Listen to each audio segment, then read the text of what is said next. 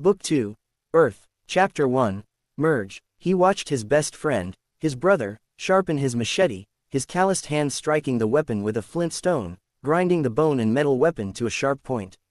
He worked with practiced ease and expertise. Being born in the water tribes, it seemed to be natural to him. His face was hard and impassive, his rigid blue eyes set firmly on his tools. However, other than his eyes and his weapons, he didn't look water tribe at all. Like everyone else in their traveling group, he was currently dressed in bland Earth Kingdom clothing. He wore a nondescript forest green vest with white sleeves, tucked into his belt which had an ornate scabbard and a water tribe club attached to it. Strapped to his back was a leather case, which currently held a boomerang. He also wore plain brown pants, which were tucked into dark, leather, mud-stained boots. Like most Earth Kingdom men, his brown hair was bunched up into a knot at the top of his head. It was better to blend in than to hide out, as Aang always said. The group seemed to live by this rule. Aang was clothed in Master Yu's old-school uniform, but with a bowl-shaped casa hat that covered most of his face, in addition to his cloth headband hiding his arrow. Like all Earthbenders, he was barefoot. Sadly, Toph was the only one with the luxury to wear clothes she was familiar with, as long as they were in Earth Kingdom territory. They weren't guaranteed safety in any country anymore. The two sat in companionable silence, being the only ones to remain in the camp. Zuko, Katara, and Toph entered a nearby village in order to replenish their supplies. Aang and Sokka stayed behind to protect their camp and keep Appa hidden. Surprisingly, Sokka was the first to break the silence. He had become quiet in the past few weeks, ever since Suki's very recent death. "Would you like to learn how to wield one of these?" he asked, referring to his machete. "What's to learn? All you have to do is swing it around," the Avatar answered, focused on his practice of sandbending. Sokka predictably took mild offense to this and frowned. "Well, what use is sandbending?" he retorted with a grin. "It has plenty of uses," Aang replied, getting jokingly offended. "It's just as useful as waterbending. I can even use the same style, but it's better if there's no water around." "In that case, you can just use any of the other 3 elements you have," Sokka shot back. "Why you'd resort to bending sand, I have no idea. It's all in the styles behind each bending art. With waterbending, I can defend and redirect attacks. Sandbending uses almost the same principles." "That's why you're not a bender. Still can't knock any heads with sand," Sokka stated, giving his club a quick swing, but because of his tired fingers, he dropped it on his knee, eliciting a pained howl. And for almost no reason at all, the two burst out laughing. Aang fell to the ground, clutching his gut, and Sokka did the same. It felt so good to laugh, to be free of the everlasting war for just a moment. The two seemed clinically insane, laughing so hard for entirely no reason. These moments were rare. The war was tiring on their minds, wearing them down to tense and feeble shells. It seemed as if they had just cracked. After what felt like a good, long while, the two were able to breathe properly and just lay spread-eagled on the ground, staring up at the dusky sky. It was getting late, but they weren't concerned about the lack of their 3 companions yet. Stars were beginning to appear in the sky as it darkened. "Hey, Aang," Sokka asked, breaking the silence again. "Do you miss?" He seemed to be thinking of a name, everyone. Their happy moment suddenly vanished as if it never was, and the air was filled with a silent melancholy. "Of course," Aang said immediately. "I always do. I think about every single one of them. Them was all their friends that had died, and it really was all their friends. I see them sometimes," Sokka stated blankly. "In my dreams. Me too. It's as if I was there for every one of them," Sokka continued, "as I watched them die. I can see their fear, feel my helplessness, the worst part is their coldness. I failed to protect them all. You, Suki, Dad, Mom, Jet," Aang added, "Bumi, Haru, Tyro, Teo and his father." The list continued on as the two warriors named every single one of their friends that they had lost. Morbidly, they wondered aloud who was next. "If it's me," Sokka stated, "I'm hacking off as many heads as I can before I go. But if it's me, those guys are going to witness destruction like they've never seen before," Aang grinned. "A huge firestorm, or I might just crush all the soldiers around me in a rocket launcher, or a blizzard. Hijack an airship and crash it into the others. Whip up some winds and blow them all off a cliff. Suicide bomb them all to the heavens." They both sighed together happily. "Yeah, that's how I'd like to go. Like heroes." Aang awoke the next morning, immediately undergoing his regular ritual of remembering his dreams. Every night they came, but for some reason, he didn't have to dredge up as much as he could from that night. The memories of the dreams weren't fading, it came to him easily. And the dream never felt so real. He could have sworn he was back there, traveling as a fugitive in the Earth Kingdom, with the rock against his back and the nightly breeze against his face. He even remembered, with stunning clarity, how when Sokka sharpened his weapons, Aang felt as if his teeth were being scratched. It was strange, to say the least. Back then, they all seemed to have some sort of death wish. Most of the time, with all of their friends dead, they lost track of what they were fighting for. Katara was the only one with the will to live, and it kept her going. But, inevitably, she lost all hope of winning. She was the first to suggest giving up on the people who needed her. Who was left? Nobody blamed her for her thoughts.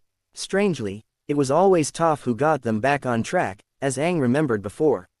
She constantly beat them back into shape when they were at their lowest, in the dirt, but that was when she took up the reins and showed the other four what she was really made of.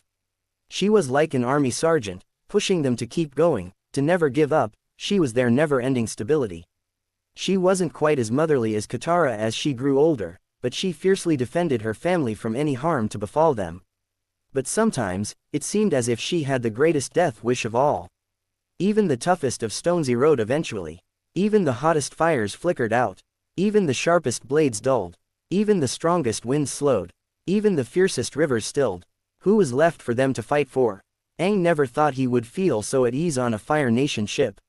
Like the ones back in his world, the theme seemed to be black and red. There were some golden decorations and trinkets in Aang's cabin, but the ship wasn't as grand or terrifying as the ones back home. The Golden City had a few ships of their own, but they were nothing compared to the Water Navy fleet.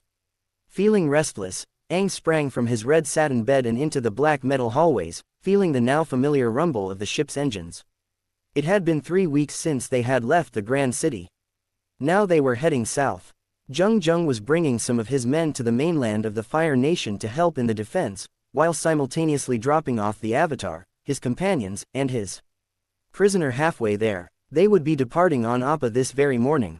The sunlight was warm on his face as he ascended to the deck of the boat, and he went to the ship's banister after giving a quick greeting to Appa and Sabashi. The female lemur currently had her ears wrapped around her, shyly observing the goings-on with her large, protuberant eyes. She clung to Appa more often than humans, including Aang. On the other side of Appa, Sokka was scrubbing the deck on his hands and knees, overseen by a clearly delighted Azula. Ever since he was captured, Sokka was forced by the crew to do manual labor, constantly watched by Aang, Azula, or Zuko whenever he was out of his cell. Sokka was mostly held in a cabin in the ship's tower, but he was originally supposed to be put in a standard prison cell beneath the ship. Aang fiercely opposed this, using the excuse that he was closer to water down there. Zheng Zheng relented. Azula seemed to enjoy taunting and humiliating the waterbender a little too much, but Sokka silently took it or outright ignored her. Curiously, he made no attempt to escape yet, but Aang did not doubt the possibility that he was coming up with a brilliant plan, under the likelihood that he had the same mental strength that Aang knew Sokka to have. Sokka was not bound, for now, because there was nowhere he could go on the ship, and when he was outside, he was always watched. Otherwise, he was locked in his cabin. "Keep cleaning your filth, waterbender," Azula snarled. She did not notice Aang behind her back. "Clean the filth that your people unleashed on this world. You know that you're responsible for the starving people in my country. Or the dust storms in the Earth Kingdom. It's because you and your people always suck the ground dry wherever you go. It's despicable. You kill innocent people even without the war." Aang knew that whenever she thought he wasn't around, she'd throw all her anger and hate at Sokka, always speaking in clear, venomous tones. Ever since mastering firebending, she had become more like the Azula he knew. Now, she wasn't just all talk, she had power to back her up. And she utilized it well. Sokka kept scrubbing, dipping his sponge into a bucket of water. In a fit of rage, Azula kicked the bucket at the waterbender, dousing him with water. He simply bent it off him, not even glancing at her. "Look at me, you monster." She pulled her leg back to kick him again, and even fire gathered around the tips of her toes. As she pulled back, Aang grabbed her ankle and she almost stumbled. She spun around angrily at the Avatar. "What are you doing?" "Keeping you from injuring him pointlessly," Aang stated evenly. His gaze was hard, Don't cross me. She pulled her leg free from the boy. Why are you defending him? She demanded an answer. He simply shrugged in response. I'm the Avatar. It's what I do. He narrowed his eyes at her. Don't let it happen again. She glared right back. Since when are you a self-righteous jerk? I think you're exaggerating a bit, Aang said, sighing. This wasn't the first time one of these arguments had occurred in the last 3 weeks. Come on, I have to tell you something, he said after a moment. Most of Azula's anger immediately dissipated as she tilted her head slightly in curiosity. Oh, the great Avatar Aang is finally going to reveal another part of his mysterious past to me. He didn't answer, but walked away. Hungry for more information on the boy, Azula followed, confident that the Water Tribe idiot wouldn't try to escape. There were too many men on deck watching him. Once they were sufficiently away from any prying ears, mainly Sokka's, Aang stopped and turned to the taller girl. So, why have you been defending him so much? Have you been secretly best friends with him from the start? She asked sarcastically. Aang laughed inwardly. She had no idea how close she was. It's kind of complicated, he said after a moment. Remember, a while back, I said that there was something that I couldn't tell you about. He paused. It's related to that. And here I was thinking you were going to tell me something juicy, she said, crossing her arms. Well, I've deduced what your big secret was, anyway. Aang raised an eyebrow, and similarly crossed his arms, amused. You did, yes, she said, absolutely sure of herself. And I have plenty of evidence. Shoot, said Aang. First, I saw it in your eyes. You always look at me, or Zuko, or Ty Lee, or Sokka with a knowing glance, as if you know something about all of us that we might not, but it's mostly those three. Also, I've seen remorse and sadness in your eyes, as if you've seen things tragically happen to us. Judging from your terrible nightmares, this seems to be correct, since you seem to be reliving those moments. By this time, Aang's heart was hammering against his chest, his gray eyes wide with fear. How could she know these things? In addition, I've noticed a pattern. You seem to be quite ahead of your game, as if you knew beforehand that certain things were going to happen, and judging from your intelligence level, you certainly didn't come up with some of your plans on the dot. You just knew from past experience. You look at everything like you've seen it before. You react to certain things quite unexpectedly, ranging from longing for Sokka to immense hatred for Zhao. You can't have met them before, since you've been stuck in that volcano for 100 years. So, Aang braced himself, his legs as solid as iron, unable to run away from her next words. I've deduced that you're a time traveler. Aang blinked, and burst out into laughter. That's got to be the most ridiculous thing I've ever heard. He roared, slapping his knee. A time traveler, is that even possible? Oh, Azula, he wiped a tear from his eye. You're a riot. Azula jutted out her lower lip, narrowing her amber eyes at him, distinctly annoyed. Well, you don't have to be so overdramatic about it. She huffed, spun around on the ball of her foot, and walked off. She yelled to him over her shoulder. I'll get it one of these days, I swear to you, Avatar boy. As she furthered from him, she spoke in a lower voice, slumping her shoulders in defeat. I thought I had him, too. Aang stopped laughing at her back once she was gone, and immediately turned serious and broody. She had no idea just how close she was. Was Azula always this observant? Or was he just stupid? Was he leaving that much of an obvious trail? He vowed to cover up his tracks better. He was being too risky. For some reason, he just didn't want them to know. Not yet. As soon as the Avatar took Azula away from their captive, Zheng Zheng approached the boy. He was grieving in his own way, the old master noticed. He rarely, if ever, spoke to anyone, despite Aang's efforts to communicate. He did not know why the Avatar was so determined, but his efforts were for naught. Zheng Zheng knew exactly what was bothering the waterbender. He was defeated, for one. 3 other children captured him and forced him onto a Fire Nation ship, making him work and suffer like a slave. He was strangely prideful, for a Water Tribe warrior, and his pride was damaged. Also, he was practically betrayed by his grandmother, someone who loved him and that he trusted. She let him stay with the Avatar as she ran off. Now that she was a traitor to her people, she was on the run. And she was why Zheng Zheng approached the Water Prince. She does love you, you know, the old man muttered.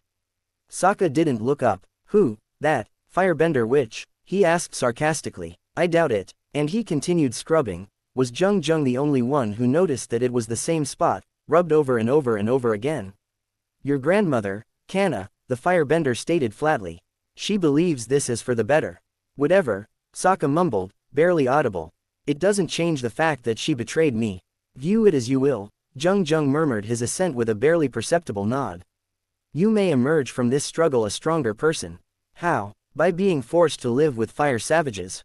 Sokka asked gruffly. He had no idea why he was even responding to this man, but his long-stifled sarcasm was coming to the surface in his anger. It was the only way he could hope to mask his true emotions. Perhaps, the firebending master said enigmatically. Do not let your feelings consume you. Do what you think is best. Sokka didn't respond, but Jung Jung didn't say anything further because Azula was returning. When Azula returned to her watch over Sokka, she found Jung Jung staring at the boy himself. The two were just quietly regarding each other, but for some reason, Azula felt like she was intruding. Sokka's remaining eye was cold, emotionless. Azula knew he still felt rejected and betrayed because of his grandmother, but she didn't care. Jung Jung was harder to read. What's going on? Azula asked her master. Sokka averted his gaze and returned to his backbreaking work.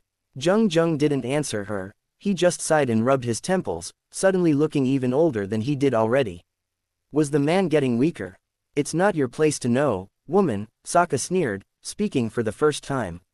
She glared at him. Shut up, you sexist bastard, she swore. My great nation doesn't have your silly tribal traditions, so you have no right to say that to me, your superior. Sokka looked like he was about to attack her, but she settled into a stance. Jung Jung shook his head. Be quiet, both of you, he said sternly. There is no discipline in children these days. Azula unwillingly obeyed her master, and for some reason, Sokka did, too. What happened between them? She joined her master in quietly watching the water tribesmen beneath her, thinking back to all of their fights against one another, and once, even side by side as he toiled under the sun, a thin sheen of sweat across his face.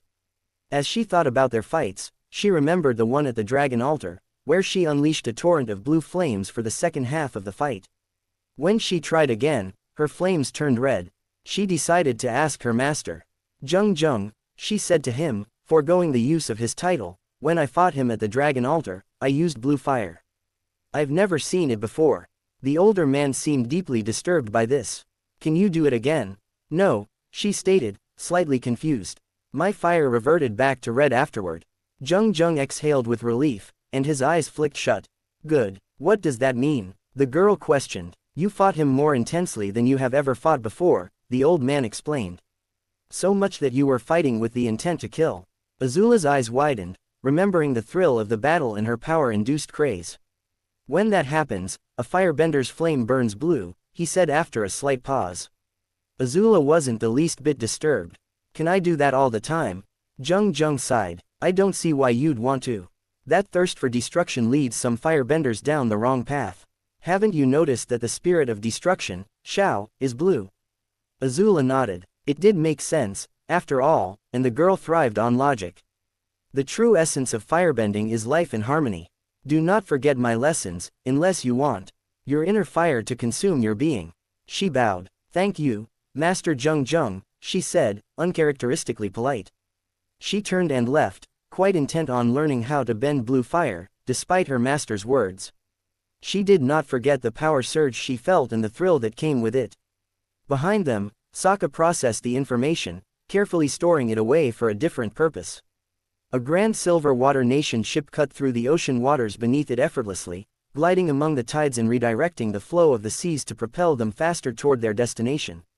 The ship was currently moving north, into the waters of the Earth Kingdom, having come directly from the southern water tribe City of Ice. However, they were not yet going into enemy territory. Most of the ocean of the world was under their control. The water nation had an unmatched navy, after all. 2 rows of soldiers on deck bowed deeply as their princess appeared, striding confidently down the path they had made for her.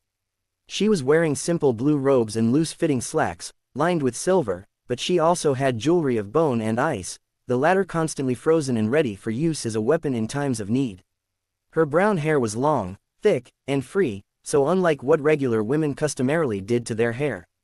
Once the princess was in the middle of all of the soldiers, she spoke loudly. Brave men of the Southern Water Tribe, she spoke, you have all been called here to aid me in my mission, rescue your prince from the hands of the Avatar, and capture the traitorous Lady Canna. She paused for a moment. Fight strong. Rise to the objective like a fierce wave, crashing down on all who stand in our way. Many of the men looked up at her and her rallying words. They felt the excitement of going to battle, not a simple retrieval mission. The princess continued to speak of heroic exploits they would make, of their courage and wit, of their skill and abilities. She had a way with words, known to sway men to her desire. They were in awe of her power, which was so strange for them to feel of a woman. Because of Princess Katara, men felt insatiable urges to thaw the ice in her heart, for no one knew why it was there, but it was evident in her eyes, and women constantly admired her will and drive to make life better for them. Her people loved their princess, and they would die for her whenever they felt it was necessary. And that was just what Katara wanted. Some of you may feel hesitant about fighting alongside a woman, she continued, but many men shook their heads strongly. Don't be, she said coldly. We are just as powerful as the rest of you. If there are any objections, raise your voices now, and we will fight to see who is toughest. She paused for a moment, her blue eyes flitting from side to side. Good, she said finally. Well, then, she shouted triumphantly, prepare to get your prince back home. And as her voice was drowned out by their loud cheers, Katara spun around on the heel of her foot and returned to the inside of her ship. As she was about to open the silver hatch, her companion appeared at her side. You've really got them all wrapped around your little finger, Katara, said Suki, grinning through her white makeup. The Kyoshi warrior looked over the men with her arms crossed, covering her chestplate. She was garbed in the dark green armor of her people, the last of her kind. Her auburn hair was trimmed neatly, and her slightly mischievous eyes seemed to change from shades of blue to green, and even gray, depending on how you looked at them. Of course, I always do, said Katara, giving her a smirk of equal proportion. Appa was finally loaded up and ready to go, packed with food, clothes, for Aang seemed obsessed with dressing up like Earth Kingdom citizens, and Sokka, Aang, Azula, and Zuko stood on the deck of the ship, along with Jung Jung and several of his men and women, ready to depart. Aang and Azula bowed in farewell and thanks to their Sifu. Why can't Ty Lee be here to say goodbye? Zuko asked, not for the first time. Azula rolled her eyes. She can't leave her city again to go to our village, his sister explained to him again, with the air of speaking to a small child. Jung Jung and his people were still planning on returning to Zuko and Azula's village to help protect them from war and rebuild, and Ty Lee was forced to stay behind so she could learn how to be a proper ruler of the Golden City. You're pathetically lovesick. The old firebending master ignored them and placed both of his hands on Aang's and Azula's shoulders. You have both been good students, he said. Learn from each other. Keep on learning until there is nothing left to learn. Even then, don't stop.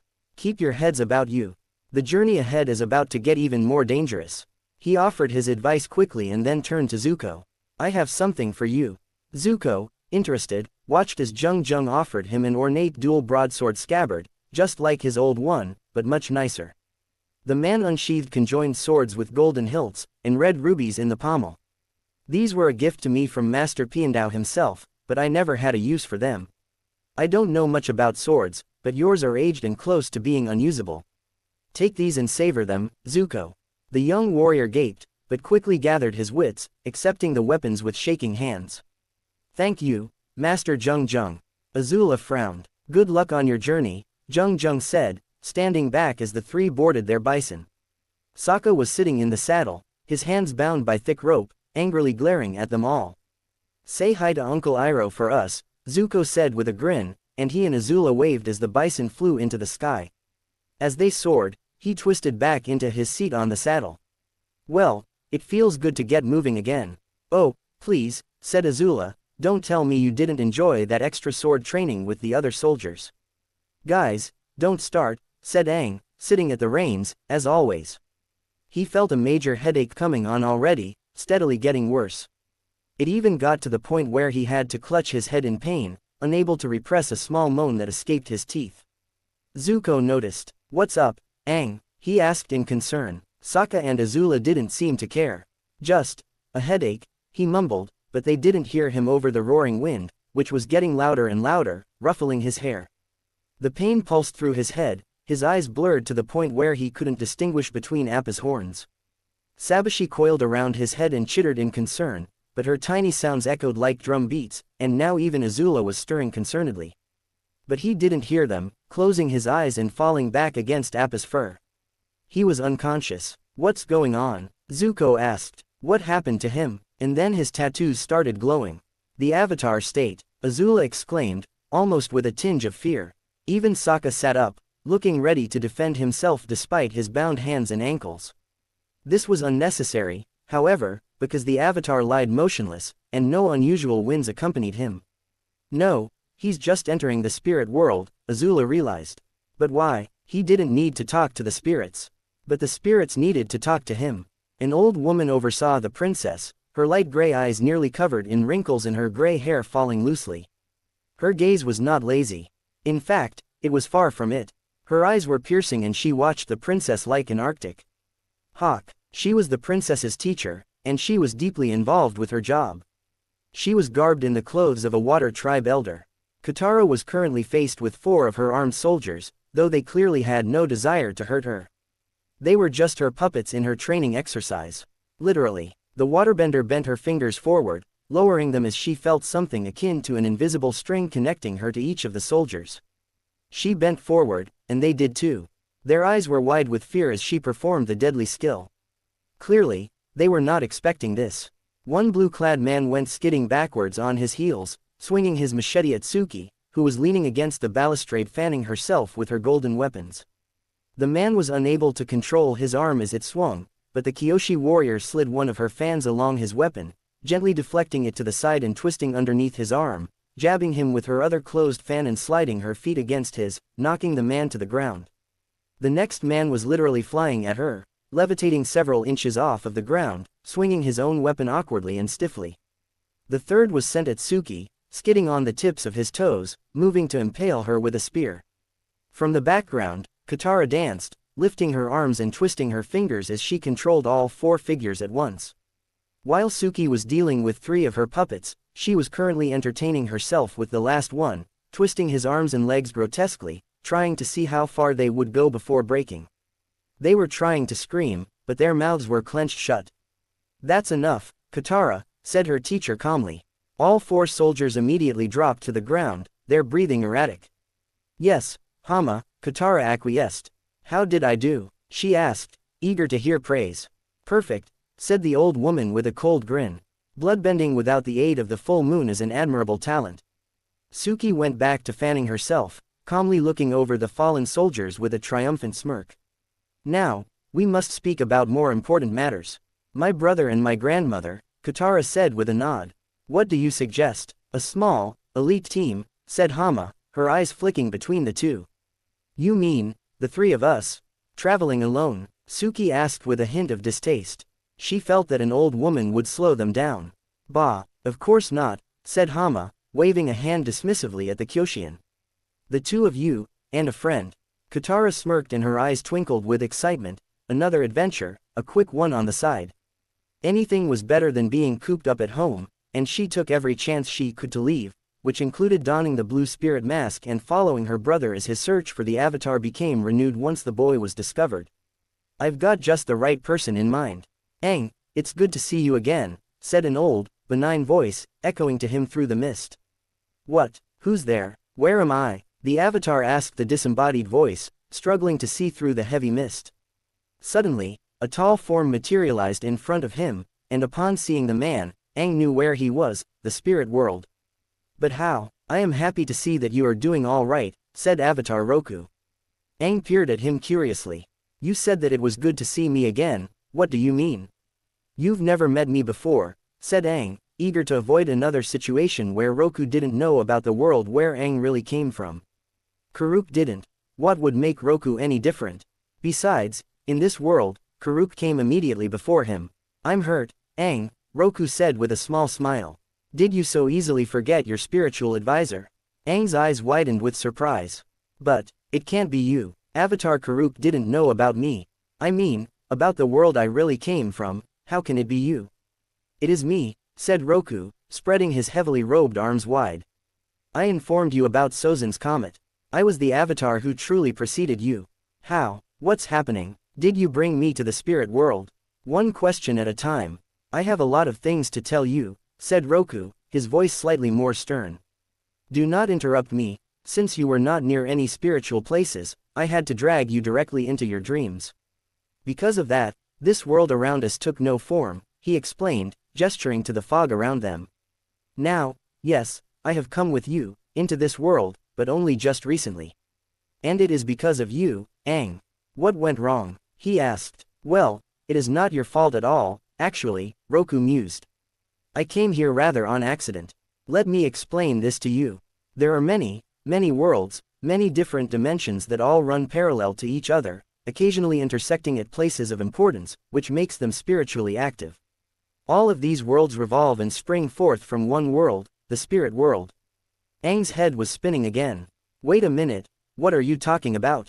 There are even more worlds. So this one isn't just a weird coincidence or a figment of my imagination. He was under the impression that his past lives created it while sending him here, turning the world into a reality. Yes, Roku stated. He closed his eyes, and the fog around them swirled into a myriad of colors, settling still after a moment like water. Let me show you. Aang suddenly found himself back into the mortal world, with Roku at his side. They were standing in the middle of a busy village.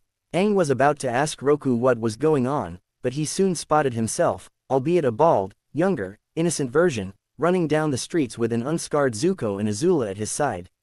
The person they were fleeing, however, appeared right in front of them from a side alley, shooting them with a bullet of water. Sokka. This is the world you've been staying in lately, as it would have been without you interfering. The vision Aang, grinning, leapt over Sokka and swung his staff, hitting him with a gust of wind from behind. But, wait a moment, Roku interrupted him, and the mist swirled again, and this time Aang was greeted with a vision of the same town. But now, a younger Aang was running with Sokka and Katara at his side, facing down a scarred, banished Prince Zuko. Aang gaped. He remembered this moment. That's not all, said Roku. This was his own world, and he recognized it well. The mist swirled again, and now he was greeted with an image of Azula, Katara, and Sokka working side by side, the former two with their bending against Aang himself. Air swept from his fingers, striking both Katara and Azula, and it hurt him to see himself causing pain to the people he cared about. 4 unrecognizable air nomads appeared at his side, sweeping their staves at Sokka. No, Aang shouted. The mist swirled again. He was almost afraid to look, but now he was introduced to a soundless scene of someone who was clearly Earth King Kwai facing down Aang, Zuko, Sokka, Azula, and Katara, all ready to attack the king. He stepped back, and a smaller figure appeared from the shadows, Toph. She attacked them all, and that was how it went. Aang witnessed several combinations of his friends battling against each other, forming different teams and alliances. Sometimes Aang was a villain and sometimes he was a hero. He witnessed the world as it might have been with different nations invading all the others. Sometimes Mai, Ty Lee, Suki, Haru, Jet, and many other friends and allies were thrown in. He watched them all with a stony gaze. These are all different situations that might have come to be, but they are all happening at different times and at different places. You could have been at the core of any one of them, Roku explained calmly. What is the point of this? Aang asked. He didn't want to see this anymore. It is necessary for you to understand, because something unprecedented happened. Zuko dragged Aang's unmoving body into the saddle, and he moved to the reins in his place. There was nothing to worry about.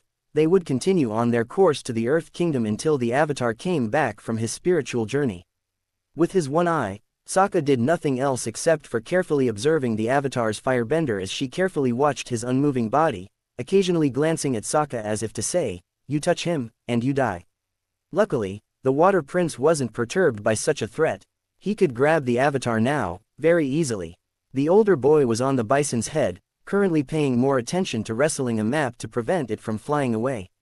The stupid little lemur, which looks pretty appetizing, Sokka thought was fretting over the motionless Avatar and would be rather pointless to consider in his plans. Not even the firebender would be a threat.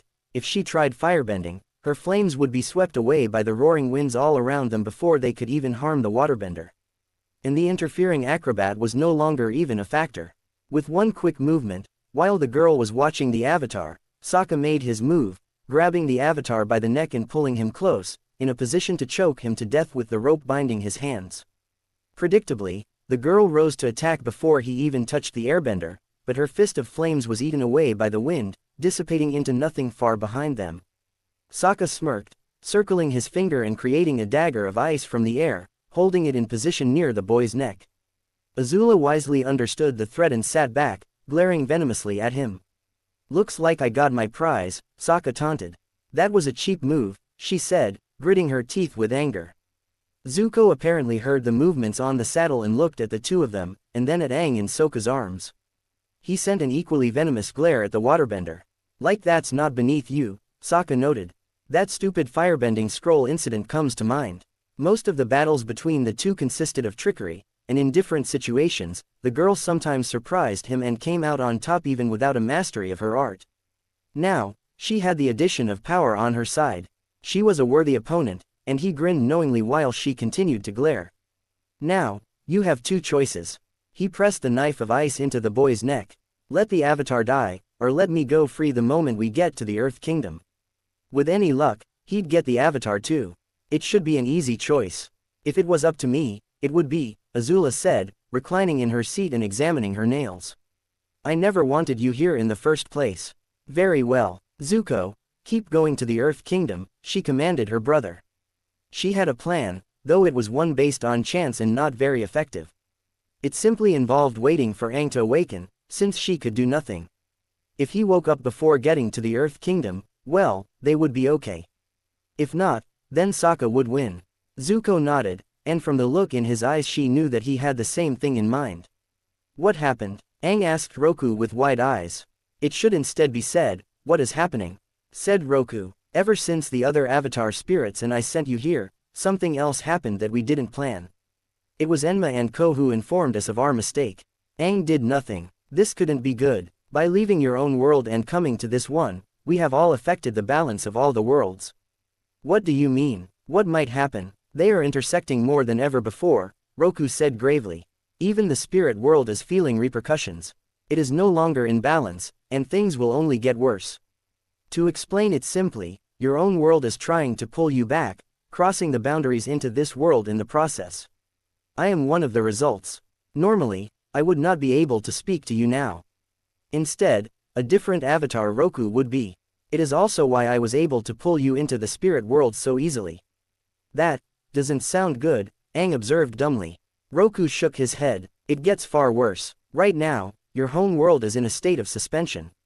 "What?" Aang bellowed. "Do not worry. The other spirits managed to save them for now. Things can return to normal, but only once you are back where you belong." "So take me back," Aang ordered. "I can't do that," Roku said sadly. "Not yet. The two worlds haven't completely merged yet, but they will. It is only at that moment that you may return home. But things might get dangerous along the way.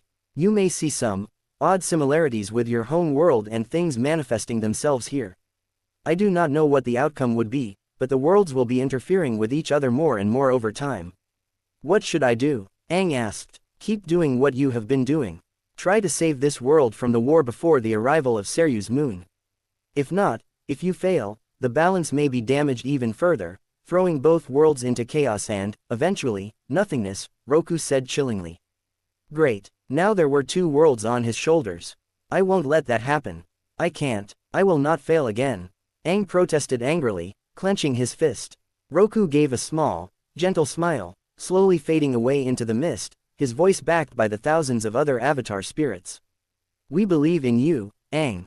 The glow of power in his arrows died out as he entered the mortal world once again, feeling a cold object pressed against his throat, as well as a constricting substance that was affecting his breathing. The tan, strong arms holding him stiffened upon seeing the glow in his arrows fade, but Aang's reflexes were faster, throwing burning waves of heat off of his body, melting the icy knife slightly. A barrier of air exploded outwards from his body, throwing the other body off of him.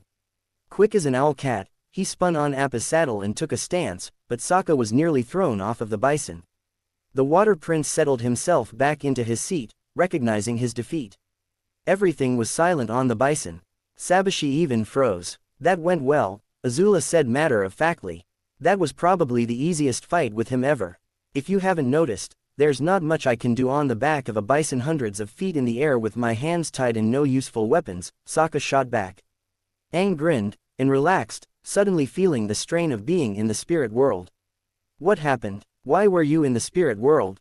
Zuko asked hurriedly, ignoring Sokka and Azula. Aang quickly thought up a lie. They told me about the Avatar state, the boy said. I'm not supposed to do it too much. Bad stuff happens. Right, Azula said, crossing her arms disbelievingly. This has to do with that thing you can't tell us yet, right? Aang grinned sheepishly. Things quietly settled back to a semblance of normal, but Aang let Zuko drive Appa as he contemplated his journey into the spirit world. Sokka went to brooding and Azula continued to glare at the waterbender. Sabashi curled in Aang's lap. Aang silently regarded them all, running his fingers along the sheath of his sword, its true owner sitting just a few feet away from him. He thought of all the changes he made, saving Ty Lee's life and capturing Sokka, hoping to change him for the better. The stakes were higher this time, now that the fates of two worlds, and perhaps the spirit world, were on his shoulders. He couldn't afford to fail. It was still a second chance, nonetheless. Fear and loathing gripped his veins as Zuko was bashed aside forcefully, falling unconscious as he hit burned debris, springing black ash into the air. Aang went on the offense against the vicious firebender, blasting her with as little mercy as she gave the rest of the Earth Kingdom. After the comet came, the Earth Kingdom was little more than ash and death, and only Ba Sing Se stood, though it was under control of the Fire Nation anyway. The Avatar in the Order of the White Lotus only served as a feeble distraction to the Fire Nation, which only impeded Ozai from unleashing his wrath on the Eastern lands. Instead, they fought him in his homeland and lost while Azula was sent to do the deed against the Earth Kingdom. As a result, it was burned completely to the ground. Aang kept using the circular movements of the dancing dragon form, swatting aside Azula's fiery attacks as he imitated a real dragon. At any given moment, he was able to transition into airbending attacks easily because of the similar movements, and he used them to great effect. "Why are you still fighting?" Azula asked him scornfully, once she was a safe distance away. "There's nothing left to fight for. You already lost." "Not yet," Aang shot back, stomping boulders up from the ground and launching them at her. "No matter how difficult things get, we'll always be here to fight back against you, Azula." She kicked aside one of the boulders and dodged the others, but glared in response to his words. "No matter how many of us you take down, one of us will take up the mantle and continue the fight." He attacked again, using a gust of wind to kick up a burnt piece of wood at her. "And even if we're all defeated by you," he relentlessly forced her back with a charged blast of fire. "Someone will take our place. The fighting will never end. You'll never win over the whole world." Azula's visage displayed her absolute fury, jumping back far enough away to evade his latest attack. "You're a fool, Avatar. A dead, cooked fool." Putting on a mask of calm, Azula began to slowly circle her arms, drawing on her positive and negative energies. In response, Aang calmly readied himself for the attack. Lightning shot from her fingertips with the sound of an explosion, streaking for Aang. The Avatar guided it to his own fingertip, drawing it in closer to his body, absorbed by his left hand and down into his stomach. The power felt just as intense as wielding his own lightning, but this had the added element of danger. But he was not afraid. After passing it through his stomach, carefully avoiding his heart, he led the energy out through his right hand, sending it exploding back towards Azula. Amber eyes wide with surprise, she propelled herself to the side with her characteristic blue flames as it shot harmlessly into the sky. "Dear Zuzu taught you that little trick, didn't he?" the girl assumed, narrowing her eyes at him. "You're going to die today." "Maybe," said Aang, "but whatever happens, this battle will not end until you and Ozai are defeated. Wake up, Aang." Zuko only got a muffled groan in return, but he continued to shake the boy until he blearily opened his eyes. "What?" he moaned. "We need to get moving," Zuko told him. "I feel uneasy here." After a moment, he said, "And we can't get Sokka to wake up." "Maybe he's dead," Azula cackled, her voice further away than Zuko's on the other side of camp. Aang sighed into his pillow. "Sokka's always like that," he mumbled. "What did you just say?" Azula asked inquisitively, coming closer to the younger boy. Aang shot up, suddenly remembering where he was. "I said, Sokka is like a sloth cat," he said slowly. Azula was skeptical. As Aang fully woke up, he scanned his surroundings quickly for any sign of danger and sorely missed his seismic senses, which made that job much easier. They were in the Earth Kingdom. The four camped on a barren, rocky area, closed in by unearthed boulders from a possible earthbender at a previous time. Zuko and Azula, who always woke up earliest, had a campfire going, and Zuko had put a pot of breakfast over the open flames. Sokka, as Zuko and Azula said, was still sleeping like a log. Good luck trying to wake him up, said Zuko, who had returned to tend the fire and the pot of breakfast. We tried. Suddenly getting a devious idea, Aang smirked and shuffled out of his own sleeping bag, picking up a long, dry stick from the ground. What are you doing with that? Azula asked curiously. Are you going to poke his other eye out? No, watch, Aang said, shooting a grin at her. Quietly and carefully, he tread over to the sleeping waterbender and poked him several times with the stick, and then snaked it down his sleeping bag. Pretending to be alarmed, Aang shouted out, Sokka, look out. There's a prickle snake in your sleeping bag. The water prince let out a very girlish shout and spasmed in his sleeping bag, attempting to get out of it as fast as he could in a wild and confused panic, disrupting Sabashi's own state of rest. Meanwhile, Aang, Azula, and Zuko all burst out into laughter at his antics. Once the waterbender finally accomplished getting out of his sleeping bag, he glared darkly at them all, unable to do anything with his hands still bound by rope. Aang, Azula roared with laughter, clutching her stomach, that's got to be the funniest thing I've ever seen. I didn't know you had it in you. Aang's laughter died down at Sokka's angered expression and he just grinned sheepishly at Azula. Well, that was a wonderful morning greeting, Sokka spat at them. I didn't know you were all so childish. Azula sobered at his comment.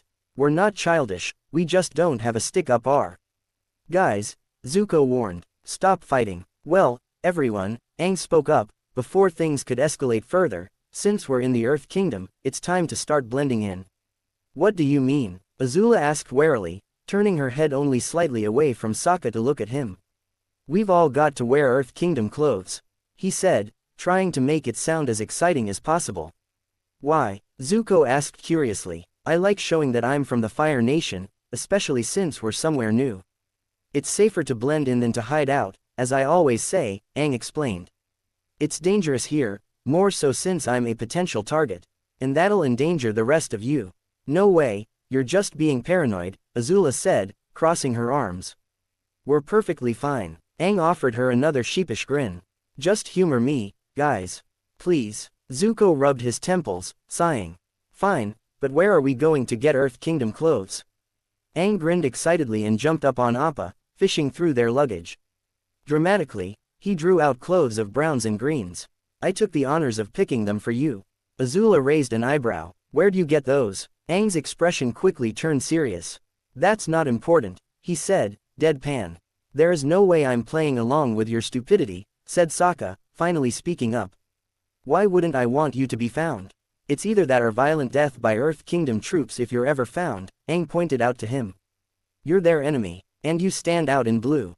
Give me those, Sokka demanded. His face turned to one of mock innocence. But I'll need my hands untied to dress myself properly. Don't count on it, it'll be fun to see you struggle, said Azula, grinning madly. When they were all finished dressing, Aang stood back to examine them all. Great job, guys, you all look like regular, everyday Earth Kingdom citizens and refugees.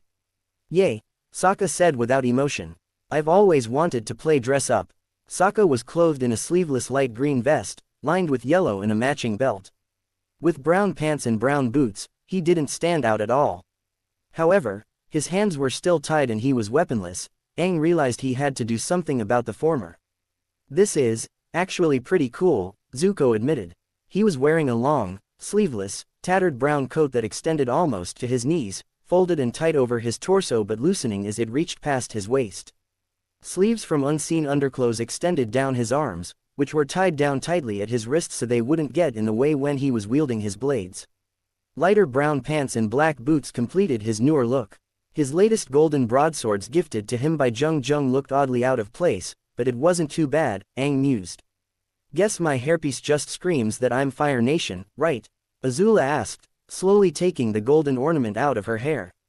She was wearing a dark tunic with the Earth Kingdom emblem on it over a short-sleeved green shirt.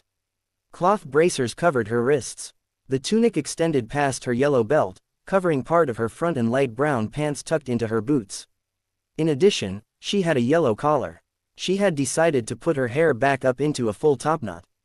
Here, use this, he said, handing her a lime green bow. She snatched it from his hands and tied it into her topknot. It gave her the deceitful appearance of an innocent girl.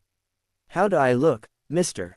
Puffy pants? She asked suggestively. Aang was unable to stop the color from rising into his face, but whether it was from her question or her embarrassing new nickname for him, he didn't know.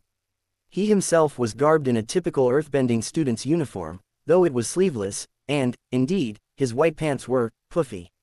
However, they were tapered at his ankles, bearing them slightly, since he was only wearing regular shoes. "You look good," he said cautiously. Azula dropped her act. "That's it?" she asked, pouting angrily. Sokka," Aang said, diverting a crisis. "You can't have that warrior's wolf tail. You need an Earth Kingdom hairstyle." Sokka peered at him piercingly. "How did you know what this was called?" "And no, I'm not cutting this off. I know styles from all the nations," Aang countered. "I'm the Avatar and a nomad, remember?" He scratched his chin. "Well, you don't have enough hair for a topknot, since the sides and back of your head are shaved." "Wait, Aang," Zuko stopped him. "The styles you say you know were around 100 years ago. Things have most likely changed since then." "Trust me, they haven't," Aang said. Sokka didn't seem to care at Zuko's mention of Aang being around a century before. "Anyway, Sokka, let's try this." Wah! Before he could finish his sentence, Aang plucked out his hair tie, letting his brown hair fall to the sides, covering the shaved part. Sokka was unable to stop his advance, considering his hands were still bound. Azula snorted with laughter. "That looks so stupid." No, I'm not staying like this. I look ridiculous," Sokka complained immediately after. "Too bad," Aang said with a note of finality. "Besides, once you let your hair grow out, it'll look better." "You make it sound like I'm going to be with you guys permanently," Sokka glowered. "That's not happening. You're all idiotic and weak." Azula stepped forward menacingly, red fire sprouting from her clenched fists. "Don't talk to Aang like that." Zuko went between both of them, holding his hands out to keep them an arm's length away. "Guys, stop fighting. You haven't stopped since Sokka joined us. Azula, stop making fun of him, and Sokka, I thought you were more mature than that." He turned to Aang. "Aang, stop antagonizing him and fooling around. We have to get moving. You said you wanted to go to Omashu, right?" Aang, stunned, was only able to nod. Azula didn't back down. "What about Sokka? He's saying crap about us," she protested. "And Aang's not antagonizing him. That's my job." "Fine, I'll behave, Mom, as long as she shuts up," Sokka said to Zuko, pointing at Azula.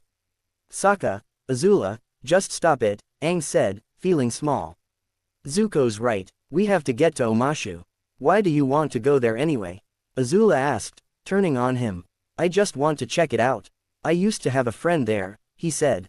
Sokka crossed his arms, narrowing his one eye.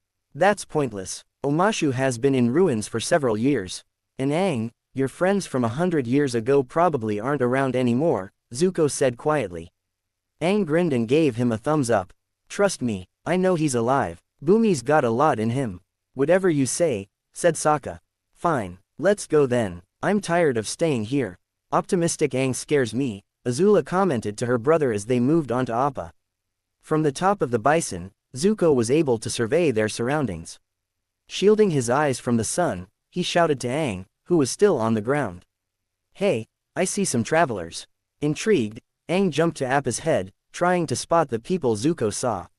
As he was able to identify them, his stomach dropped. "Oh, no, what?" Azula asked, interested. "Let's go. Come on guys, we're leaving," Aang hurried them. "Sokka, you especially, get up here. Are they bad?" Zuko asked the Avatar, gripping the hilt of his broadsword. "Sort of," Aang told him. In another time, in another world, Aang might have had patience for them, but now he was different. "Quickly, before they spot us." The group of people was coming closer. By pure luck, the Avatar and his companions weren't spotted yet. "Whoa, look, travelers," one of the newcomers shouted, surprised. "Too late." "No," Aang moaned. The colorful band approached the remains of Aang's camp, greeting them happily. "Hi, I'm Chong, and this is Lily, and that's Moku, we're singing nomads." Aang's expression was one of horror. "Don't fall in love with the traveling girl. She'll leave you broke, and broken-hearted." Aang didn't know how he got into this situation. The traveling musicians insisted that they come along with them, since life in the Earth Kingdom wildlands was dangerous now and a bunch of little kids would need protection and entertainment. Aang supposed that somewhere, Deep down, he was compassionate enough to not outright abandon them and fly away to Omashu. Besides, traveling with the annoying, constantly singing musicians would be worth it if they were going to the Cave of Two Lovers, which he now suspected since it was on the way to Omashu. He had pleasant memories there. With Katara. Forlornly, he glanced at Azula. Katara wasn't here, and, suddenly, feeling absolutely crazy, Aang imagined something similar happening to him and Azula, drawing in close to kiss her pearly white, beautiful face. Love shines brightest in the dark. This is torture, Sokka said, drawing Aang out of his thoughts. He didn't know what to make of them.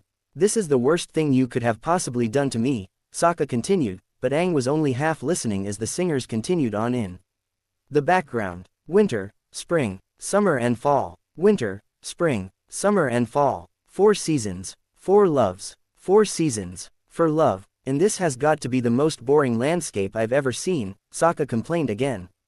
The land around them was barren, a few lifeless husks of trees dotted the otherwise flat land, surrounded by mountainous regions. The travelers were currently walking through a small crevice, leading to the mountain paths. At these words, Aang glared at the Water Prince. Shut up, Aang said to him harshly. Your own people did this. They sucked the land dry with their waterbending because of your stupid war. They can't grow their crops. I bet so many animals died off. And it's all your fault. Not my fault personally, Sokka retorted, giving him an equally cold glare. It's our way of sharing our greatness with the rest of the world. As he said it, he didn't sound convinced of his own words. Yeah, by destroying lives. I thought you were smarter than that, Sokka. Your people hurt and killed innocents. You'll see, we're bound to come upon some hapless village soon. And with those dark words, Aang walked ahead of Sokka, leaving him to his contemplations. As they rounded another bend, the mountain paths opened up to reveal a river, the first sign of freshwater they had seen since entering the Earth Kingdom. But the river was red with blood, for a battle between Earth Kingdom and Water Tribe troops was happening. There were few soldiers on each side, but there were definitely enough to cause a considerable amount of havoc. Earthbenders were hidden behind trenches while the waterbenders made their stand at the riverside with walls of ice. And the 7 travelers were caught right in the middle of it. Oh, man, this doesn't look too happy, Chong mused. Lily and Moku looked scared, but Aang and the others were on alert. A boulder almost crushed Lily and Azula, but a powerful blast of wind knocked it away from them.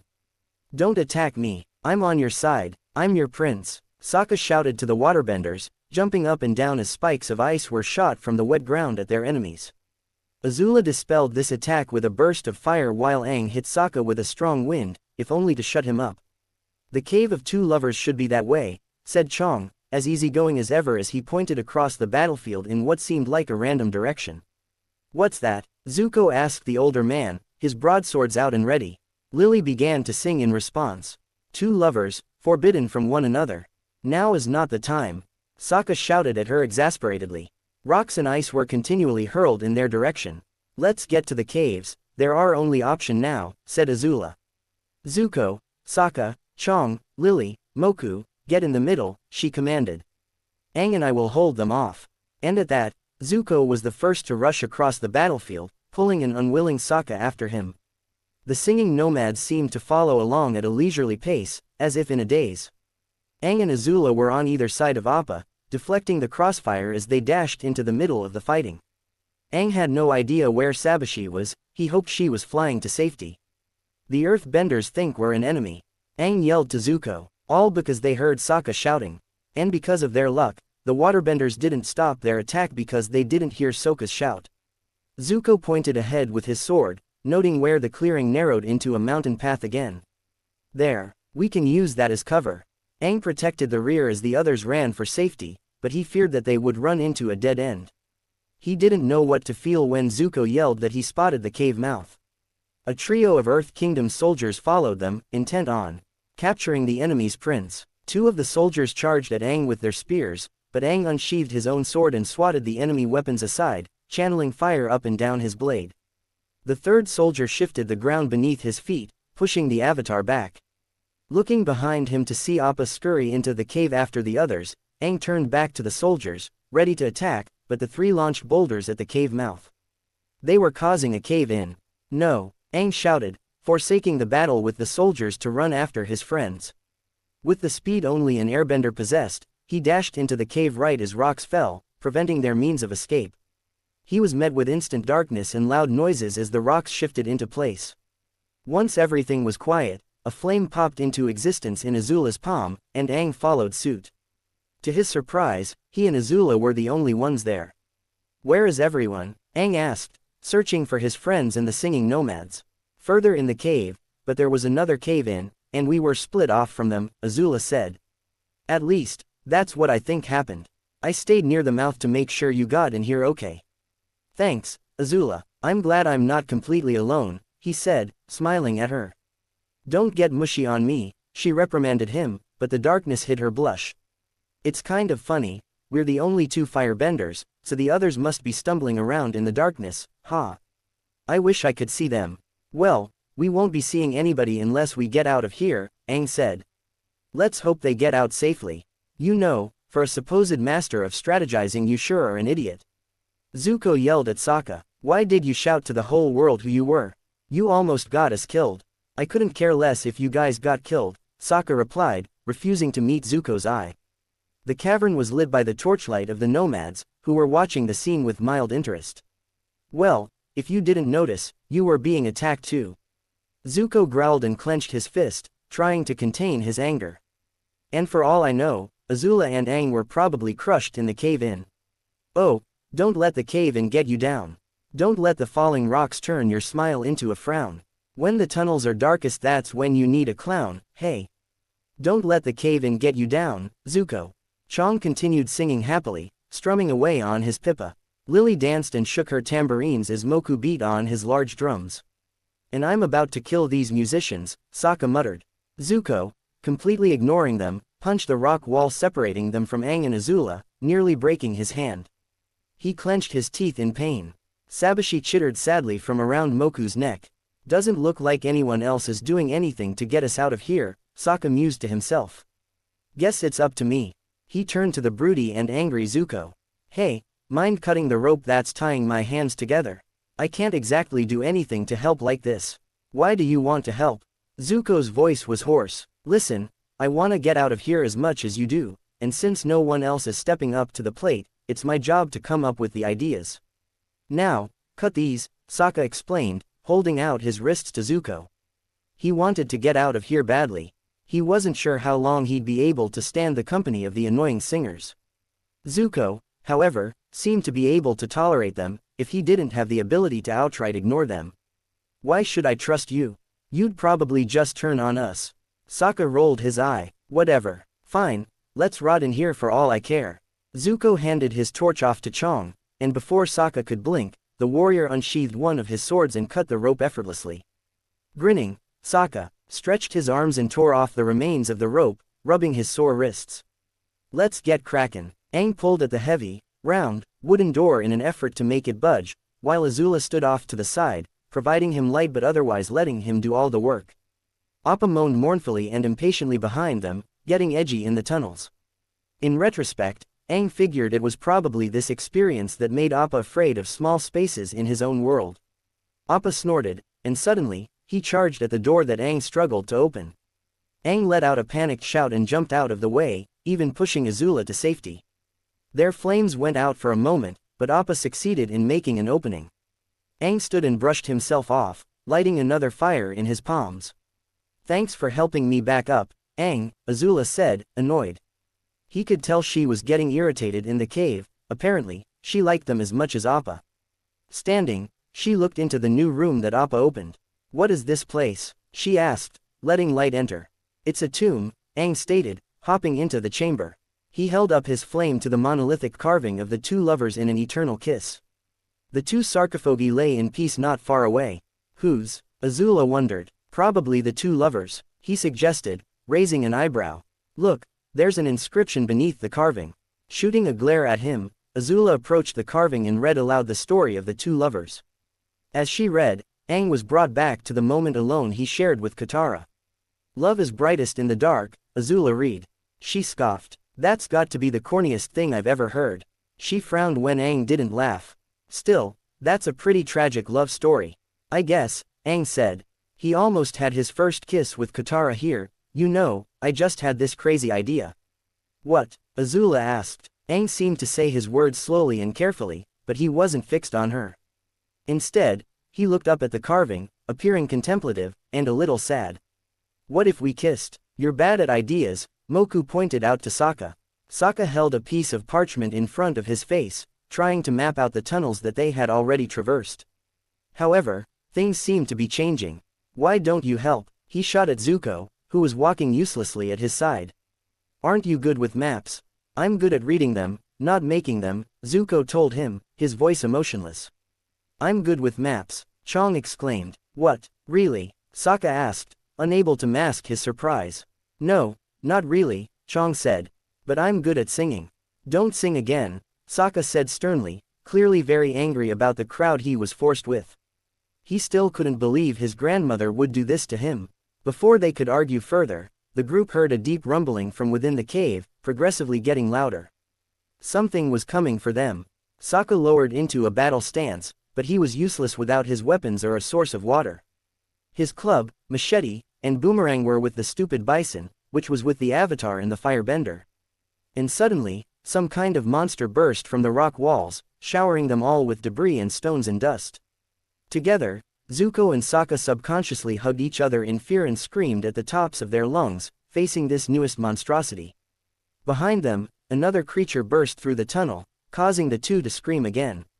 As they did, they both realized what they were doing and jumped away from each other as if burned, letting out expressions of disgust. That never happened, Zuko said. Agreed, said Sokka. The waterbender stumbled backwards as the musicians ran around in a blind panic, but the prince landed on Chong's discarded pipa, causing a single note to ring out in the cave. Sokka scuttled away from the instrument, but the creatures, badger moles, Sokka realized, seemed to halt for a moment, as if affected by the musical note.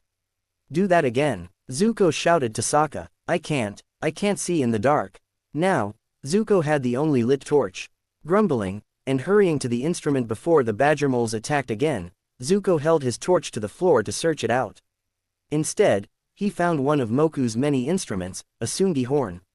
He struggled to put the stupid thing on, but the badger moles were getting restless again. Sing something, Zuko shouted vaguely, trying to fit the large wind instrument around him. I don't know any songs. Sokka responded, coming nearly face to face with the second badger mole. He could feel its breath on his face.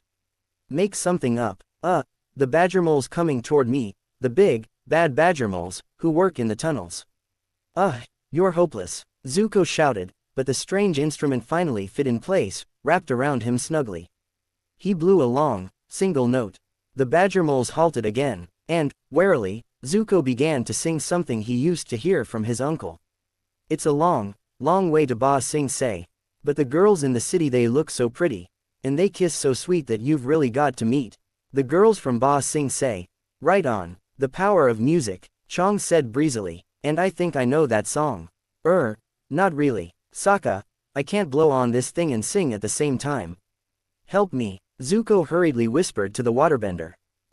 It's a long, long way to Ba Sing Se, and the two sang together to placate the angry beasts, unsurely at first, but gaining confidence as they went. Yeah, take it away, guys, Chong said, cheering them on. His white flowery necklace made him stand out in the darkness. You can help, you know. Sokka whispered urgently to them. I feel like an idiot. I don't sing, I dance, said Lily, pointing to herself. And I don't sing either. I play the drums, said Moku. Sokka slapped his forehead. They're pretty tame, Sokka mused. Guess the music works pretty well. Get them to lead us out of here, he told Zuko, who nodded and continued to play the Sungi horn.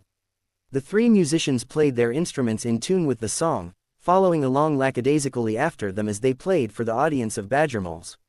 Chong was singing a totally different song, however, but the badger moles didn't seem to care. Two lovers, forbidden from one another. A war divides their people, and a mountain divides them apart. Built a path to be together. A kiss, Azula asked him, bewildered. You mean you really believe in this stuff? It's worth a try, Aang said. He couldn't believe he was going through with this. They do say to let love lead the way. But, Aang, Azula pointed out, we're not in love. Maybe not, but it's worth a try anyway, Aang said with conviction. He had never kissed another girl before, only Katara, but she never returned them. She didn't want to get in the way of his duties. What would it be like if the kiss was mutual? Do you want this? You mean do I want to kiss you? She asked for clarification. That's absurd. Only in a life or death situation. She chuckled nervously. This is as close as it gets to a life or death situation, Aang mentioned, giving an uneasy smile. Would it be the same to kiss Azula? She suddenly seemed childish, in a way. She twirled one of her bangs and shuffled her feet. It suddenly occurred to Aang how cute she looked with that green bow in her hair.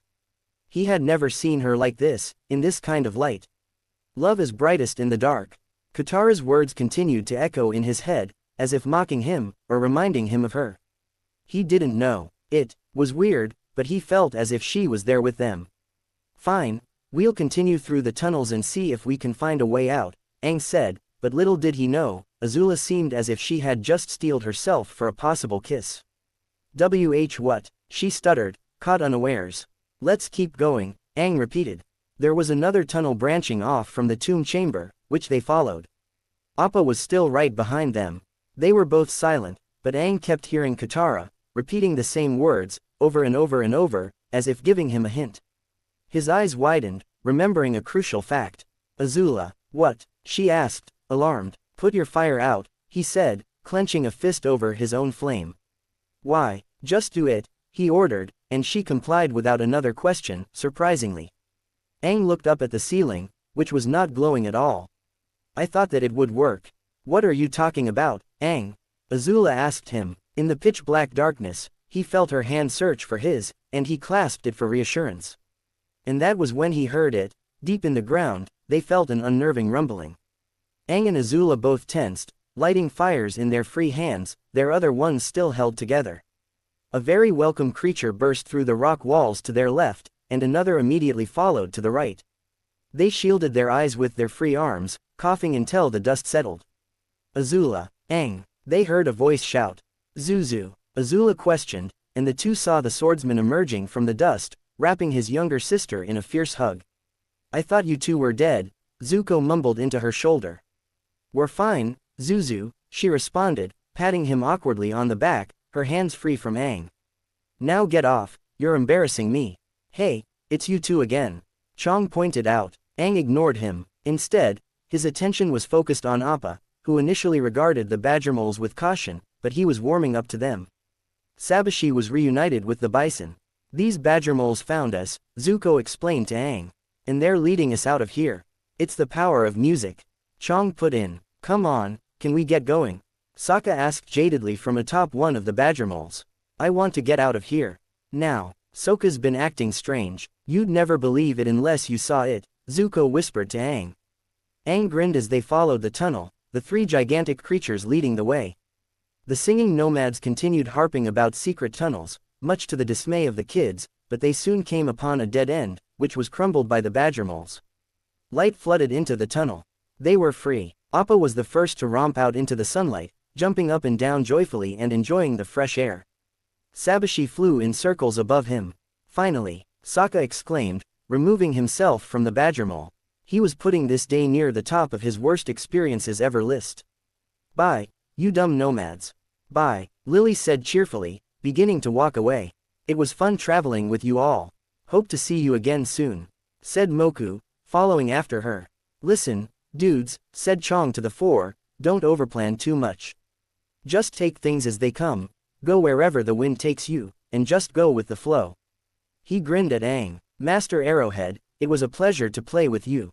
I didn't play, Aang, just let him be, Zuko interjected. Just go play your songs, Sokka told them, exasperated. As the four watched the three nomads leave, singing a song as they went, Aang's thoughts wandered again to Katara, and then Azula. Azula glanced to Aang out of the corner of her eye, her cheeks reddening slightly. Zuko thought of the strange waterbender that was now with them, who he thought wasn't as bad as he seemed after all. Even if you're lost you can't lose the love because it's in your heart. Ah, wait, Zuko exclaimed, turning to Sokka. He's free from the rope. Aang barely even glanced at Sokka. Just leave him, Aang stated. He'll be fine. Sokka smirked. I'll be a good boy, don't you worry. Why the sudden change in attitude? Azula asked disbelievingly. Just trying to get your guard down, Sokka told them matter-of-factly. Aang smirked. Same unpredictable Sokka. Well, you're bad at it, Azula said, and the two began to banter again. Leaving Zuko to split them up, Aang walked to the top of the hill that was overlooking his destination. He was going to see the ruins of Omashu with his own eyes. I can't believe it. I know the war has spread far, but Omashu always seemed untouchable. A gentle rain started to fall. He couldn't believe it. This is what it had been reduced to. At least before, the Earth Kingdom city was inhabited by the Fire Nation, but now it was empty, a ruin. Nobody lived here now. From across the canyon, near the exit from the Cave of Two Lovers, Aang was able to see that the great towers and the palace were crumbled, the mail delivery systems non-existent. The mountain that the city was built on was carved strangely, which Aang realized was probably from earthbenders trying to defend their home. And even after the battle had been lost for years, the water was still winning. Waterfalls streamed down the mountainside surrounding the ruins. Ribbons of water even streamed through the city elaborately, falling down from one central point, the very tip of Omashu, the palace. For some reason, the city seemed to be pushed against the mountainside behind it, and the rivers were fed by water from the mountains. The water ended its journey down at the bottom of the ravine, which seemed to be a grand lake by itself. He assumed that an underground waterway led to the sea. Behind him, Azula and Sokka had stopped bickering, and the former stepped up beside him. You know, she said, if you really look at it, the ruins look sort of pretty. Aang's stony expression didn't change. It was, when it was still a city. But now it's been reduced to nothing, Sokka said condescendingly. The siege lasted for days, and the Water Nation won. They didn't even give the city a chance to surrender. Zuko walked up after them, getting his own view of the once grand city. He narrowed his eyes at Sokka. They killed them all, Sokka finished. You shut up, Sokka. Aang yelled. Aang pointed the tip of his sword at Sokka, who responded by gathering water and ice at the tips of his fingers from the rain. Azula did nothing as the droplets slid down her face and hair, but Zuko ran between them. Guys, stop, he shouted as the force of the rain increased. Let's just get to shelter. Oh, but I love the rain. Sokka shouted back, condensing the water into a solid bullet and shooting it at Aang, who dodged and sent back a burst of fire. It didn't go far before sizzling out, creating steam that hissed into the air. Trying to end the fight quickly, Zuko slid behind Sokka and held one of his broadswords to his neck. Don't do anything else, Zuko yelled to Aang, his hand quavering as he held the sword. Sokka noticed this and dropped down, sweeping his leg out behind him and tripping up Zuko. He froze there a second later. Sokka stood still for a moment to regard his two foes. Aang had sheathed his sword and drawn his staff, while Azula stood still, looking slightly amused by the situation but didn't seem as if she was going to do anything. Why did you want to take me with you, Avatar? Sokka called to Aang angrily, his one eye wide. With his mussed-up hair soaking wet, he looked like a crazy person. Why did my grandmother leave me so readily? He thrust his hand toward Aang, shooting a cutting blade of water from the ground. In response, the Avatar jumped over the attack and dropped his foot down in an axe kick, hitting Sokka with a torrent of wind that forced him to the ground. As Aang landed, he swung his staff horizontally, hitting the waterbender with a wide, windy arc. Globules of water rose up next to Aang and converged on him from both sides, one to his head and another to his legs, sending him spinning to the ground. Before his face smacked against the mud and rock, he stopped his fall with his hands and looked up at Sokka, who was standing. Sokka was about to attack him with more water, but without warning, Azula came up behind him and punched him in the back of the head. Before he could fall forward, she grabbed his left arm and twisted it almost to the point of breaking, before simply holding it behind him. Sokka fell unconscious. That was dirty, Aang said to Azula as he stood up from the muddy ground. All of them were completely drenched. I know, Azula said with a smirk. A crack of lightning lit up her features. Let's unfreeze Zuzu from that ice before he drowns or something. Leaving Sokka on top of Appa, who was miserable in the rain, Aang and Azula thawed Zuko with their burning hands. As the swordsman stood, he tried wiping the mud off of him and spoke. We should try to find shelter. The cave, Azula suggested. No, they're probably filling up with water right about now, Aang said. He looked back to Omashu. We should go there. Zuko seemed uncomfortable with the statement, but Azula shrugged. Whatever, as long as we're out of the rain, she said. Another blast of lightning lit up the sky. Piandao stood in a meditative stance, standing straight and erect with his sword held behind him, keeping his posture correct. He kept his balance with the swaying of the ship in the slightly rough ocean, his eyes closed. He was at the front of the ship, facing his destination. The Earth Kingdom. But a storm was coming. He could feel it in his bones. More specifically, he was going to the storm. Behind him, Fat the butler approached. "We'll be arriving at the Earth Kingdom soon, sir," he said. "I advise you to come inside. It's going to start raining." As soon as he finished his words, water droplets began to fall on the two of them. "All right," said Piandao with a small sigh, walking to the inside of his own private boat. It was smaller than the ones of the water navy, but it served its purpose. "Are you sure you don't want some guards accompanying you as you travel?" Fat asked, showing some worry for the old master. "Yes, I'm sure. And for the last time, I don't need any protection. Not even a carriage. Traveling on foot will be sufficient," said Piandao.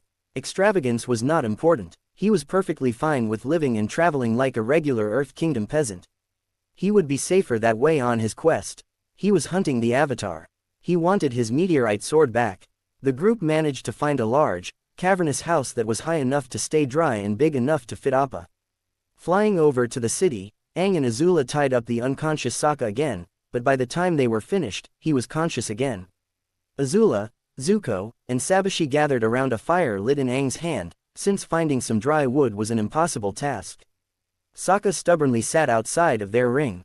"As soon as the storm ends, we're out of here," Azula said. "I've never felt so miserable in my life."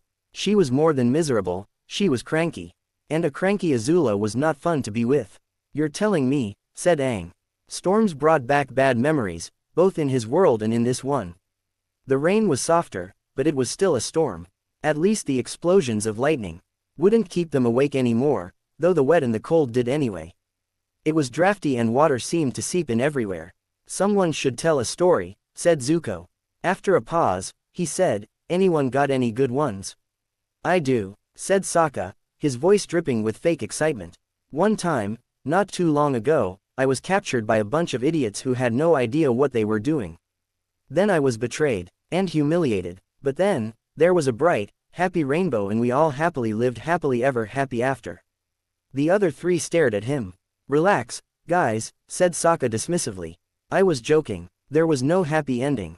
I'm still captured." "I fail to see the humor in your statement," Azula said flatly. "What a shame," Sokka bit back.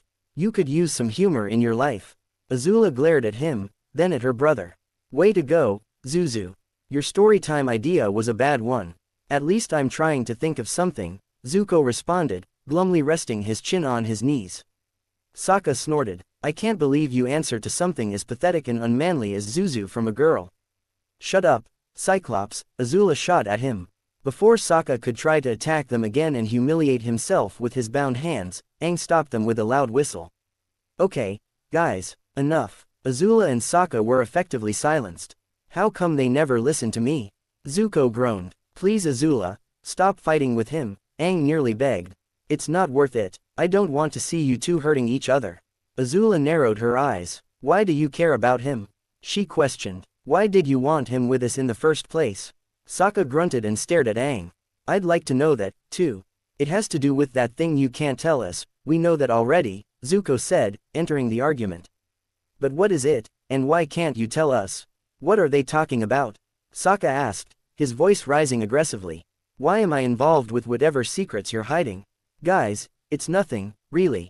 "Like that's not an obvious lie," Azula cut in. "Don't you trust us, Aang? Just tell us already." Aang grasped his head with both hands and looked around at all of them, his eyes wide with slight panic, trying to get his thoughts in order. "You've kept secrets for far too long. We've told you everything about ourselves," said Zuko. "We're a family, aren't we? Aren't we? Monk Gyatso and the other airbenders may be gone, but you still have a family. Sokka and we're your family now."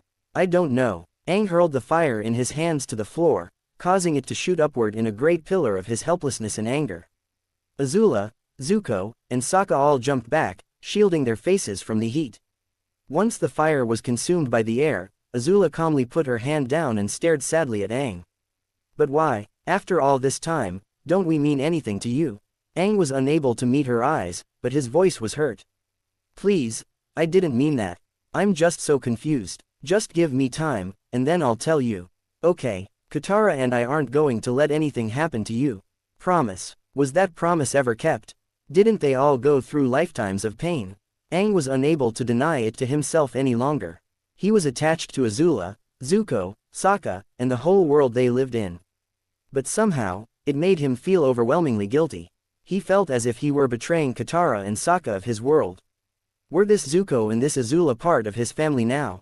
Or did he just go and make a new family, leaving his old one behind? Were they being replaced? Azula crossed her arms stubbornly and looked away. Sokka found himself doing the same thing, but he stared right at Azula. Huffing, they both turned their heads again, away from each other. Zuko, in an attempt to defuse the situation, gave an uneasy smile and pointed outside. Look, it stopped raining. When no one said anything, he picked up his sword sheath. Aang, let's go train. I'm tired of sitting around. Giving out a long sigh, but realizing this was more than he could have asked for, Aang followed him outside. The ostrich horse maneuvered itself well through the mountain pass, avoiding rocky crags and quick pitfalls to death. A winding, old trail was still visible and usable, guiding the old woman on her way to the Omashu ruins. Even though she had a brown cowl wrapped around her face and a tan shawl covering her shoulders, in addition to thick Earth Kingdom clothes, the woman still felt the cold seeping to her bones. Traveling through high-altitude mountain passes made the cold even worse. The ostrich horse she was riding was a loyal steed, however, and it stayed with her despite the travel conditions. That didn't mean it wasn't susceptible to fear. Bandits were a common occurrence here, and she would have been stupid to come unprepared. 3 thieves emerged from the craggy rocks, brandishing swords and knives, grinning cruelly. The old woman set her blue eyes on them without fear, the only part of her face visible. Well, well, said one of the bandits, dropping into a clumsy knife stance, what do we have here? A defenseless old crone on an abandoned trail. The opportunity was too good to pass up. I'm not in the mood for lengthy conversations about the wrong paths you chose in life, the old woman said simply. So I'll just cut this short. In one quick movement, before the other 2 could even level their swords at her, the woman sprang from the ostrich horse with the agility of someone a fraction of her age. She rolled to a stop in front of the first thief, grabbed his wrist and diverted his panicked stab with her gloved hand, opening up his defense and palming him in the chest.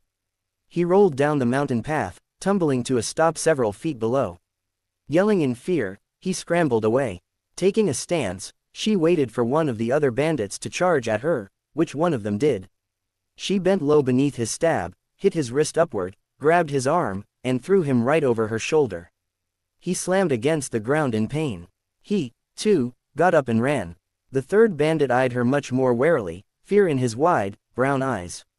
She was about to get back on her ostrich horse and calmly dismiss him, but an arrow suddenly shot from an unseen precipice, missing her by a fair distance but still liable to pose a threat. Her keen blue eyes shot up to the archer, who was now readying to shoot her again. Before he could, she moved into action. Her booted steps were light as she padded up the rocky wall, propelling herself forward with outcroppings of stone, which were already in place. Lithely moving up with every step, she was about to reach the archer when he had another quivering arrow drawn, pulled back and ready to shoot. She was still too far away, and unable to twist out of its path. The arrow shot from the bow. A glint of silver. Another man was there, chopping the arrow out of the air with his own sword, using incredible dexterity and balance to keep himself up on the rocks as well as move with his blade, cutting the bowman's weapon in half.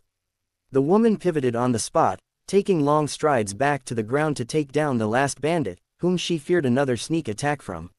Upon landing, however, she crouched in an attempt to lower the shock, but pain lanced up her old bones. Thankfully, the bandit was gone as she applied pressure to her legs. The swordsman met her only a moment later, calming the poor ostrich horse. "Don't call me an old crone ever again," the woman yelled, shaking her fist at the retreating bandits. She turned to her savior, smiling genially at the old but still clearly younger than her man. "Piandao, it's good to see you," Kanna said pleasantly, pulling down her hood. "Lady Kanna," he greeted, smiling back. "I didn't expect to see you here." He sheathed his white blade. He still had that same distinct voice she remembered. They walked along the path, the ostrich horse between them. "You're the same as ever, saving poor old women from run-ins with scum," she said, laughing throatily. He smiled wider. "It's what I do." After the greetings were over, he turned to more serious matters. What brings you to these parts? The road to Omashu isn't the safest place to be these days. She put her hands on her hips. How would you know, Fire Nation man? He nodded his head. That encounter with the bandits just told me enough. Very true, she responded. I'm here to find my grandson. He is with the Avatar in Omashu. The boy told me himself that they were coming here. Then it seems that we have the same goal, said Piandao. I am seeking the Avatar's young swordsman friend. I have never seen a student with greater potential. I spotted their bison in the air. After turning around a bend in the path, the expanse of the Omashu ruins opened up before them, but they were above it. The entrance to the city, and the palace, were directly beneath them. A steep, narrow path winded down to it. Watch your step, Piandao warned the waterbender. This pathway was constructed by earthbender archaeologists a few years after the city fell. As he carefully walked down the path, he looked behind him, only to spot Kana sliding down the waterfall around the path on a water snake. She was cheering happily. He simply shook his head. Sometimes, old people seem to act like children. Aang's single black sword met Zuko's dual silver ones in a fierce block, but Zuko swept his right sword around, which bounced off the tip of Aang's. Aang jumped backward and held his left hand away from the action as he used his right to deftly strike Zuko lightly, but repeatedly, in a faster style that he preferred. Zuko matched all of his stabs with parries and slashes. They continued this way for a long time. He knew it was dangerous to do, but Aang's chaotic mind couldn't keep itself from wandering during their small practice duel. Stone blocks and rubble littered the ground all around them. Houses were missing walls and roofs, some were just barely standing walls. What was left of the mail delivery system now only served as pathways for water to slide down. It was quiet except for the steady fall of water, occasional, random drops, and the steps of their feet as they splashed into puddles. A low mist hung over the entire ruin. There were no people anywhere in the city. He desperately wanted to know more about the siege of Omashu, but Sokka admitted to not knowing more than he already told them. Pieced together with what Aang already learned from Long Feng weeks ago, Bumi's fate was unknown. Aang didn't know if his old friend was dead, as he was in his own world, or still alive somewhere. According to Sokka, everyone was killed. Bumi was gone. Aang sighed, accepting the fact, even though his hopes of seeing his old friend again were shot down. The Avatar struck a little harder against his training partner. Whoa, Aang, calm down, Zuko warned, blocking Aang's sword with the flat of his blade. He pushed against the airbender, causing him to slide backward into a faded stone pillar. Disoriented for a moment, Aang paused, but stared at Zuko and swung his heavy blade down, readjusting his grip. I'm just getting started, the Avatar replied, grinning. Zuko grinned back, sliding into a deeper stance. Good, said another voice from above. Aang looked around, instantly on guard with his sword. He turned around just in time to bring up his sword to block a straight, silver blade. You're ready for a longer fight, then. Master Piandao, Zuko gasped. What are you doing here? Aang narrowed his eyes slightly, straining against the sword master's strong hold. Aang's sword arm shook as he gripped his hilt with both hands. I wasn't expecting you to follow me, he said. You expect me to let you walk off with my most valued sword? The old man responded. Zuko's eyes widened. Aang, did you steal that? He asked accusingly. You told me you two made a new one. Sorry, Zuko, Aang said to his friend, I didn't want to lie to you. Piandao broke the hold, sliding his sword around to Aang's lower region, but the Avatar blocked it. The old master spun, striking with a harder swing which pushed Aang back. I want that back, said the master. Zuko's hands shook, his knuckles turning white around his sword hilts.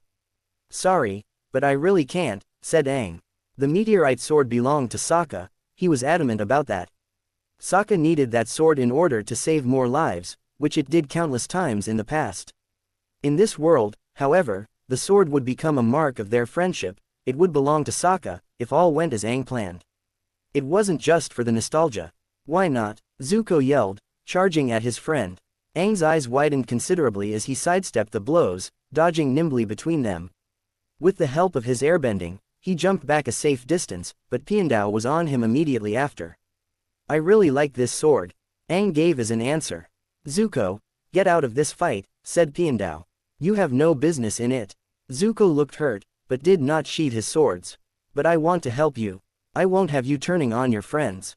It doesn't follow the code of honor, the old swordsman replied. Neither does running, really, but I have no choice, Aang spoke up, using more of his airbending to circle around Piandao and Zuko and sprint up the stone ruins. Piandao quickly gave chase, but he fell behind in seconds. Aang ran back to the abandoned house as fast as he could, hoping Azula and Sokka didn't wreck the place in another one of their fights. He was quickly attempting to come up with an explanation for them and why Zuko suddenly seemed to turn against him. He couldn't exactly leave him behind, but something had to be done. When he got back to the house, Azula, Sokka, Appa, and Sabashi were all outside. Surprisingly, the firebender and the waterbender weren't trying to kill one another. I'm bored, Aang, said Azula, yawning. When can we leave? Bothering Sokka sort of lost its appeal. The waterbender glared at her, his hands still tied, munching on seal jerky. We're leaving in a couple of minutes, Aang responded. Surprisingly, Sokka even seemed happier about leaving the ruins. Wait, a voice called to them. Aang gripped his sword, fearing Piandao again, but Kanna emerged from around stone blocks. I'm glad I made it in time, the old woman said, smiling. Hello Kanna, Aang greeted, bowing quickly. Sokka stood up immediately, glaring daggers at his grandmother. He was only slightly surprised, but it was only because he forgot that they planned to meet here after Kanna finished gathering information from her sources. Why did you leave me with them? Sokka immediately shouted, foregoing a greeting. Why didn't you bring me with you? You're a traitor. Sokka, please, I found a place where we can both stay in safety, Kanna said to him. The White Lotus is offering you shelter. We can both hide in peace from the Water Tribe and the Earth Kingdom. Aang raised an eyebrow quizzically. The White Lotus, what was that? Sokka's eyes widened. You'll take me with you. His eyes immediately hardened. But you left me with them, he said, indicating Aang. You abandoned me. It was only temporary, Kanna said softly. I love you, grandson. Please, come with me. I'm sorry. Her voice was sincere, and Sokka seemed to be trembling. Aang decided to step in. No, he's fine with us, he said. Kanna, Sokka, and Azula all stared at him. Why, I found a place for him, Kanna replied. Certainly you don't want him with you. You even have him tied up. Well, yeah, Azula said, speaking for the first time, every time we untie him he tries to attack us. So let me take him off your hands, Kanna offered. I can't, Aang said, looking away from the old waterbender. I want Sokka to stay with us. You can't do this, Avatar, Kanna said, her forehead wrinkling. Aang sighed. They were on first-name terms in the Golden City. Why won't you give him to me? I'm not some object to be bartered over. Sokka interjected. Gran, help me get the Avatar so I can bring him home to the Water Nation. We can't do that, Sokka, she said softly, shaking her head. We're on his side now. I never made that decision. Sokka yelled. I'm not a traitor, and that was exactly why Aang wanted to keep Sokka with him. Sokka needed to change. Aang knew his old friend was capable of it. Zuko was in his own world, wasn't he? Sokka had some good in him. He even began to show some of it in the short time he was their prisoner. Aang clenched his fist. He wasn't going to give up on Sokka. He was his best friend, his brother, and he wasn't going to abandon him. He felt that only he could change the Water Prince, and this time, it needed to happen faster, since Zuko joined their side too late. The war needed to be won this time. He needed Sokka's help earlier. Kanna wouldn't be able to do it for him in time. But everything seemed to be going wrong. His grand plan was crumbling to pieces all around him, just like these ruins. There was a disturbance in the air. Aang, watch out, Azula called. The Avatar sped out of the way just in time for Piandao's blade to sink into the ground where he was moments before. Azula, get on Appa, quickly. Aang shouted to her. Take Sokka. What? Kanna exclaimed. What's going on? Piandao pulled his sword out of the rock as Zuko came up behind him. Piandao, what are you doing? The Avatar took my sword, the old man said.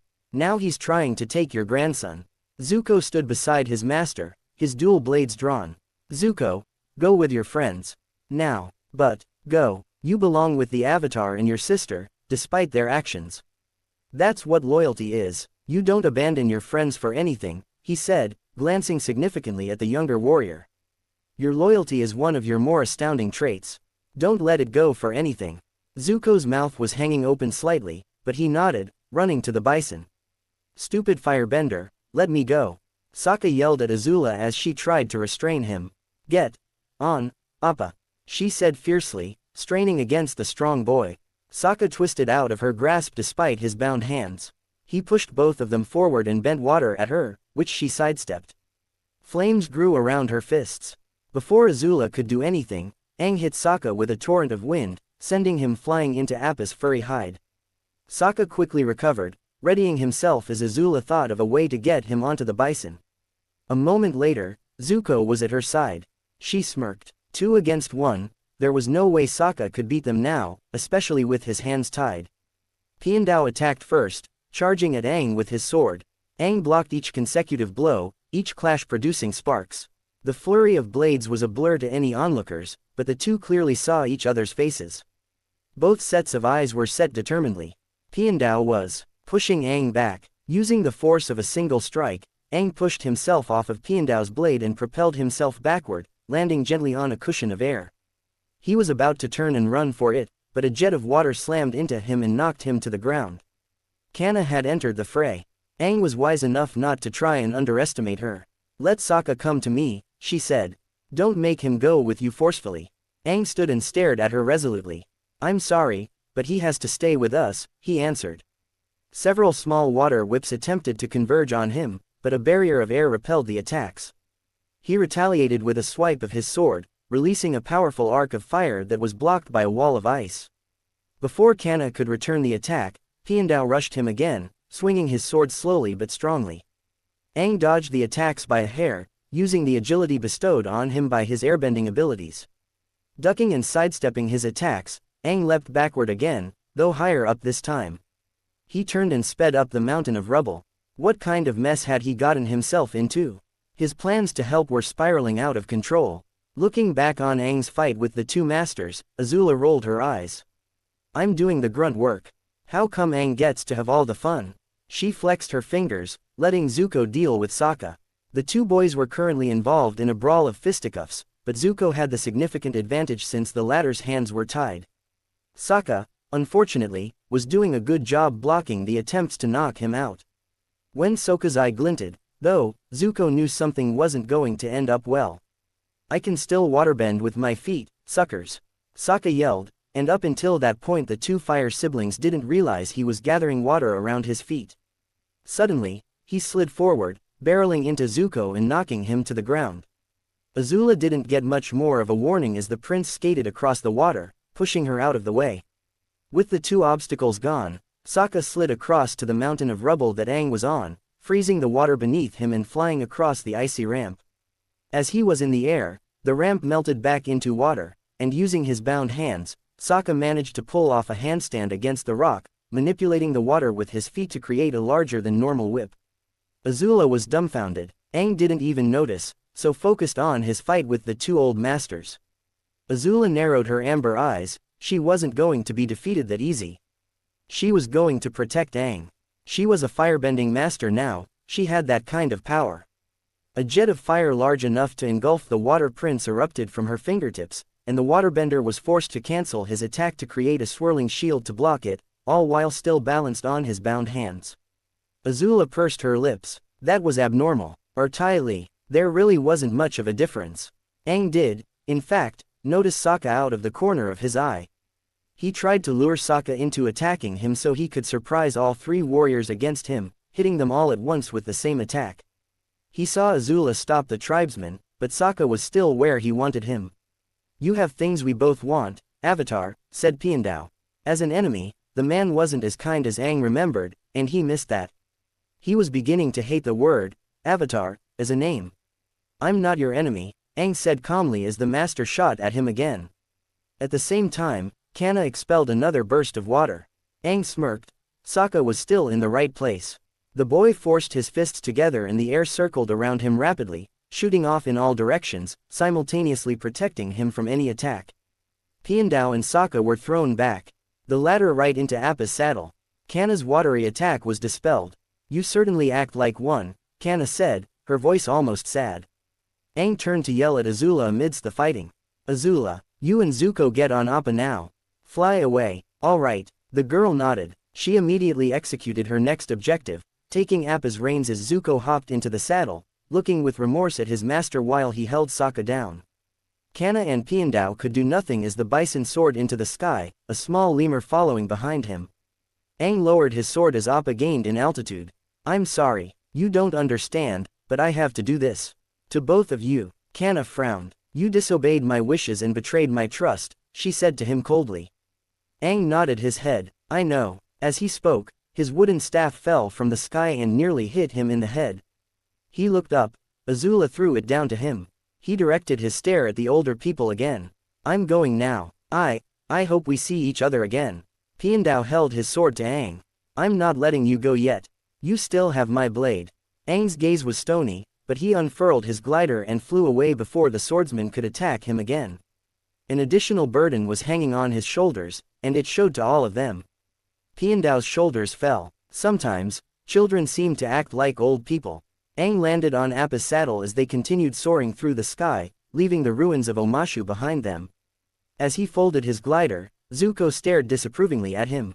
Sokka's glare was hateful. Aang refused to meet their eyes. I didn't want to be the bad guy, Aang stated. That wasn't my intention. Why did you take his sword? Zuko interrogated him. Why did you lie to us? Azula slid to the front of the saddle, sitting beside Aang. Obviously, because of you, she said. You're acting unreasonable. I'm actually proud of Aang. He's growing a backbone, she said with a smirk. This isn't a joke, and don't support him, Zuko yelled at her. You're both being irresponsible. What in the world made you steal from a well-respected, noble master? You're not my mom or my dad, so don't pretend you know what you're talking about, Aang said venomously. Zuko shrank back. You don't know my reasons and you can't tell me what to do. So tell me your reasons, Zuko said, his voice hard. He crossed his arms and stared down at Aang. Aang imagined a horrendous scar appearing over his left eye, and the thought made him sigh. I don't want to talk about it, he replied, looking away from the swordsman. Then I can't trust you anymore, Zuko said. Aang felt a weight drop into his stomach. What about Sokka? Azula asked, indicating the waterbender with a wave of her hand. Same thing, Aang muttered, staring guiltily back at the ruins. Nothing was going as he planned. He assumed Kana was going to show up with information about the war in the Earth Kingdom, not about Sokka. He didn't know she wanted him back. She still cares, Sokka said to nobody in particular. Ah, how sweet, Azula cooed.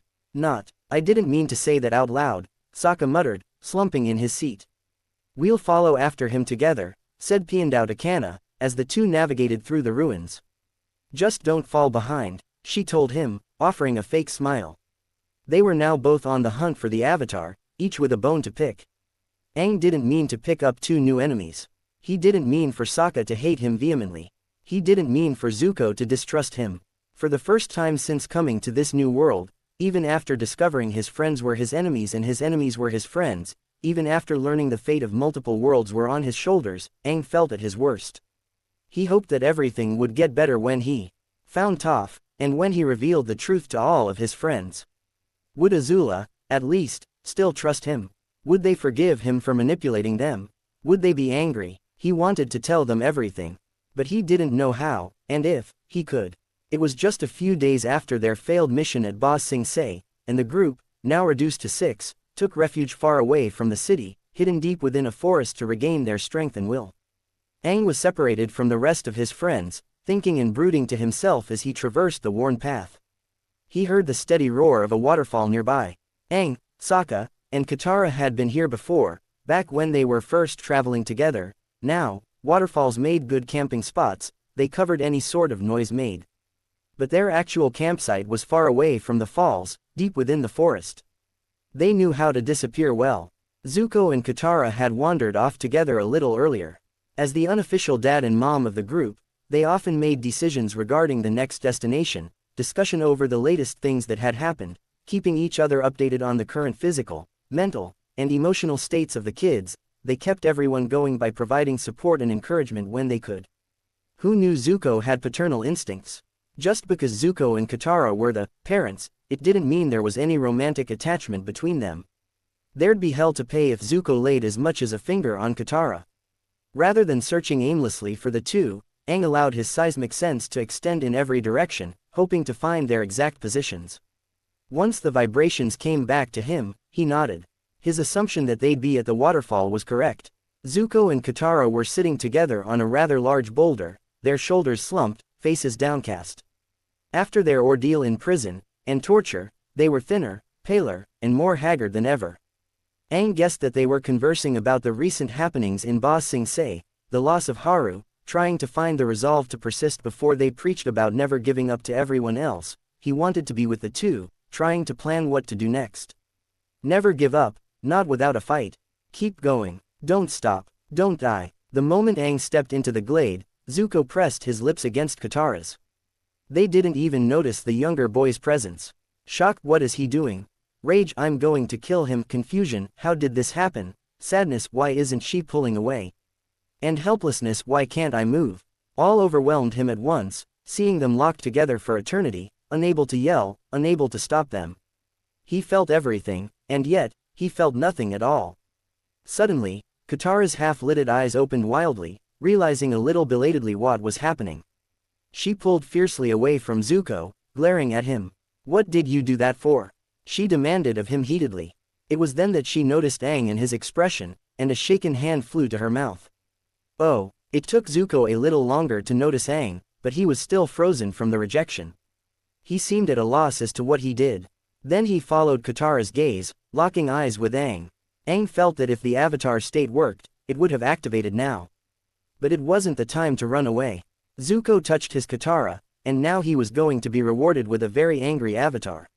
What did you do that for? Aang snarled, repeating Katara's question. Katara moved from the boulder, away from Zuko, but not exactly near Aang, either. You can't touch her. She's mine. Katara, previously glaring at Zuko, rounded on Aang with an equal amount of anger in her eyes. Excuse me, what did you just say? Whatever made you think that you could touch her? Aang raged, completely ignoring the waterbender. I don't need permission from anybody, Zuko responded, narrowing his eyes at Aang. The boy let out another snarl, nearly throwing himself at Zuko, forgetting bending, forgetting his staff, forgetting any sense or reason, thinking only with his fists. Overwhelming amounts of tension and grief stockpiled and collapsed, spilling over everything. Aang was interrupted from his attack by the sound of moving rocks, and suddenly, Toph appeared in the clearing, pulling along Sokka and Suki after her. What the hell's going on here, Twinkletoes? Your vibrations are dancing like nuts. They're about to kill each other over a stupid kiss, Katara said, not taking her eyes off the two of them. Guys, wait, stop fighting. We've lost too much to fight over something stupid like that. We can't fall apart now, Sokka shouted. Suki worriedly shifted her eyes between the two of them. Toph, we should go, she edged quietly, gripping the earthbender by the collar of her shirt. No, I wanna see this. Just because you love her, Aang, doesn't mean nobody else can. Zuko continued his note, ignoring their audience. Katara's blue eyes widened, once luminous and innocent, but now hurt, angry, and even a little cold. Everyone knew Aang loved her, but this was the first time it was ever said out in the open. Aang narrowed his eyes dangerously. What did you just say? Oh, Suki weakly groaned. I love her, and there's nothing you can do about it, the firebender said resolutely. You're wrong, said Aang. You don't love her, you just think you do. Zuko clenched his fists, closing his eyes in an attempt to contain his rage. What makes you say that? You're just a kid, what do you know about love? The loss of Mai is fresh in your mind. You're lost and angry and confused, and Katara is the only one you can turn to. You're just doing this because Mai is dead. Zuko's eyes flicked open, glaring dangerously. This was Aang's only warning to an attack. Fire pumped from the ex-prince's fists, large and all-consuming. Aang flipped backwards, retaliating with a fissure opening up beneath Zuko's feet. The firebender leapt out of the way, but before he could attack again, a flood of water erupted between them, smacking both of the benders in their chests and throwing them away from the other. Katara created an ice wall to separate them further. That's enough. You're both being immature and stupid. Aang and Zuko glowered fiercely at each other through the crystal-clear ice, as if seeing the other truly for the first time. Zuko, I'm sorry, but I don't take well to being kissed out of the blue, she said to the firebender on her right. Aang smirked triumphantly, but she rounded on him immediately. That doesn't mean that you can, either. To both of them, she closed her eyes and tried to calm herself, speaking through grit teeth. No one in this group will attack anyone else. We've done too much to fall apart now. Things are getting more difficult than ever, but we won't fall. We can't. The whole world depends on just us now. Zuko, you started the attack, and even though Aang's comment was completely uncalled for, you should have showed restraint. During that, she glared at Aang. And I'm not owned by anyone. With that, the angry waterbender stalked off, not looking at either of them again. The relationship between Aang and Zuko was never the same again. Aang sighed despondently, staring up at the sky that was in the early hours of the morning. He opted not to leave his bedroll since everyone else was asleep and would not wake for at least an hour. The two remained friends, and Zuko never advanced on Katara again, but after that day, everything was strained. Many things were said that both later regretted, but they were in the past and could not be changed. He hoped to view things as a second chance with this world's Zuko, but after his last stunt in the ruins of Omashu, things didn't seem to be any better. Zuko still didn't trust him. Zuko was still madder at him than ever. Sokka was, too, but he was always like that. Just when Aang thought he was making progress with the waterbender. For now, the only company he had was that of Azula, Sabashi, and Appa. There was a horrible irony in the fact that Azula was the only one to trust him. The firebender was lounging against Appa's leg, twirling a minuscule ball of flame between her fingers like that of a gambler and his coin. That blank face makes you look like a complete idiot, she said, drawing him out of his reverie. Thanks, Azula, he responded deadpan. So where are we going next? She drawled, bored. Omashu wasn't that big of a hit. Jailing, said Aang. I've heard that there are lots of good earth benders there. Like Toph, he added inwardly. Hello, Earth to Aang, said Azula, sitting up and snapping her fingers in his face. Stop staring off into space. It makes you seem creepy. You're so full of compliments today. She smiled. I know, it's part of my irresistible charm. She tried getting a reaction out of him, but there was none. She frowned. So what are you thinking about, anyway? Some old friends, he replied mysteriously. Her frown deepened. What friends? Tell me about them. It was almost a demand, but she settled down to listen. Aang sighed. It was actually just about Zuko and Sokka, he replied. Ugh, you're still brooding over that. You're such a baby, she said, rolling her eyes. Just ignore them, and Zuzu will come crawling back to you. He's a big wimp. Yeah, I guess, but Sokka. Her amber eyes shot into his direction. Why do you care about what Sokka thinks of you? She asked quickly, as if trying to catch him off guard and scare the answer out of him. She clenched the wisp of flame into her fist. He's with us now. Unwillingly, Azula cut in. Yes, but, and he hates it, she interrupted again. But he will be on our side in time, Aang said clearly, enunciating every word. I promise you that. Again, I'm going to ask why. Maybe he can teach me waterbending someday. You really think he can redeem himself? She asked, peering at him curiously. I know he can. He has it in him. We did make some progress, he confirmed aloud. Azula sighed. Don't you read any fiction, Aang? Never had the time, he responded, resting his hands behind his head. Why? Well, you should know that in most stories, whenever some idiotic villain tries sappily redeeming themselves, they die. And they usually die good. An image of Jet flashed into Aang's head. That's not going to happen to Sokka, Aang said resolutely. I say we stay low, go between the mountains instead of over them, Sokka argued. Why? It's quicker and more efficient to go right over them, Azula retorted. We can put mountains beneath us. We've done it before. We'll be seen if we go over. I thought you wanted to be found, said Azula, crossing her arms. Not by Earth Kingdom troops, he responded, glaring. We won't be seen if we go through the valleys. No, it creates a wind tunnel down there, Azula said. It's equally as windy if we go above the mountain, Aang. Through in, Azula glared. We're about to pass by the tallest mountain in the world. If we go over it, we'll be so high. On top of the world, Azula said triumphantly. Aang glanced at Zuko, who was sitting at the saddle and preferred to stay out of the argument. What do you think, Zuko? You've got control of the reins. Since when do you value my opinion enough? You usually do your own thing, he answered coldly. Appa let out a low moan as the bison soared higher into the sky. What's Zuzu's problem? Azula asked, frowning. Aang sighed. It's not a good feeling to be betrayed, said Sokka, crossing his arms and avoiding their glances. I would know. Well, then, why don't you both have a pity party together? Azula asked with mock sweetness. I'm over it now, Sokka shot back. He glared hatefully at Aang, causing the smaller boy to wince. Aang ran his fingers along his sword sheath. It will all be worth it soon. His gaze ran over his headband, discarded for a moment, his eyes being drawn to the white lotus symbol. In Omashu, Kanna mentioned something about a white lotus bringing her and Sokka shelter. What was that? Something figurative. Was she speaking in riddles and proverbs? The Avatar was brought out of his musings as he felt the sudden shift in elevation as Appa ascended even higher into the sky. Now, they were so high that the air was much thinner, and Aang knew that for any non-airbenders, it might be getting difficult to breathe. The tallest mountain in the world was right in front of them, but the peaks were so high up that the clouds obscured them, wrapping around the mountaintops and shielding them from view. As the bison neared the clouds, Aang stood on the saddle, calmly inhaling and exhaling, slowly beginning to rotate into a spinning motion.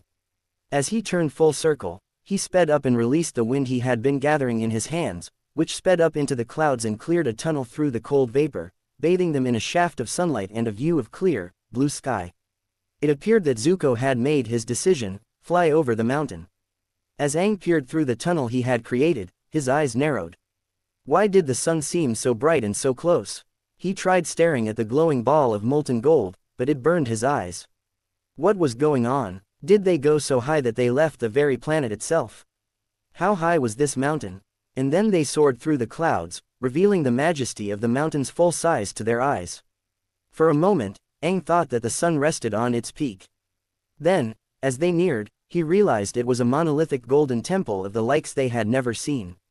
The sheer size and width of the mountain was dwarfed by this ancient civilization they had discovered and the pure, holy temples they had created. Azula yawned. Oh, look at that. A pit stop. I didn't know any people lived up here. Aang exclaimed, relishing in a bit of his old, childish enthusiasm from discovering something new. In all of my travels, I've never heard of a place like this. A wellspring of emotion erupted within him. Who could live in a temple on a mountaintop besides the air nomads, especially one so high and much more secluded than the cardinal air temples? Surprisingly, Sokka was the first to voice his thoughts, glancing at Aang with his single eye. Do you think there could be air nomads? Azula scoffed. Are you kidding me? She said to Sokka. Look at the tops of the temple. It's all a gold alloy, if you didn't notice. I didn't know you were blind in that one eye. Obviously, firebenders live here. Why, though? Zuko asked. They have no reason to live up here in seclusion, when they could be just as safe in the Golden City, he said, speaking for the first time on the subject. The Fire Nation isn't the only one to use gold, you know. Let's just get there and see, said Aang. Nobody said anything else. As the bison neared ever closer, they were able to observe that the walls of the temple seemed pure white, almost like it was its own fantasy world among the sea of clouds. Almost immediately, Aang's pessimism returned when he couldn't spot a single sky bison or people on gliders. Azula, the one with the best eyesight, spoke up. Look, murals of firebenders. I was right, you were wrong, ha ha.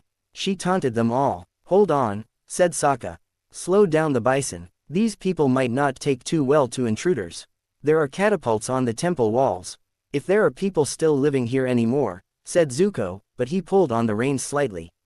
Sokka shot up, pointing with both his fists, as his wrists were still tied together.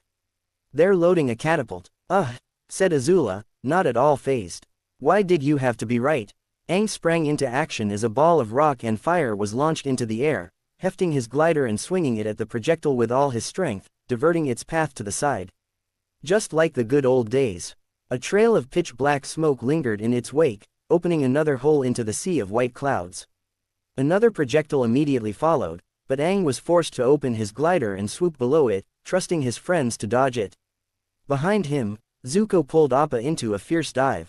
Still determined to get there, Azula asked Aang casually, her arms crossed, as Appa flew alongside the airbender. Yeah, I wanna see what their problem is, Aang said, readying to dodge any other missiles they were planning to launch. As they neared the mountainside, firebenders lined the walls and launched combined orbs of orange fire. Aang soared above them, set on getting to the walls and trying to stop further conflicts, leaving the missiles to Azula. The master firebender stood at Appa's head, tucked her arms in, and pulled out a wide arc of burning red which sliced through each of the fireballs. Aang tried landing among the firebenders, Sun warriors, he realized, but streams of flame interrupted each of his attempts. So instead of trying to fly in between them, he confronted the militaristic firebenders head-on. Grinning to himself, He flipped his glider around and stood on the top of it, literally surfing through the air as he saw Gyatso do in his younger days.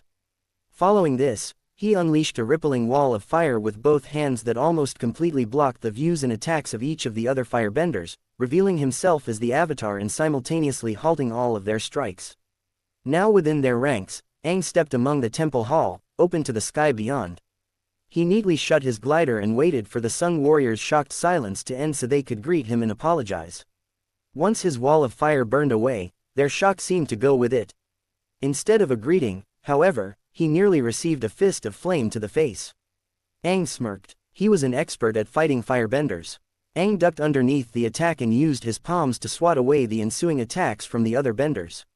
He was forced to drop by a particularly large wave, but he stopped his fall with his hand and kicked out a counterattack with his foot. Stop. At these words, the Sun Warriors immediately halted their attack and stood stiffly, but remained wary. The speaker came into Aang's view, panting and breathless. "This is the Avatar," said the man, whom Aang recognized as the Sun Warrior chief that he met with Zuko, once upon a time. Aang held his stance, not knowing what to expect. "Why did you attack me and my friends?"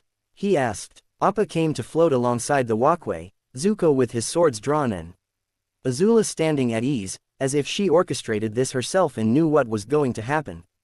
Sokka seemed the most tense, as he was defenseless with his bound hands. "Why have you come here?" asked the chief, as another man stepped up next to him, their gazes harsh.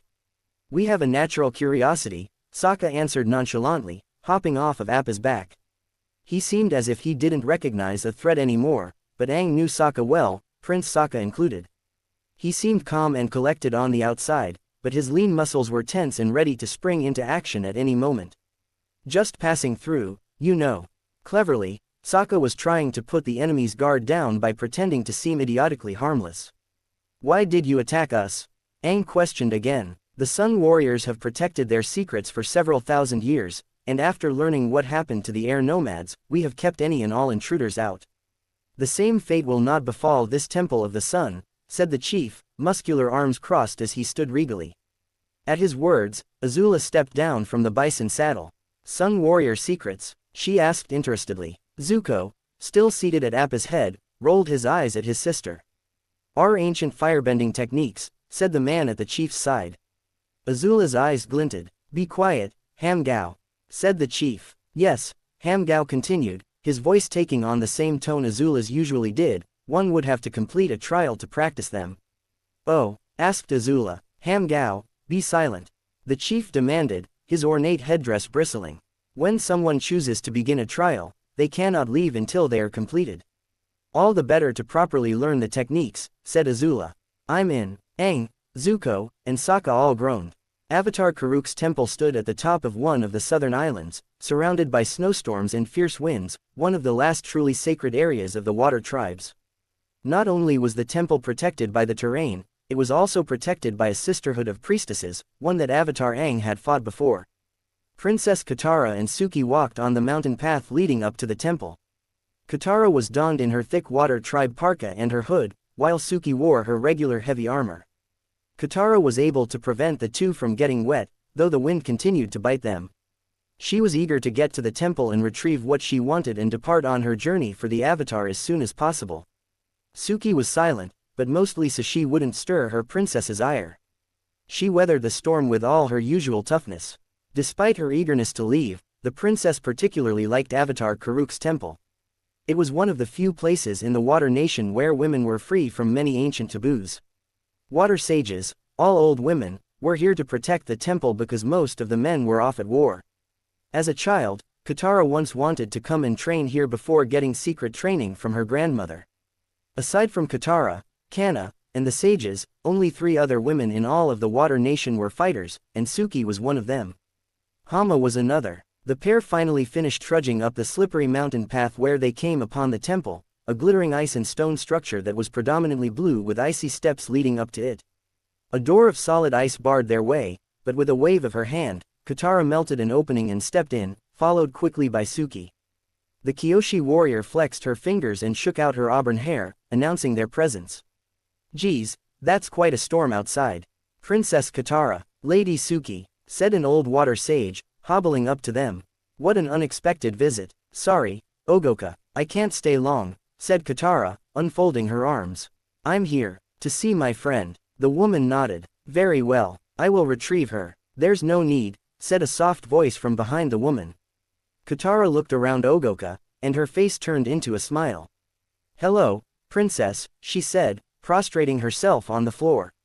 There's no need to be that respectful. We're old friends, remember? Said Katara, walking to stand above her friend. The priestess on the floor looked up and smiled, standing and hugging her. It's good to see you. Yeah, the girl agreed. You, Suki grinned, hugging her. You hugged her back, giggling. Scarcely older than Katara, Yu's luminous blue eyes shone with a gentle kindness that was only outshone by her snow-white hair. Her only imperfection was a streak of black at the front of her head, slanting down the side of her face. She stood with the regality of a princess, for that was what she was. The moment she turned 16, she left her home at the North Pole, where her father led, to come and train at the temple, where she could learn to fight and avoid marrying someone against her will. Though they were both princesses, Katara far outranked Yu, since the ruling family of the South Pole had all of the Water Nation under their control. Chief Arnook of the North Pole answered to Emperor Hakoda, Katara's father.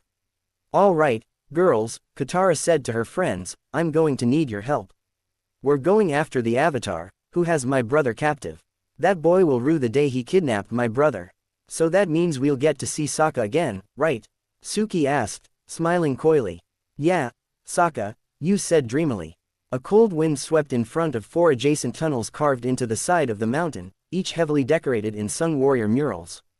Tall arches framed the man-made tunnels, indicating the importance of them.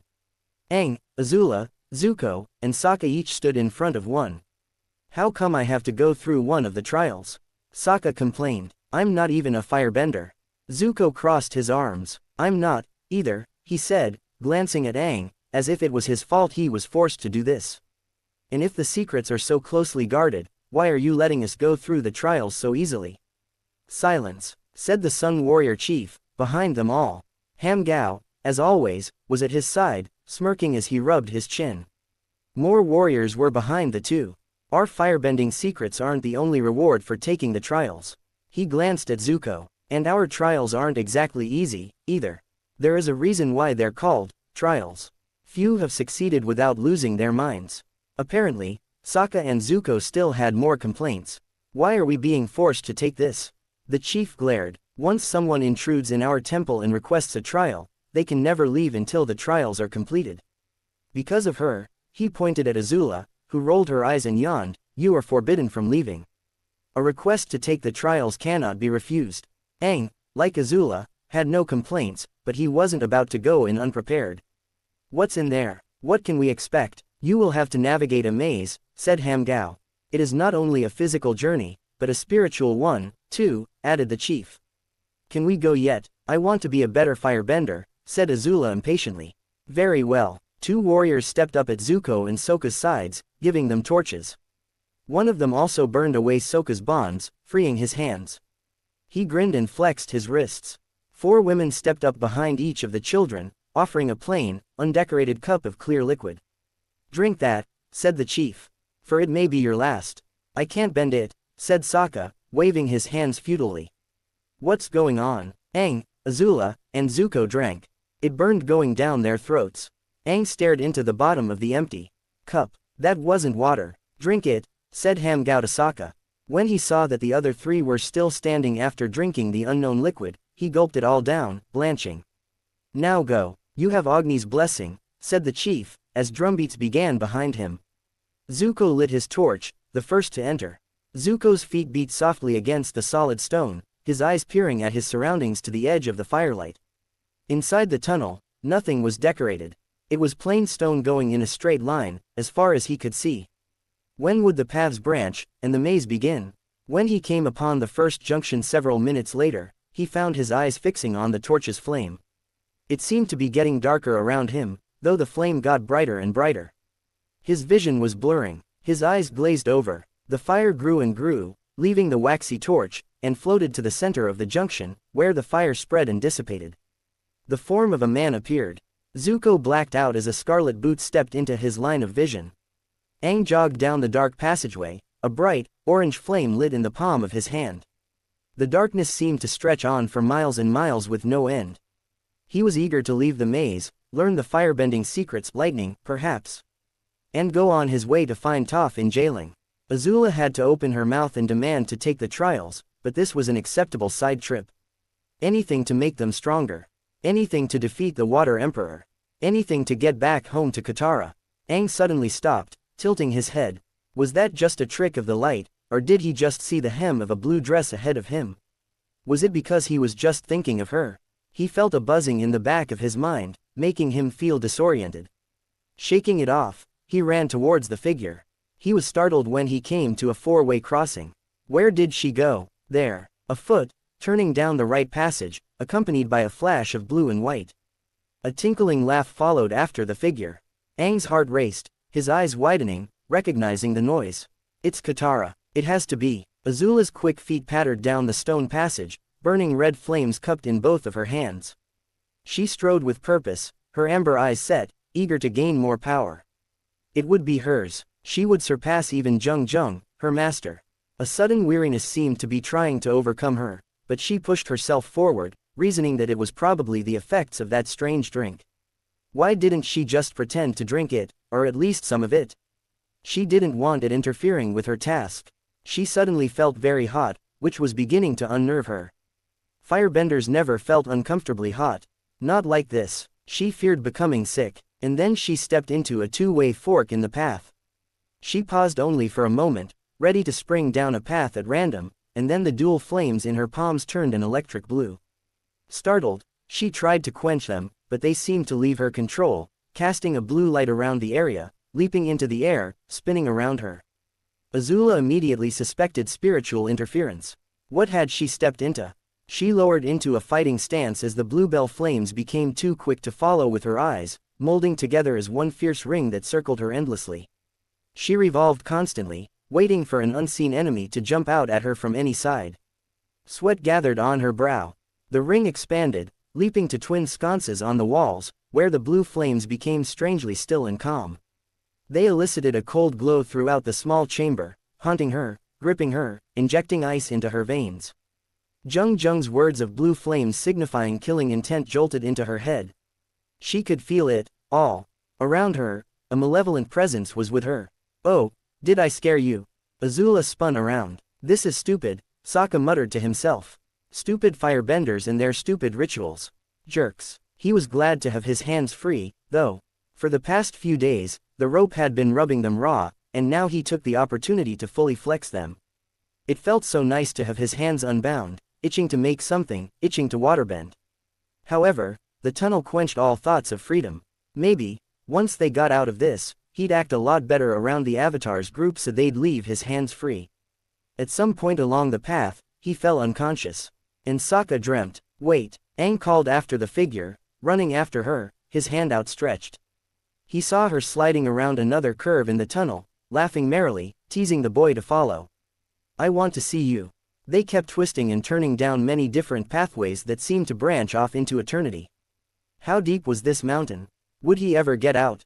Her voice sounded distant, far off, but she kept laughing, telling him that she was still there.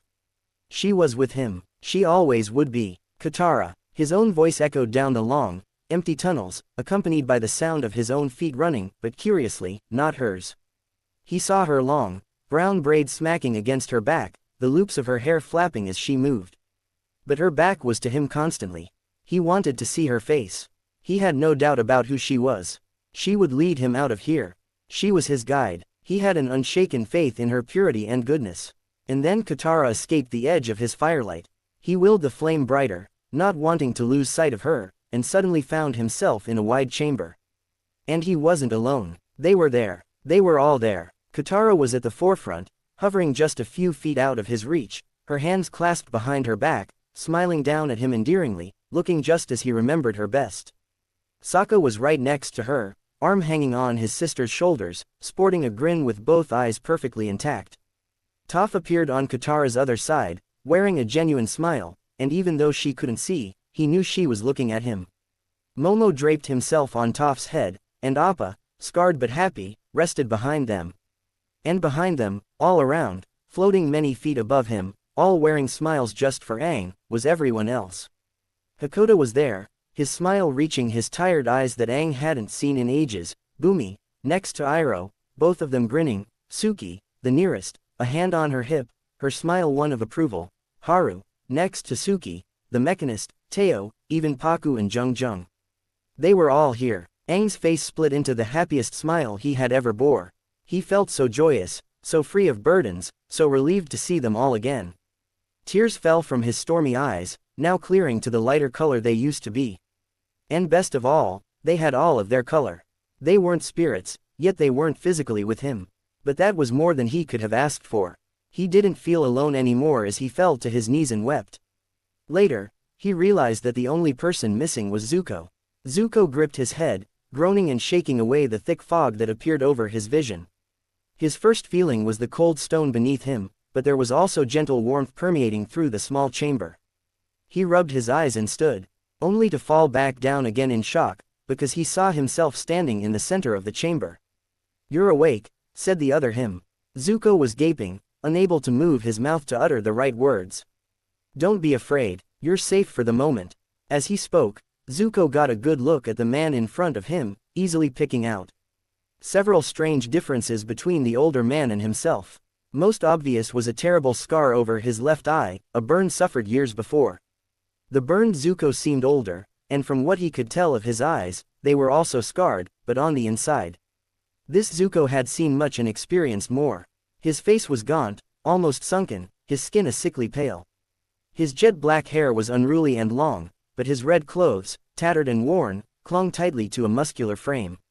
"What are you, my brother?" Zuko asked the older man with strange similarities. "Not quite," said the burned Zuko. "Think of me as a spirit guide of sorts. Why do you look so much like me, but also so much different?" Asked the younger Zuko. "What are you?" "I'm, sort of a part of you, like you're sort of a part of me," said the scarred man.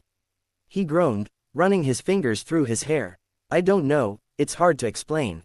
"Well, you said you're here to guide me, so shoot," said Zuko, spreading out his arms. "I'm lost." "Well, what do you need?"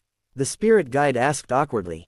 They both ran their fingers through their hair, at a loss, not realizing that they shared the same nervous habit. "You can start by telling me how you were brought partially into the spirit world." "What?" asked the unscarred Zuko. "How can I be partially in the spirit world?" "Well, you're still in the same place, but you can see me. I'm not really a spirit, but it sort of works the same way. I think, you're just as lost as I am, aren't you?" Zuko deadpanned. The older man hung his head. "Well, I think the Sun Warriors gave us some sort of drug. I remember feeling sort of dizzy before I passed out, and that was you that came out of my torch fire, wasn't it?" "Yeah," scarred Zuko confirmed. Then this is Azula and Aang's fault," Zuko muttered. "Those two are bad influences on each other. All they care about is learning how to firebend, when there are so many more important things they should be doing. Let's hope Azula isn't too much of a bad influence on Aang," the gaunt man mumbled into his hand. "What? Nothing," said the worn spirit. "But you can't really blame them. All benders want to master their art. But they're sort of obsessive about it. We've been fighting so much lately, about their firebending and everything else. I don't trust Aang anymore, and I think that my sister is going down the same path. You don't want your sister as an enemy. Trust me," scarred Zuko said clearly, his face hard. And then his features softened, along with the glow of the fire. "But Aang, you should trust him. I'm sure he's doing everything in your best interests. He wants to help. He's trying so hard, you would never understand." "And you would." "Yes," said the older Zuko, his eyes unchallenging. "I know Aang, and despite our differences, I consider him my best friend. You should too." Zuko peered at his other self. "What are you talking about? How could you be friends with him? You're a spirit. How many times do I have to tell you?" asked the other Zuko, losing his patience. "I'm no spirit," Zuko sighed. "It's probably just some avatar thing." "Fine, leave it at that. You know, I never thought I'd be arguing with my spirit guide. You must be pretty bad at the job." "Shut up, just think about what I said." The scarred man took a step away from his counterpart, and held out his palm toward him. "Aang's going to need all the help he can get. He needs you. And, to help him, I'm going to give you a gift." "A gift, a gift," the scarred man repeated. "Use it well." And, to Zuko's great shock, the scarred man sprouted twin balls of fire that circled around his palm, meeting in the center. They propelled from his palm, striking Zuko in the chest, knocking him to the ground with great force. He knew no more. The voice sent chills of fear down her spine. She didn't know why, but the presence frightened her. Partially because it felt so familiar. But when she turned, she saw someone she didn't expect at all. Her mother. The voice she heard did not belong to Ursa, who seemed small and sad, wearing dark red, heavy robes, something Azula had never seen before. "Mom," Azula asked, forgetting the eviler presence for a moment. "Azula, you always had such beautiful hair," said Ursa. Even her voice sounded mournful. "You always used to like it, didn't you?" Azula asked, allowing a smile to show itself on her face. She knew it couldn't be real. Her mother was just a vision. And she accepted that for now. "What are you doing here?" "I didn't want to miss my own daughter's coronation," Ursa cooed softly. "What?" Azula asked, perplexed. "What are you talking about?" "I know you're not a monster," Ursa said sadly. "I think you're confused. All your life you used fear to control people. Like your friends Mai and Ty Lee. What do they have to do with this? How do you know them? You're just scared, but I love you, Azula." "I do." Azula bit her lip, angry. She had had enough of this hallucination, brought on by consumption of those drugs. Summoning flames in her hands, she banished the image of her mother. And then, the cold returned. "What's wrong? You don't love your own mother." Azula regarded the figure in front of her, feeling as if she was staring into some twisted perversion of herself. The girl, no, woman, in front of her had the same hair, the same body, the same face, but her amber eyes contained something else. Something malevolent. Something unnatural. She held the same smirk, but like everything else with this woman, it was twisted. Some strands of inky black hair escaped her tight topknot. Heavy bags, indicating many sleepless nights, hung under her eyelids, which were half-lidded, regarding Azula coolly. "That wasn't my mother," said Azula resolutely. "How strange," said the equally strange woman, eyeing Azula. "To stand in front of you." The azure firelight flickered across her porcelain skin. "Who are you?" asked Azula, a slight bit of fear edging its way into her voice. She cursed herself, attempting to quench it. The woman's smirk became wider, knowing she was feared. "I am Princess Azula of the Fire Nation, and heir to the throne," she announced proudly. "And you're the same." "I'm not a princess," said Azula firmly. "And you don't exist. You're not accepting your birthright, your divine right to rule. That is true power, and what you should be seeking." "I'm seeking true mastery of firebending," said Azula. "That's power of the mightiest kind." Princess Azula laughed to herself. "You are so unlike me after all. You're not thinking of the big picture. Yes, you'll be strong now, but what about when you grow old and decrepit? You would be royalty your whole life. Think of the conquests you could make in that time." "I have no desire to be a tyrannical ruler," said the younger Azula, her eyes narrowed. "Aang wouldn't like that," and the princess laughed louder, this time clenching her gut, losing all composure. Azula eyed her warily as she howled like a lunatic. "Aang, the Avatar, you really have a desire for him? What's so funny about that?" Azula demanded, clenching her fists, losing a bit of her own composure. Why couldn't she firebend right now? "What are you, anyway? What do you know?" Princess Azula pinched her bangs, propping her arm up on her elbow, her sharp nails sliding along her hair. "Think of me as your inner demon. Literally," she said, punctuating her last word with ferociousness. She stepped closer to Azula, another smirk growing on her thick lips, each predatory step frightening her even more. What was she, that she could cause so much fear in Azula? She had never felt like this. If mastery of firebending is what you seek, then fine. But you won't become truly powerful traveling with that preachy airbender. The art of firebending holds many dark, and murderous, secrets. He wouldn't approve. Princess Azula stepped even closer to Azula with every word, circling around her, running a finger or two across her shoulder. Azula didn't move. Each touch was sending more and more chills down her spine. From behind, the dark princess moved her head closer to Azula's ear, causing her to feel her breaths on her neck. She whispered, almost seductively, "Leave the Avatar behind. You won't learn anything if you travel with your friends. They'll betray you one day. They'll hold you back. Trust me." Azula wrenched herself free from the demon's grip, glaring. "You're wrong. Aang would never betray me." The princess laughed, but Azula ran. Sokka awoke to absolute darkness. Cursing, and fumbling around for his torch, he wasn't prepared when a shaft of light shone down on someone, some distance away. He squinted his good eye, trying to get a good look at the person. It was a woman, and she seemed strangely familiar, but her back was to him. Katara, he asked unsurely. He stood up and stepped closer, and with a start, he realized who it was. Mom. He started to walk toward her, but she sank into the darkness, lost forever. Again, Mom, he called, running after her. But there was no one there. There was a flash of light, and the next thing he knew, he was on a dock in a fishing village. He looked all around him, confused. Yeah, now, but without her they wouldn't be able to fend for themselves. If she really wanted to help, she would use her spirit magic to blow up that factory. Sokka spun to the source of the voice, recognizing it as a more light-hearted version of his own.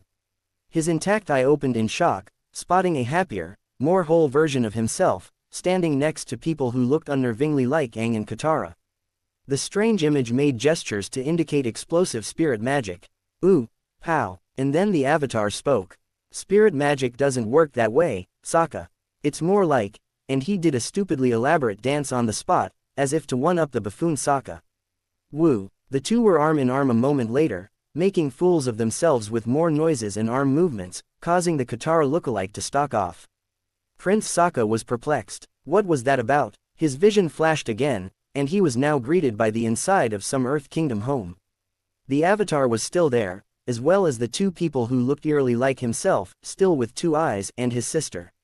A small girl was also there, and was she picking her nose? They didn't seem to notice him. The Avatar had what looked like a window curtain draped around his shoulders, his nose upturned in a mockery of the high class. He spoke in what he apparently thought was a very sophisticated manner. Good evening, Mr. Sokka Water Tribe, Aang said to Sokka's lookalike, confirming his identity. Ms. Katara Water Tribe, his sister, Lord Momo of the Momo Dynasty, your Momo Ness. 2. The lemur. Wasn't its name Sabashi or something? Prince Sokka was thoroughly confused. The Sokka buffoon imitated the young boy. Avatar Aang, how you do go on. Aang bowed to Sokka, who bowed back, but deeper. Aang returned that bow with an even deeper one, instigating the buffoon to reply with one that nearly banged his head against his knees. And they both pulled their heads back to bow again, when... Crack. Their heads smacked together painfully and they both fell to the floor. Could some possible, alternate, idiotic version of himself exist somewhere like that? He hoped not. He hadn't acted that way since he was a child, and now he was embarrassed and somewhat ashamed. The dark tunnel appeared again, and he kept walking. Somewhere, he found his torch in his hand again. As he walked, the walls began to contort, opening up as if they were windows, showing him more scenes of the buffoon Sokka's alternate life. Yeah, and who keeps us laughing with sarcastic comments all the time? You're the idea guy. Don't worry, Sokka, where we're going, you won't need any pants. You know, you're pretty wise for a kid. Sokka was running now, running down the length of the tunnel and away from all of these false memories. Hey, Aang, do you miss everyone? Of course, I always do. I think about every single one of them. I failed to protect them all. You just sneezed, and flew 10 feet in the air. All right, Prince Sokka bellowed. I get it. Somehow, somewhere, we were friends. Now leave me alone. And then there was darkness. Aang emerged back into the sunlight, shielding his eyes for a moment to let the blindness pass. When he was able to see again, he saw that Azula, Zuko, and Sokka had already completed their trials. Aang wondered what theirs were like. Azula seemed haunted. For some reason, she was on high alert, nervous, and afraid. Something seemed to be at the back of her mind, something heavy and burdensome. What had she encountered? Worry for his friend gnawed at him. Then again, a firebending lesson would cheer her up. Zuko seemed almost curious and contemplative, not as angry at the world as he was before, willing to let his guard down around Aang again. The Avatar smiled. Apparently, he had gotten over his distrust of Aang. For some reason, he was clutching his chest. Sokka, like Azula, seemed almost disturbed, but perplexed. He was openly staring at Aang, a question in his blue eye. Aang broke the gaze and looked at the Sun Warriors, who were all assembled in front of them, waiting for the four to finish their trials. The chief was at their head. You have all successfully completed your trials, said the chief. Each of you has had a different experience, one that has hopefully done better for you. For many ages, these trials have judged the worth of anyone seeking true mastery of firebending. But we're not firebenders, Zuko yelled again, indicating him and Sokka. There's no reason we had to go through that. What were you going to do, hold us here and kill us if we didn't do it? The chief chuckled, surprising them. I know, we were never going to kill anyone.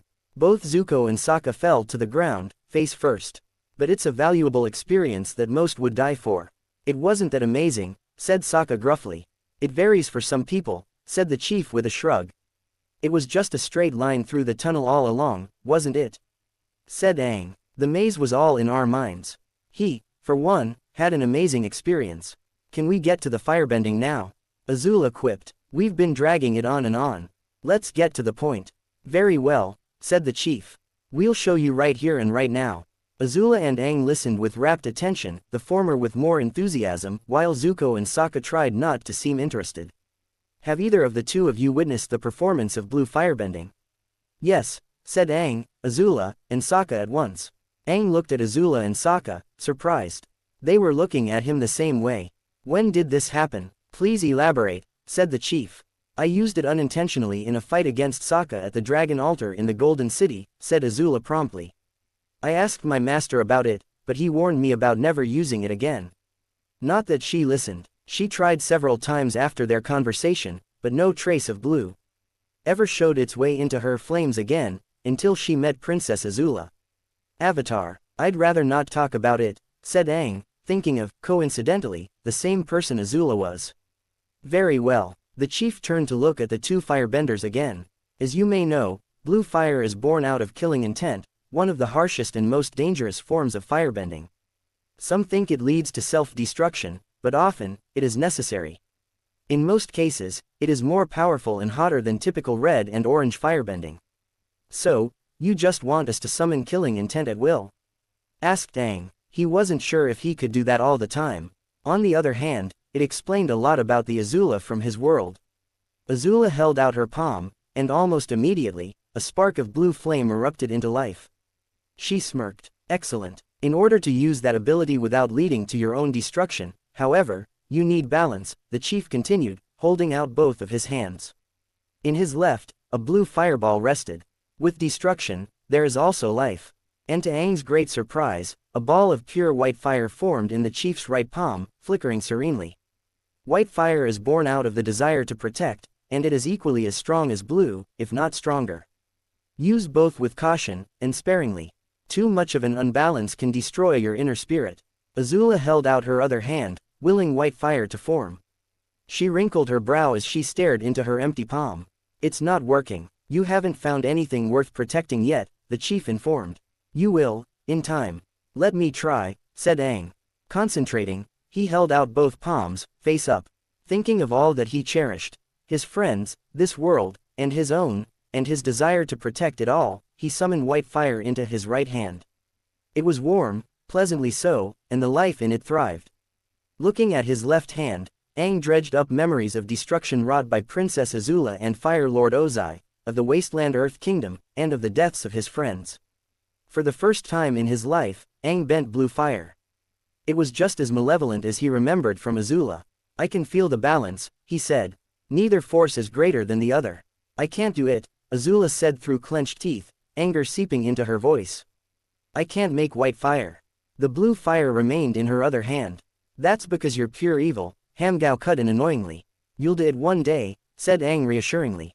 You're strong. I know you can. Whatever. All I need is blue fire, anyway, she said, taking one of her firebending stances.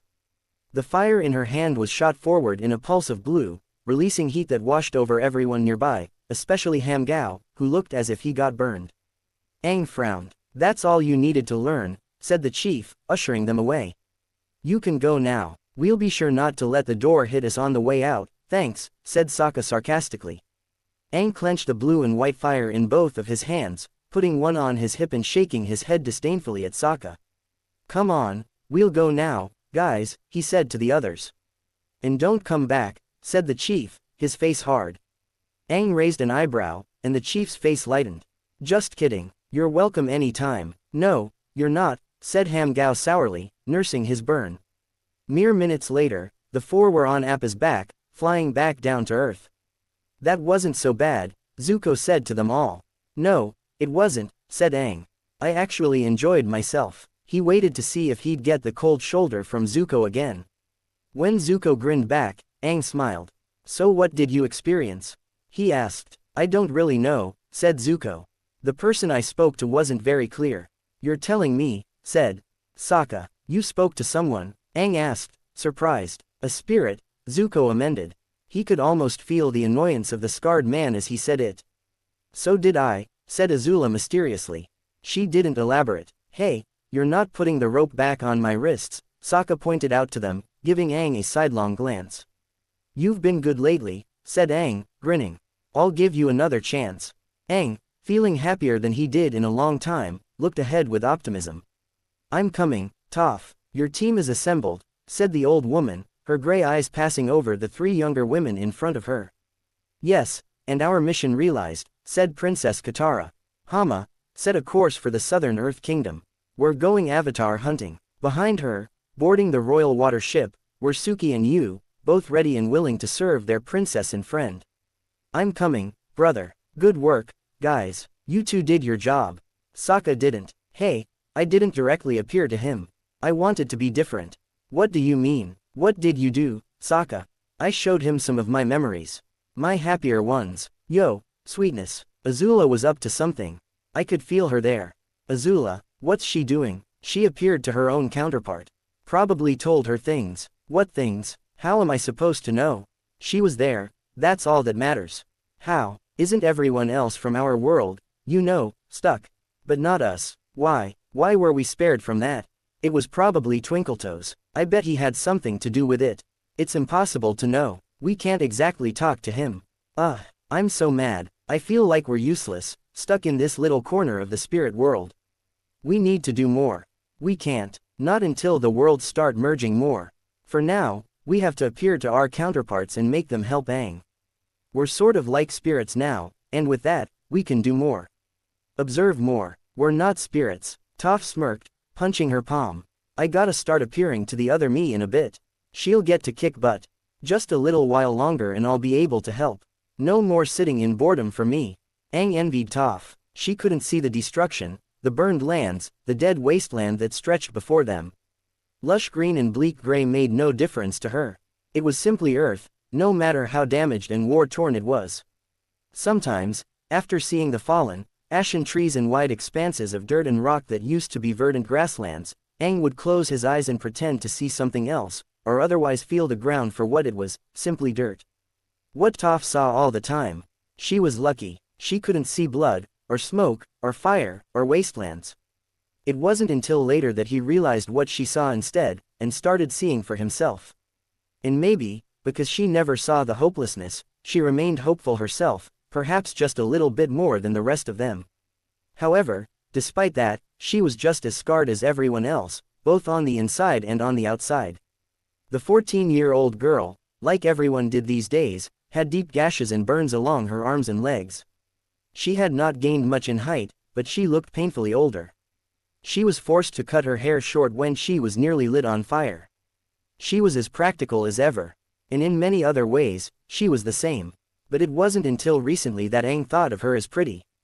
He seemed to notice her for the first time. And she noticed him. He still loved Katara. She knew that. She still loved Sokka, and he knew that, too. But they were teenagers, now.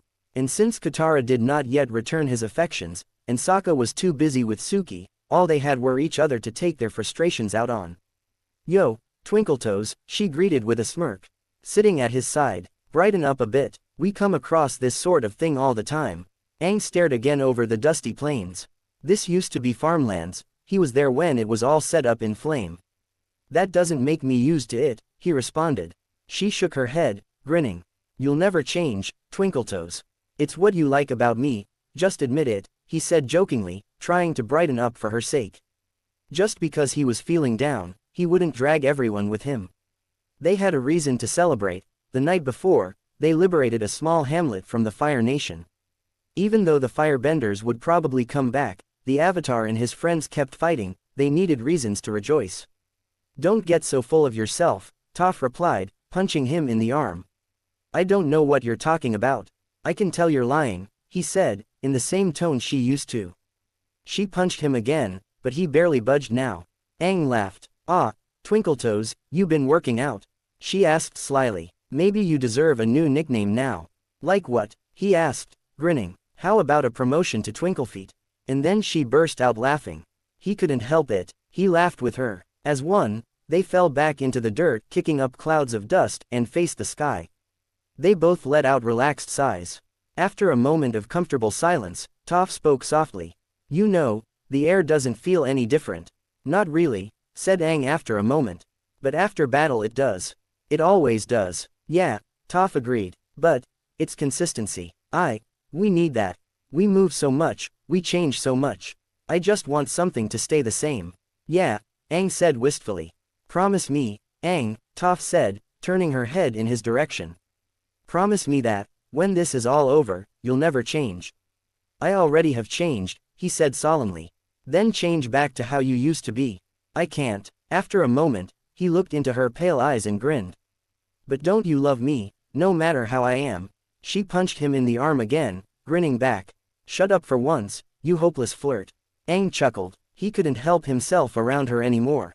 For some reason, she was able to bring out this side in him, and it was fun. At the same time, they were also able to unearth deep insecurities and moments of weakness with each other. Aang's bond with Toph had only grown over the years. I guess I get it from Sokka, Aang quipped. Toph chuckled slightly, but it sounded far away. He realized a moment too late whose name he slipped out. Toph's distance only lasted a moment, though. You should take after Sparky more. He's not a flirt at all. Who knows, maybe I've got a crush on him now, she smirked. Toph, I'm afraid you've made me jello ow. Aang sprang up, rubbing his back where a sharp rock seemed to suddenly jab into his ribs. What was that for? You're not as indestructible as you think. Toph sat up, grinning triumphantly. Stay on your toes, Twinklefeet. Aang was surprised when they descended upon a thick forest. It was the first real sign of green life he had seen in the Earth Kingdom. What nature spirit protected this place? He had even hoped to see the swamp, and some good waterbenders, but not even that stood. The Water Nation had drained the life out of everything. The forest was a large one, too. It spread over many miles, covering what would otherwise be large plains and even going up the side of a mountain and into a distant valley. Without Aang even telling him to, Appa swerved from their main flight path and dived below the trees, nearly desperate for something to eat. Aang and the others were also hungry. There was little to feed them in the dry wastelands. All they had was their own rations given to them by the Sun Warriors, and that wouldn't last forever. Sabashi became restless on his shoulder. Don't worry, girl, we'll get you something to eat down there, he said to her. I'm surprised, said Zuko. I thought the Water Nation destroyed everything. Not everything, Sokka added in gruffly, lounging back in the saddle, his hands finally untied for now. We never conquered Ba Sing Se, so there's still farmlands and stuff in there. Besides, there's plenty more in the Earth Kingdom. And some of it wasn't even our fault, a lot of it was desert already. I guess you're right, said Aang. Maybe we shouldn't go there if this place is still safe. He glanced meaningfully at Sokka, beginning to tug against Appa's reins. Just go, Sokka said, waving his hand dismissively. I won't reveal this place if I ever get back to my people. Someone's gotta be left to rule. Aang grinned. Ever since leaving the Sun Warriors, Sokka seemed a little more at ease around them. Azula, however, for the first couple of days, she was haunted and as skittish as Sabashi. Something that she experienced had unnerved her, and she seemed strangely quiet and withdrawn, staring blankly at her hands. Occasionally, blue fire flickered in them. Aang was worried for her, but like many other women he knew, she wouldn't accept any help. Aang decided to leave her alone for now, and to let her get over whatever it was that was bothering her. Appa hurtled through the treetops in his rush to find something filling to eat, smacking his passengers with tree branches and twigs and leaves amid general groans. The canopy was exceedingly thick and cast a shaded light over the foliage below. Besides the tall trees, little else seemed to grow in this forest. But the trees were of a size and quality that Aang had never seen before. They were incredibly thick, high, and ancient, dwarfing the humans and even the sky bison in size. While they had nothing on the banyan tree in the foggy swamp, these trees were still grand. As soon as the bison landed with an almighty crash, throwing off his passengers, he soared back to the treetops to feast on whatever he could find. Appa landed on a thick branch, looking comical enough to make Aang laugh. Sabashi flapped after the bison, intent on finding small nuts and insects for herself. The four stood still for a long moment, gazing at the world around them. To see so many trees, especially of this size, surprised and astounded them all. The forest floor was worn flat by dirt paths, but millions of fallen leaves littered it, opening doors in the treetops for sunlight to stream through. And for the first time since he was in the Earth Kingdom of this world, Aang heard animal noises besides the croak of a vulture rat and the small, scuttling feet of the desert shrew. The moment passed amid silence, and they began to set up a camp in the middle of the path. "You think there are any villages around here?" Zuko asked, sifting through Appa's discarded luggage. "Who knows?" Aang wondered. "Probably. I hope so, we need to resupply soon. And it'd be nice to have a real bed," Zuko sighed longingly. "Yeah, I'm tired of the wilderness," Sokka complained.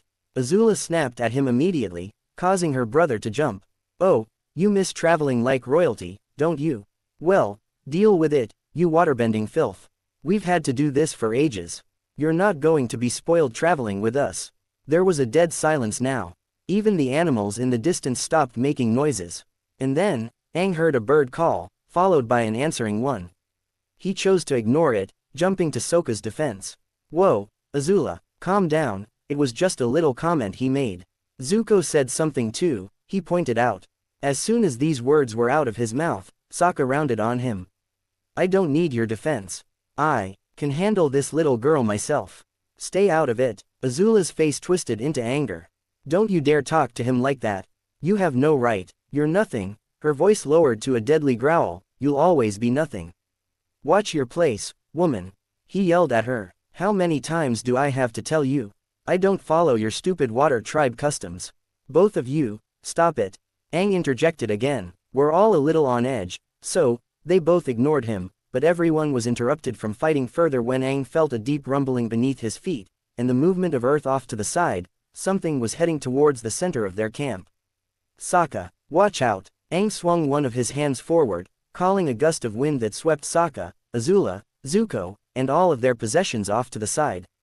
He himself jumped out of the way, just in time to avoid a deadly rock spiking out of the ground where Sokka stood moments before. The other three landed nimbly on their feet, not arguing since they noticed the sudden earthbender attack. But while they were focused on the ground, they didn't expect an attack from above. The spearhead of the attack was a young man with a head of wild brown hair, leaping from the trees with strange dual swords in his hands, intent on getting to Sokka. Zuko leapt in front of the defenseless waterbender with his own broadswords, immediately intercepting the attack with an audible clang of blades.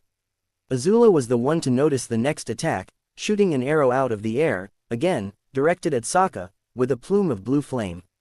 After the wild boy and the arrow, more children emerged from the treetops. There was one with another mop of brown hair on their head, darting toward Azula with dual knives.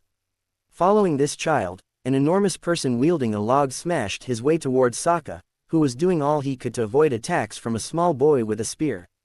Sokka easily overpowered the smaller boy, grabbing the spear from his hands to make it possible to ward off the giant that lumbered his way. As Azula frantically dodged the knife user's attacks, she did not take her attention away from everything else around her. Zuko was locked in a duel of swords with the wild-haired boy, who, shockingly, was very skilled. His dual blades ended in curves used for ripping out bones and flesh, while also hooking onto an enemy's weapon.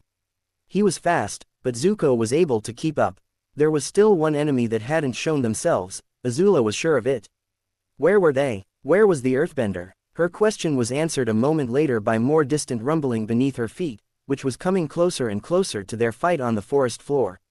Further up the path, Azula spotted a cloud of dirt, and a moment later, a small girl riding at the head of an earth wave, one hand splayed out, the other in a fist, ready to engage in combat. From the looks of it, she seemed strong to Azula, considering the size of her earth wave. How old was she? 10, 12. Azula fought back the knife wielder and stepped up to Aang's side the moment she could, ready to take down this earthbender together with him. But to her surprise, he wasn't taking a fighting stance at all. Instead, his face was lit up into a smile. Toph. The small girl on the earth wave seemed startled, and her concentration was broken. She stumbled and tried to regain it, but it was too late. Her earth wave faltered and she tumbled to the ground painfully. Azula cringed. How do you know my name? The small girl angrily demanded, her pale green eyes slanted in anger, directed at him. Upon closer inspection, Azula noticed that, despite her fixed anger, her head was only facing the direction of Aang, not really seeing him.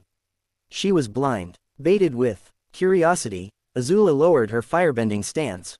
Behind her, the fighting stopped. You know this guy, Bandit? The wild-haired boy with the hook swords asked her. Who are you? Bandit shouted at Aang. Surprised, and seemingly at a loss for words, the young avatar leapt into the air, high over everyone's heads. I really don't know you. I was really saying, wow, these guys are tough. He said as an excuse. Azula rolled her eyes as he landed softly to the ground. He was a horrible liar. The girl named Bandit kicked her feet and smirked darkly at him, closing his ankles up in rock the moment he landed. Why don't you stay on the ground and say that again, kid? Bandit insisted. Who are you guys? And I want the truth. I'm the Avatar, Aang said truthfully with a grin. Bandit grunted. Why are you traveling with a waterbender? The wild-haired boy commanded to know. He's our prisoner, Aang answered. To Azula, his smile seemed almost cheeky. What was with him? Bandit grunted again, but punched in the direction of Sokka, binding his hands and legs just like Aang's. He's our prisoner now, said the wild-haired one. Thanks for doing a good deed for the Earth Kingdom. Wait, Aang protested. He's staying with me. Yes, said Zuko, surprising Azula by defending Aang. He's ours. We were just passing through, so let us go. The wild-haired boy put his swords back on his hips and hooked his fingers on his pants, walking coolly up to Zuko. You're a pretty good sword arm. What's your name, Zuko? He responded. I'm Jet. Nice to meet you guys, said the wild-haired boy. He pointed at Bandit. That's Bandit. I didn't know her real name until now, though. Bandit turned her head away from him, but Jet moved on to introduce the others. That's Smellerbee, he said of the child who wielded the knives. Longshot, of the boy with a bow and arrows, emerging from the trees.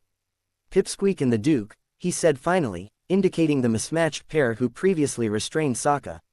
We're the freedom fighters. And then, he noticed Azula, standing off to the side with crossed arms. A firebender? Nice. I'd like to see more of your abilities someday. What's your name? He asked charismatically, chewing on a piece of straw. Azula, she said curtly. Let Aang go. Jet bowed formally to her. As you wish. He gestured to Bandit, who crumbled Aang's restraints wordlessly. To Azula's annoyance, he was still staring at the earthbender. Finally, Zuko sheathed his swords. Who are you guys? He already said we're the freedom fighters, Bandit said with annoyance. Don't you listen? I meant to ask what you do, Zuko amended. Follow us. I'll explain on the way to our camp, Jet said, gesturing for them to follow. Appa continued flying in the trees above. Jet, wait, said Smellerbee. What about this pond scum? She pushed Sokka forward, threatening him with the tip of her knife. His wrists were still bound by rock as he glared irritably at Smellerbee with his one eye. Azula laughed into her hand at the nickname. He's staying with us no matter what, Aang jumped in insistently. Fine, bring him along, Jet consented. But he's never going free. He will stay under lock and key. Fine, Aang agreed. What? Sokka erupted. You guys just let me have my hands free, but now I'm going to be tied up again. Jet rounded on the waterbender, anger etched onto his handsome features. It was a bad idea for them to let you walk free in the first place. You're lucky. I don't usually take water tribe prisoners, he spat. The entourage stopped walking and there was silence. And then, Bandit started moving again, ignoring her leader, followed right behind by the other freedom fighters. Sokka was not intimidated, glaring at Jet coolly with his single eye. Whatever. A few minutes later, they came upon a cave. At first, Azula thought it was a natural one, since she couldn't see around it, and there were mountains nearby. But then she noticed how none of the trees grew on the sides of the stone, and how it didn't seem weathered by age. This cave was made by an earthbender. It was into this cave that the freedom fighters walked, and the other four followed. Aang and Azula lit red fires in their palms. I'm getting really tired of caves, Azula drawled. I'm starting to hate them. Don't worry, Jet said to her with a smile, his previous anger gone. It'll open up soon. Zuko walked up beside him. And you said you wanted to know about what the freedom fighters do, right? Jet asked him. Zuko nodded. Azula did not respond, but listened intently on the conversation, while Aang seemed to barely be listening. He was staring at Bandit again. We're all war orphans. My parents were killed by the Water Nation. Longshot there, he never says much, but we think it's because he had to go through a lot of bad things in the past, like the rest of us did. I met Bandit and learned she lived in the same town as I did, and we started the Freedom Fighters together. Both of our parents were killed. We met Smellerbee and Longshot soon after, and the Duke going through our food. Jet clenched his fists. Now, we fight against the Water Nation, doing everything we can to keep this valley and a nearby village safe. We want the Waterbenders out forever. Aang and Zuko lowered their eyes, for totally different reasons, unbeknownst to Azula. Azula, on the other hand, spoke to Jet. That is an idealistic view and will probably never accomplish anything. There's nothing a band of kids can do against a whole army and navy. We can try, said Jet. That's all that matters, doesn't it? And if we do everything we can, anything to get the Waterbenders out of here, then it'll be worth it. This land is mine. Those Waterbenders are going down, said Bandit with a smirk, barely lit by the firelight. Azula, do you realize what you just said? Zuko asked his sister with disdain. We're trying to do the same thing. You don't think we can? Well, of course we can. Azula replied. We have the Avatar and a Master Firebender. And a hostage, I guess. Zuko slapped his forehead and groaned. Well, we have a Master Earthbender and a Master Swordsman, said Bandit, turning and butting heads with Azula. Lightning crackled in the Firebender's eyes as she glared. Don't underestimate us. We're tougher than you think. Ladies, said Jet, coming between them. Break it up. Azula haughtily glared at Bandit and crossed her arms. So, what's your reason for fighting, Azula? I don't need a reason. I fight to win, she said aggressively, glancing significantly at Jet. And I'll do whatever it takes. Jet smirked. We lost our mother to the Water Nation, Zuko informed him. I see, said Jet. This tunnel is very crooked, said Aang suddenly. It goes up, and down, and we even turned a whole lot of times, but where's the end? Did you make this, to, Bandit? Yeah, and I didn't make it bad on purpose, if that's what you're implying, she shot at him. I made it, and many more, to protect our home.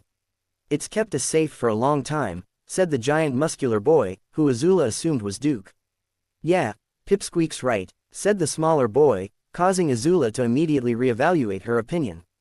We've never been found by waterbenders. Azula spotted a shaft of light that suddenly appeared, and after turning around a bend, the cave tunnel opened.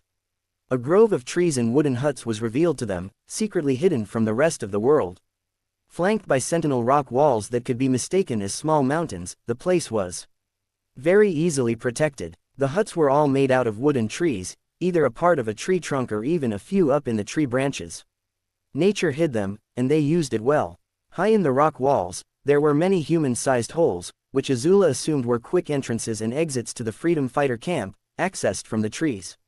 Here, they spotted more children, even younger orphans. Wow, said Aang. I'm impressed. Ever the pragmatist, Azula immediately picked out flaws. I bet this place would flood easily. Ha, are you kidding? Bandit seemed insulted. I practically made this place myself. Rainwater drains out. I'm not that stupid. The rock walls you made are obviously new and probably replaced every year or so, judging by the lack of any plant growth on them. There's no erosion, either, Azula pointed out smartly. Bandit crossed her arms and turned to her roughly. What's your point? Any passerby would obviously be able to tell that you're protective. Rock walls were man-made, and the Water Nation would immediately know and flood you out, said Azula. Wow, Aang repeated. I'm impressed. So am I, said Jet, eyebrows raised. We could use you, Azula. You'd be helpful in finding any flaws in our plans. What do you say to a mission tomorrow, then?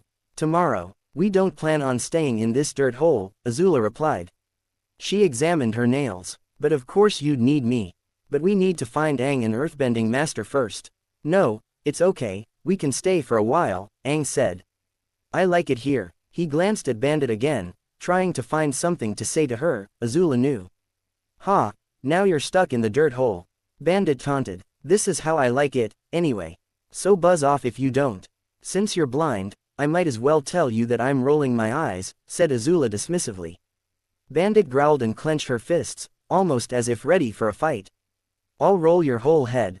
Azula, Zuko said threateningly, using his best big brother voice. Don't start. Whatever, she replied, gesturing vaguely with a wave of her hand.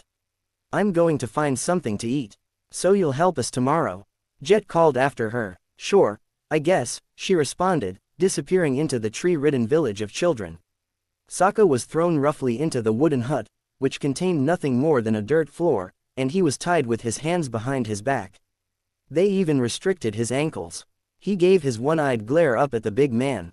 Don't try to get out of here, said the rough-looking girl. Longshot and I will be standing right outside all day. You've got nothing, pond scum. She kicked him in the gut. The little boy behind her laughed. For a waterbender, you're not so tough, the boy taunted, following Smellerby's example and kicking him. Sokka cringed in pain. The two exited, clad in Earth Kingdom green clothes, his face in the dirt, his hands and feet tied behind his back. Sokka's humiliation was beat only by one other moment in his life. For some inexplicable reason, he felt betrayed by the Avatar. All this time, the boy had tried to protect him, and now they dumped him with a group of war-torn orphans who seemed intent on torturing him. Those false memories of the alternate Sokka he witnessed in the Sun Warrior Caves replayed in his head, and Sokka began to feel a hint of regret. Even though he had tried for so long to capture and kill the Avatar, the boy was remarkably lenient and even defensive of him after he was captured. Sokka was lucky that Aang didn't try to kill him in return. And now, he was tied up again, in the rougher hands of the freedom fighters. There had to be some way he could escape. But he was barely able to move and completely unarmed, with two very armed and deadly children outside just waiting for him to attempt it. For now, there was nothing he could do, and he was resigned to his fate.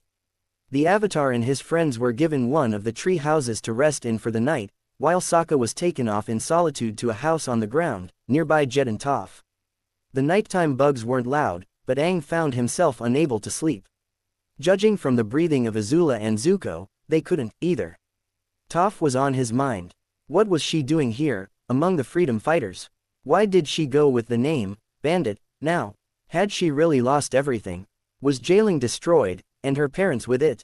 Was she good, or, like Jet? At this point, Aang knew not to trust Jet. Aang was keeping a close eye and ear on him, and he noticed many of the things he failed to notice before.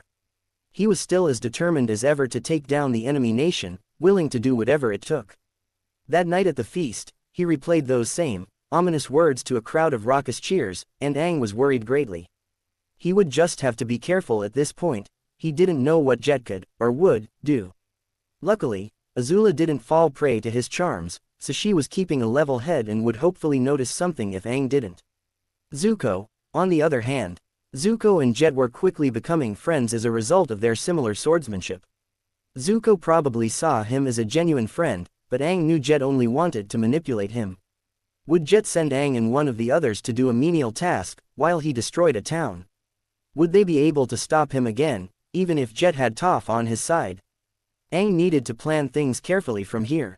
If he didn't run into Toph with the freedom fighters, Aang wouldn't stay long with Jet and would leave as soon as possible. Toph complicated things. Where did her loyalties lie? He needed to talk to her. He stood up to leave and seek her out. Where are you going? Azula suddenly asked him. Aang froze. Just on a walk, he replied. I can't sleep. Can I come with you? Her question surprised him, but he quickly found an answer. I need to think about some things alone, he said. Sorry. And he left. Aang lightly hopped from their wooden tree house, landing silently on the hard ground. Ahead, Toph's home was easily identified, as it was the only one made of earth. Next to hers was the prisoner hut, where Sokka laid within. Aang hadn't seen Sokka all night. He was forbidden from coming to the feast, and Jet said that his people would deal with feeding Sokka and letting him out to go to the bathroom. Aang complied, if a little reluctantly. He was adamant about no harm coming to the waterbender. Jet wouldn't outright defy Aang. He preferred to work secretly. If Aang kept an eye out, nothing bad would come of it. Sokka was strong, he was confident of that. Sokka wouldn't let them do anything to him. As Aang approached Toph's earthen tent, it opened and she emerged, having detected him.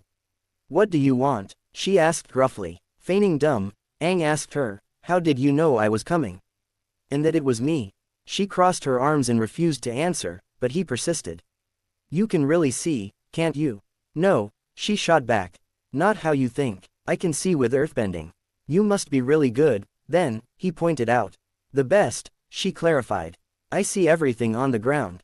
I know what my opponents are doing before they do it. Not a lot of people can understand the way I fight. I do, Aang said. I wouldn't underestimate you, not in a million years. Back in his world, even though Aang had a mastery of all 4 elements under his belt, Toph still proved to be a challenging opponent.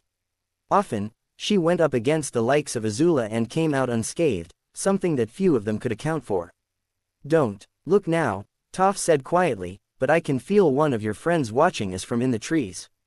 You can even feel people even if they're not connected to the earth. Aang asked, astounded. That was a new ability. Not as easily, Toph admitted. I can feel someone's vibrations going down through the tree, but I can't tell who it is. It could be anyone, but I know my guys aren't dumb enough to eavesdrop on me. All I know is that they're standing up there, and not moving. Aang was doubly impressed. Her sensory abilities seemed to even beat his Toph's. So, are you gonna keep wasting my time, or will you tell me why you came here? Can we go somewhere more private? He asked her. She moved an arm and the door to her earth house opened. Come in, she said. He followed her inside the dimly lit room, for that was all it was, and sat down. Then her door closed, shutting out most of the moonlight. Aang lit a fire in his palm so he could see, casting a soft light over Toph's living quarters. There was nothing in here. It was just a circular room with a surprisingly complex roof that let in air but kept out the rain, but other than that, there was nothing to note. Toph didn't even have a bed, but that made sense. She always preferred sleeping on the hard ground. Well, she prompted, I was wondering if you could teach me earthbending, he said outright. Toph blinked. In order to end the war, before the end of winter, I might add, I need to master all of the elements. I've already got air and fire, but, no, she said flatly. Unless you're willing to stay here, I'm not leaving my home. Aang stared into his hands. He couldn't stay, not if it meant leaving Toph when he mastered earthbending.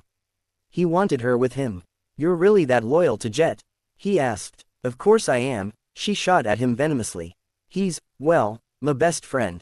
I can't leave this place to go with you. It's my home. I'm sorry, Aang said. I'm not much of a teacher anyway. Do you believe in what Jet does? He asked her suddenly. What do you mean? She asked, narrowing her eyes.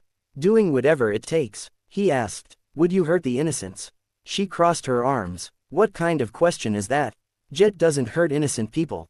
He never would. Though, to Aang, she didn't sound too sure of that. Even if it meant ridding this valley of the Water Nation forever. He posed. Toph paused. Jet's not like that. You don't know him. Just, get out, she ordered, opening up the door again. But, Toph, get out, she demanded. Sighing, Aang stood up and left. About a minute later, he was back in the tree house. Toph didn't realize until later that he said her real name. Azula watched as Aang got up and left their hut, and less than a minute later, she followed him outside into the night. What was on his mind? He seemed distracted the whole day and night, especially during the feast. She was going to go talk to him. As she stepped out onto the wooden, uneven veranda, she noticed that he was down on the ground, and he walked with a purpose in mind. Instead of following him on the ground, she chose to traverse through the tree branches, walking along with him as silently as she could. She narrowed her eyes when he stepped in front of the earthbender's home, and peered closely as she opened her door and asked why he was there. Listening intently, she heard Bandit tell Aang about her earthbending, with honestly intrigued Azula a little, and then their voices got quieter and Bandit led him inside. Azula didn't know what it was, but for some reason, she didn't like Bandit one bit. The girl seemed so arrogant in her bending abilities, so crude and brash. She was loud and obnoxious. But, strangely, she held Aang's attention so easily, and it made Azula burn inside. Who was Bandit to him? Why was he so interested in her? He was supposed to like Azula. Hey, said a voice from behind her. Azula was startled, but she showed no reaction. Instead, she rolled her eyes. Hello, Jet, she responded, her eyes still fixed on Bandit's earth hut. She was sick of Jet's constant flirting with her. He was all over her at dinner. What are you doing out here so late? He asked, leaning coolly against a branch behind him. He was still playing with a thin twig between his teeth, and Azula was almost overcome with a sudden desire to burn it. Just admiring the night sky, she answered, when it was painfully obvious she wasn't even fixed on the sky. She didn't care. She just hoped that Jet would get the hint and leave. You're still gonna help me tomorrow, right? He asked her. I suppose, she answered. I'm going to need you for something other than the planning, though. Her eyes flicked into his direction, catching her attention. Go on, I need your help destroying the village, he said simply. Azula stood up straight on the wooden floorboards and peered at him, calculating his expression. As outrageous as it sounded to destroy the village he was trying to protect, he seemed serious. She crossed her arms. Why the sudden change of heart? She asked him curiously. I didn't change heart, he said. It's the only way to get rid of the waterbenders for good. They're stationed in that village and they're not leaving. And you are fully aware that it means killing the innocents. Yes, he said. Azula, they killed our families. They did it without remorse. We're innocent people, aren't we? Remember what happened to your mother. For revenge, then, she closed her eyes, seeing an explosion of blue fire, an insane laugh, a memory of destruction that wasn't hers. Some part of her was urging her forward. To destroy, to kill, and then she was reminded of the way her mother was killed during the raid. She succumbed to the feeling inside of her. I'm in, she said, her amber eyes flicking open. They were resolute and set coldly. Jet smirked. It wasn't as hard as he thought it would be to get her on his side. Maybe she'd make a good freedom fighter. Zuko left the tree house, giving up on trying to sleep and opting to go on a walk like Aang and Azula did. He was being bitten by bugs all night, and he was tired of it. He shuffled outside and stretched, letting out a yawn. He didn't see his sister or Aang anywhere. It was hard to see anything, really, since the torches were unlit because it was past curfew. So why did he see dark figures running around on the ground? Immediately suspicious, Zuko retrieved his swords, grabbed onto the rope that would lower him to the forest floor, hitting the ground silently and readying a hand to draw his blades. The moment his feet touched the ground, however, he felt the cold blade of a knife pressing against his throat. Don't make another move, said the rough voice of Smellerbee. What are you doing? He growled through clenched teeth. A mission, the girl answered. You can't interfere. You'll screw it up for the rest of us. I can help, Zuko whispered furiously. You can use me. Smellerbee seemed to think it over for a moment, and she withdrew the knife and pushed him away from her. Fine, follow me, and don't get in the way. Zuko followed silently after her as the freedom fighters left their camp. Many other children were running with them now.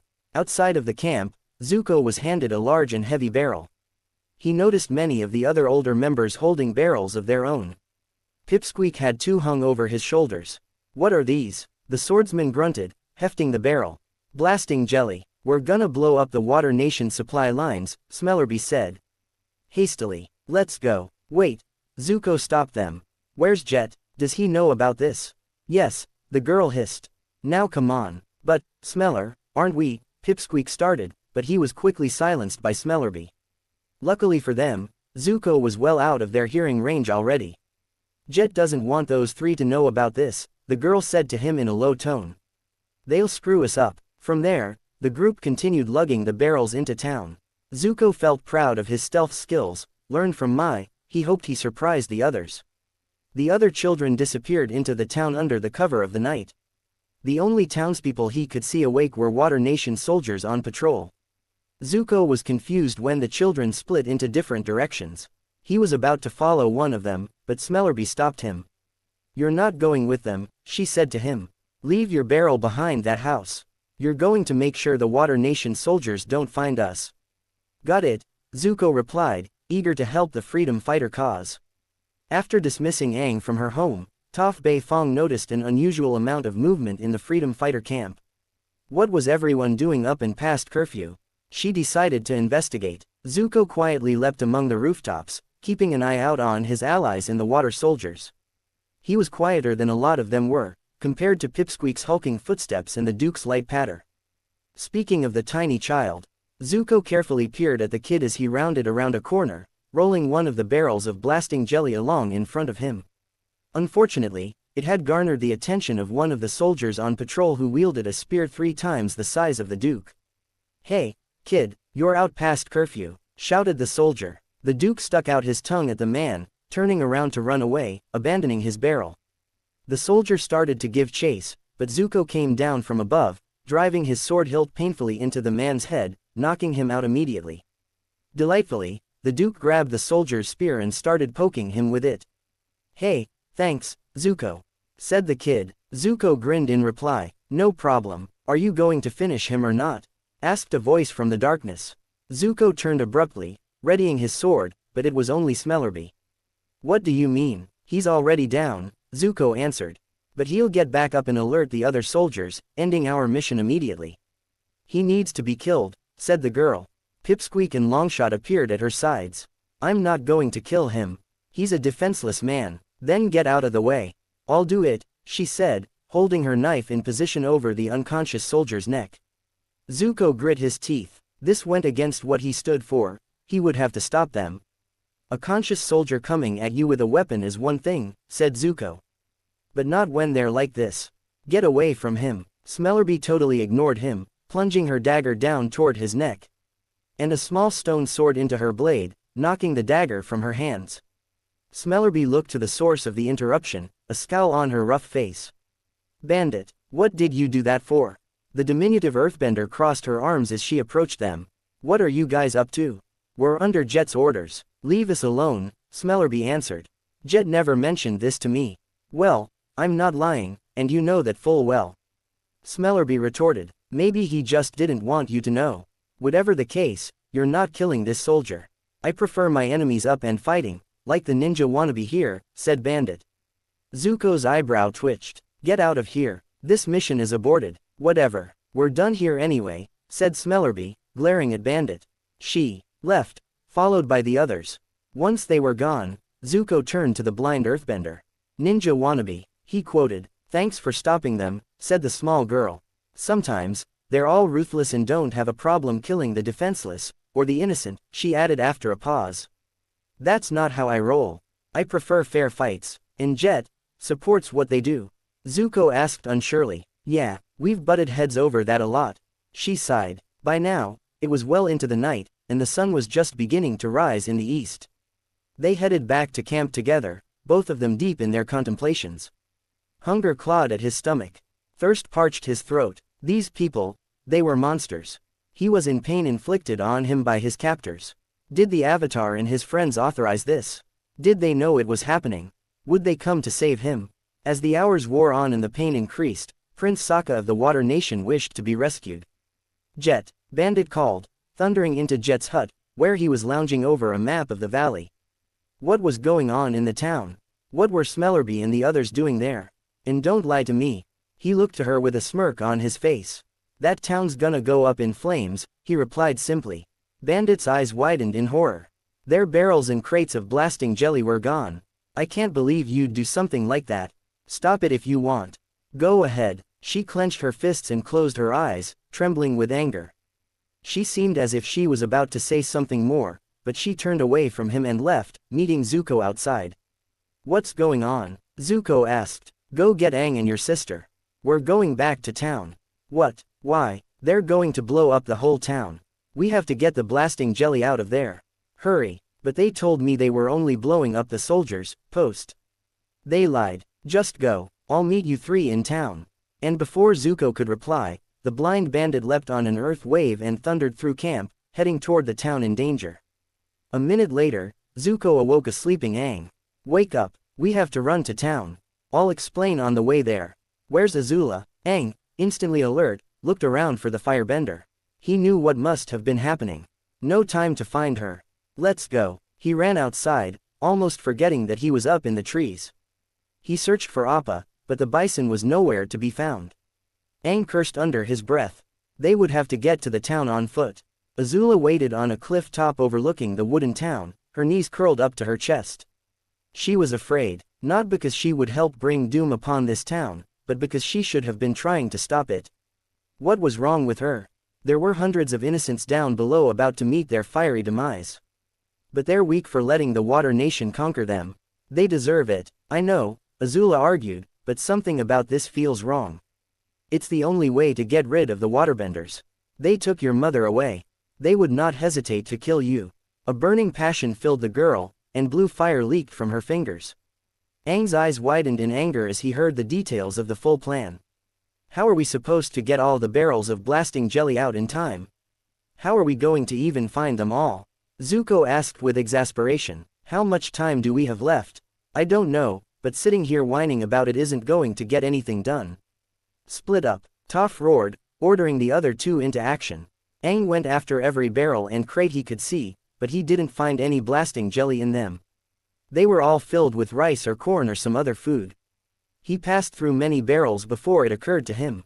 The blasting jelly was mixed with the food. It's all a trick. Time was running out. Who or what would ignite them? Stopping that would be the only way to save the town. Azula, I'm glad to see you here.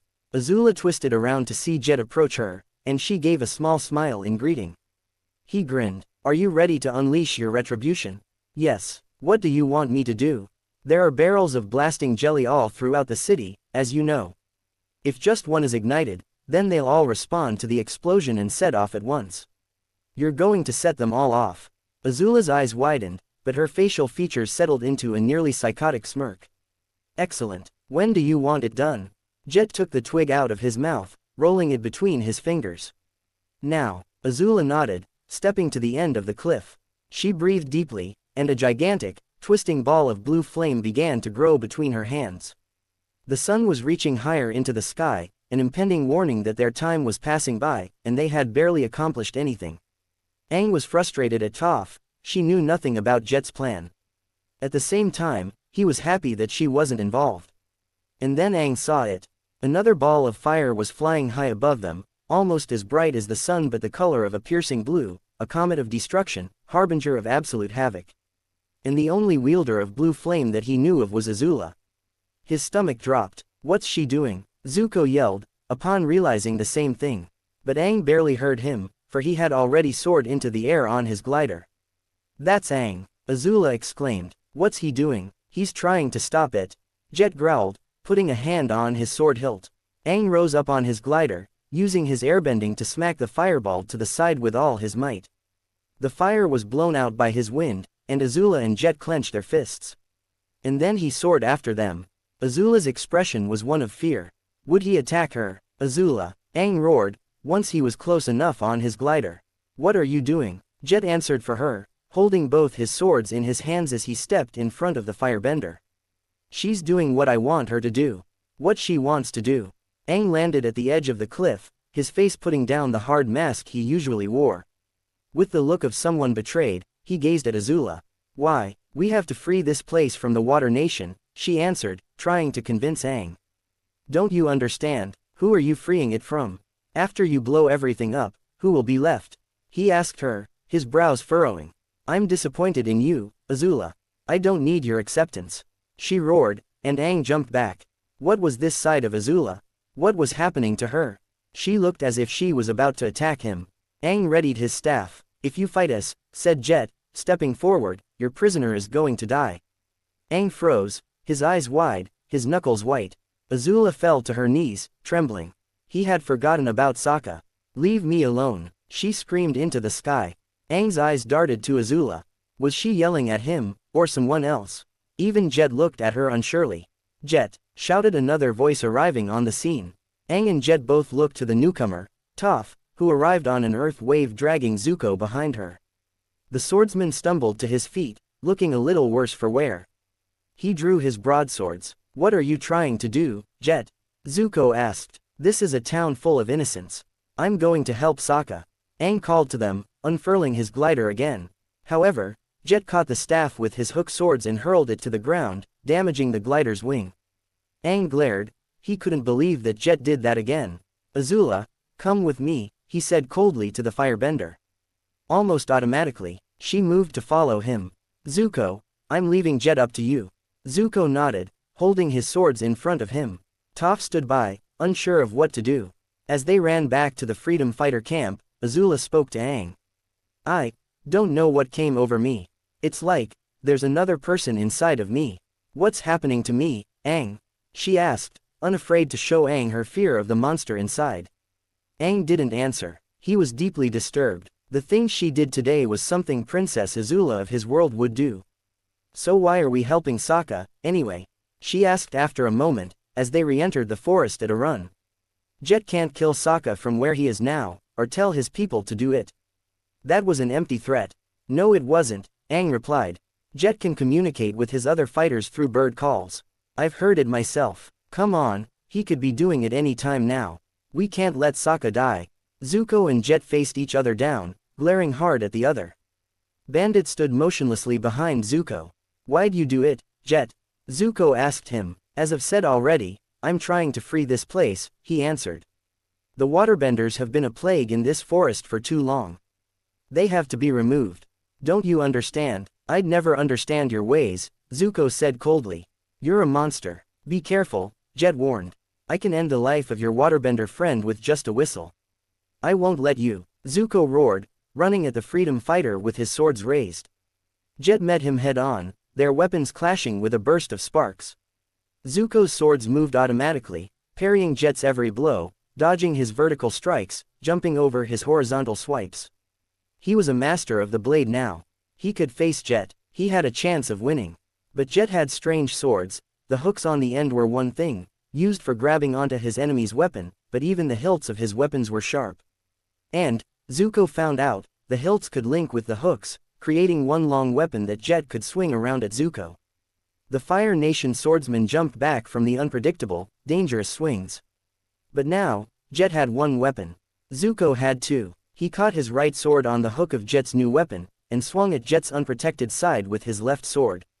Jet managed to twist out of the way, nearly twisting Zuko's caught sword to his back. Zuko wrung himself free and faced Jet again, and Jet separated his conjoined weapons. They were both panting now.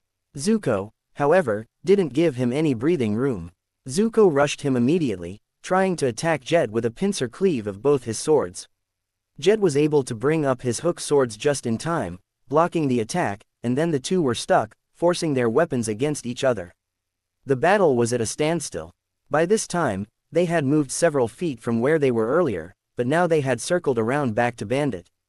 And she finally decided to make an action. The ground rose up between the two sword fighters and pushed them away from each other, forcing their swords to separate. Bandit rushed at Jet with a yell of pain and anger, tears streaming from her blind eyes. Pillars of stone nearly bludgeoned him with her intensity, and he was doing all he could just to dodge her attacks. "I trusted you, Jet, all this time, and you were planning on wiping out the very town we've devoted our lives to protect. I can't believe you," she shouted at him amidst her attacks. Jet gave up trying to defend himself against her words, too busy weaving around the blocks of stone sent flying his way. Two came at him at once, swiped away by his swords, but out of the dust came another mid-sized boulder that struck him in the gut, knocking him back where he clumsily rolled to his feet. He tried to charge her again, but Bandit rode forward at him through the dirt and sealed him between a tree and a wall of stone that held him firmly in place. Jet tried to wriggle himself free, but was totally unable to move. Zuko approached them without a word. "You can't stop me, Sokka's dead," he said coldly. And then he whistled into the sky. "No," Zuko shouted, upon hearing an answering whistle. "Aang, hurry." Bandit held her fists up at Jet, silent as she realized that she lost her best friend. "I hope we don't end up regretting this later, Avatar boy," Azula muttered to Aang as they hid in the trees, watching Smellerbee and the other freedom fighters from high above. They were waiting around the prisoner hut.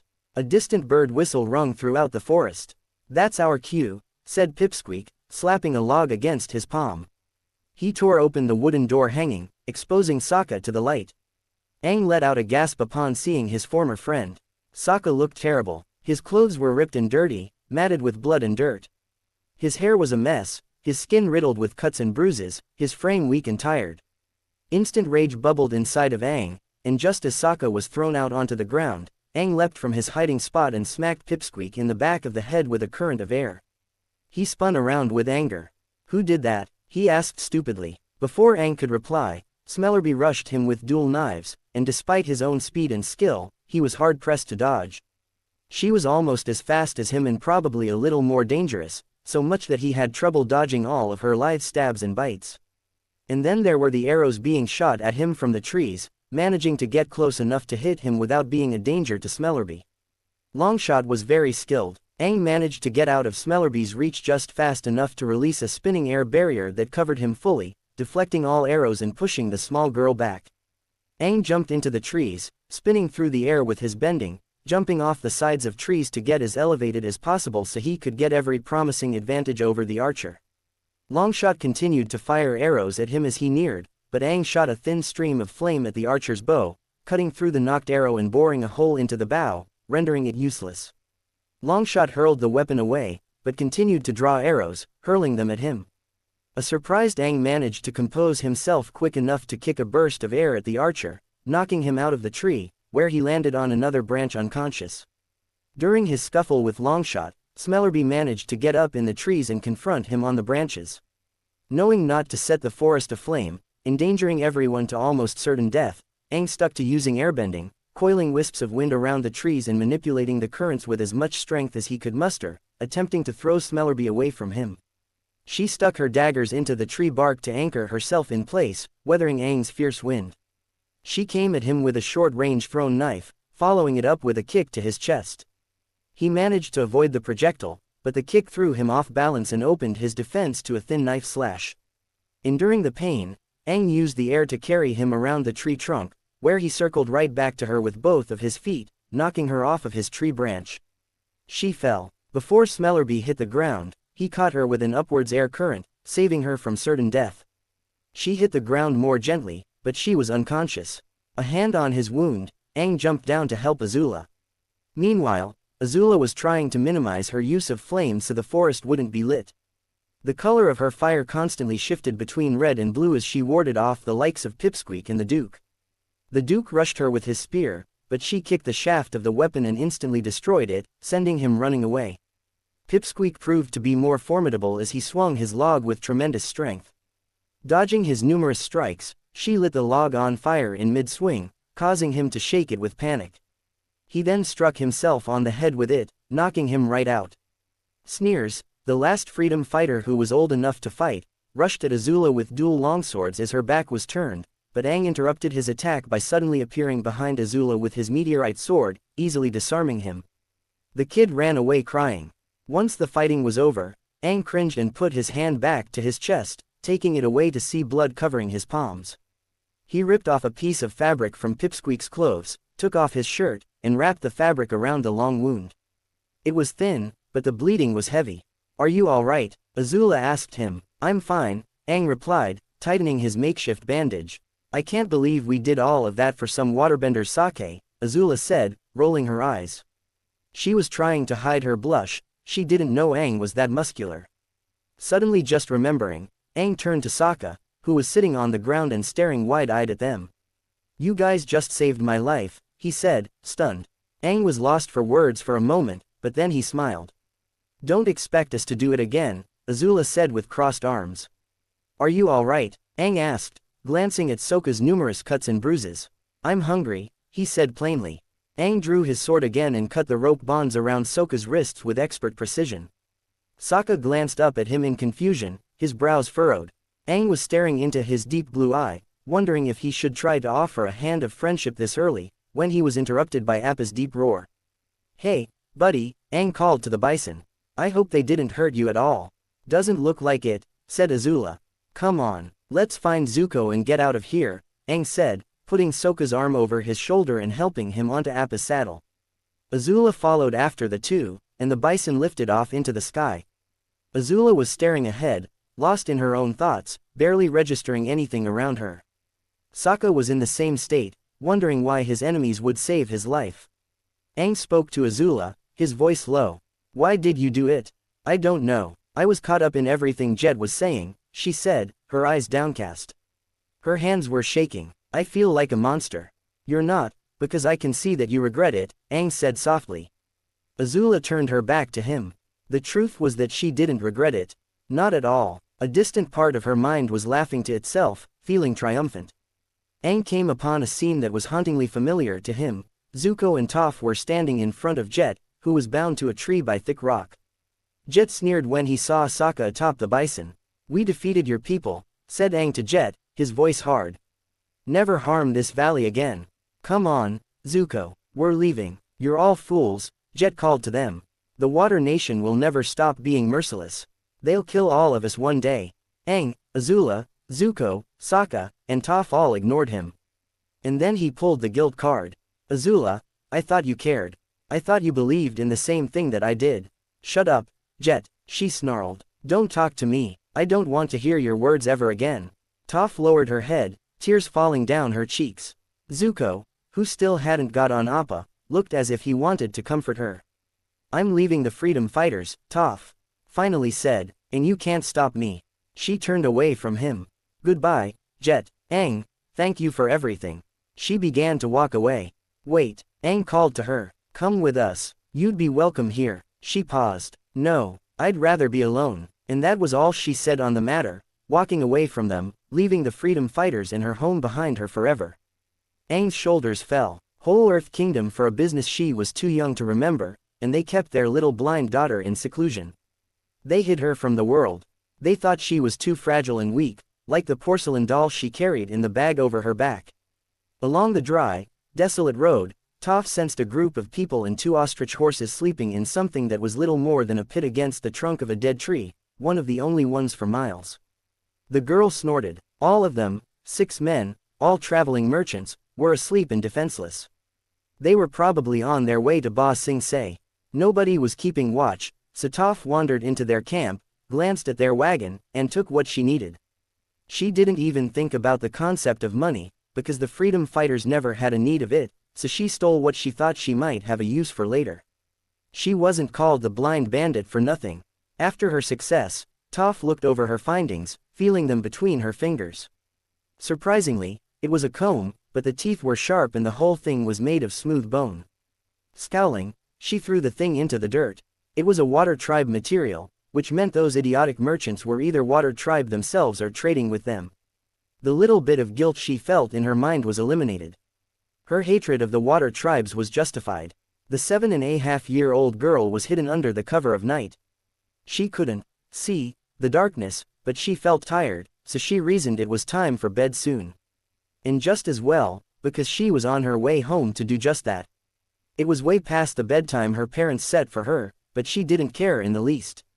She was grinning the whole way, immensely happy for her traipse into the city.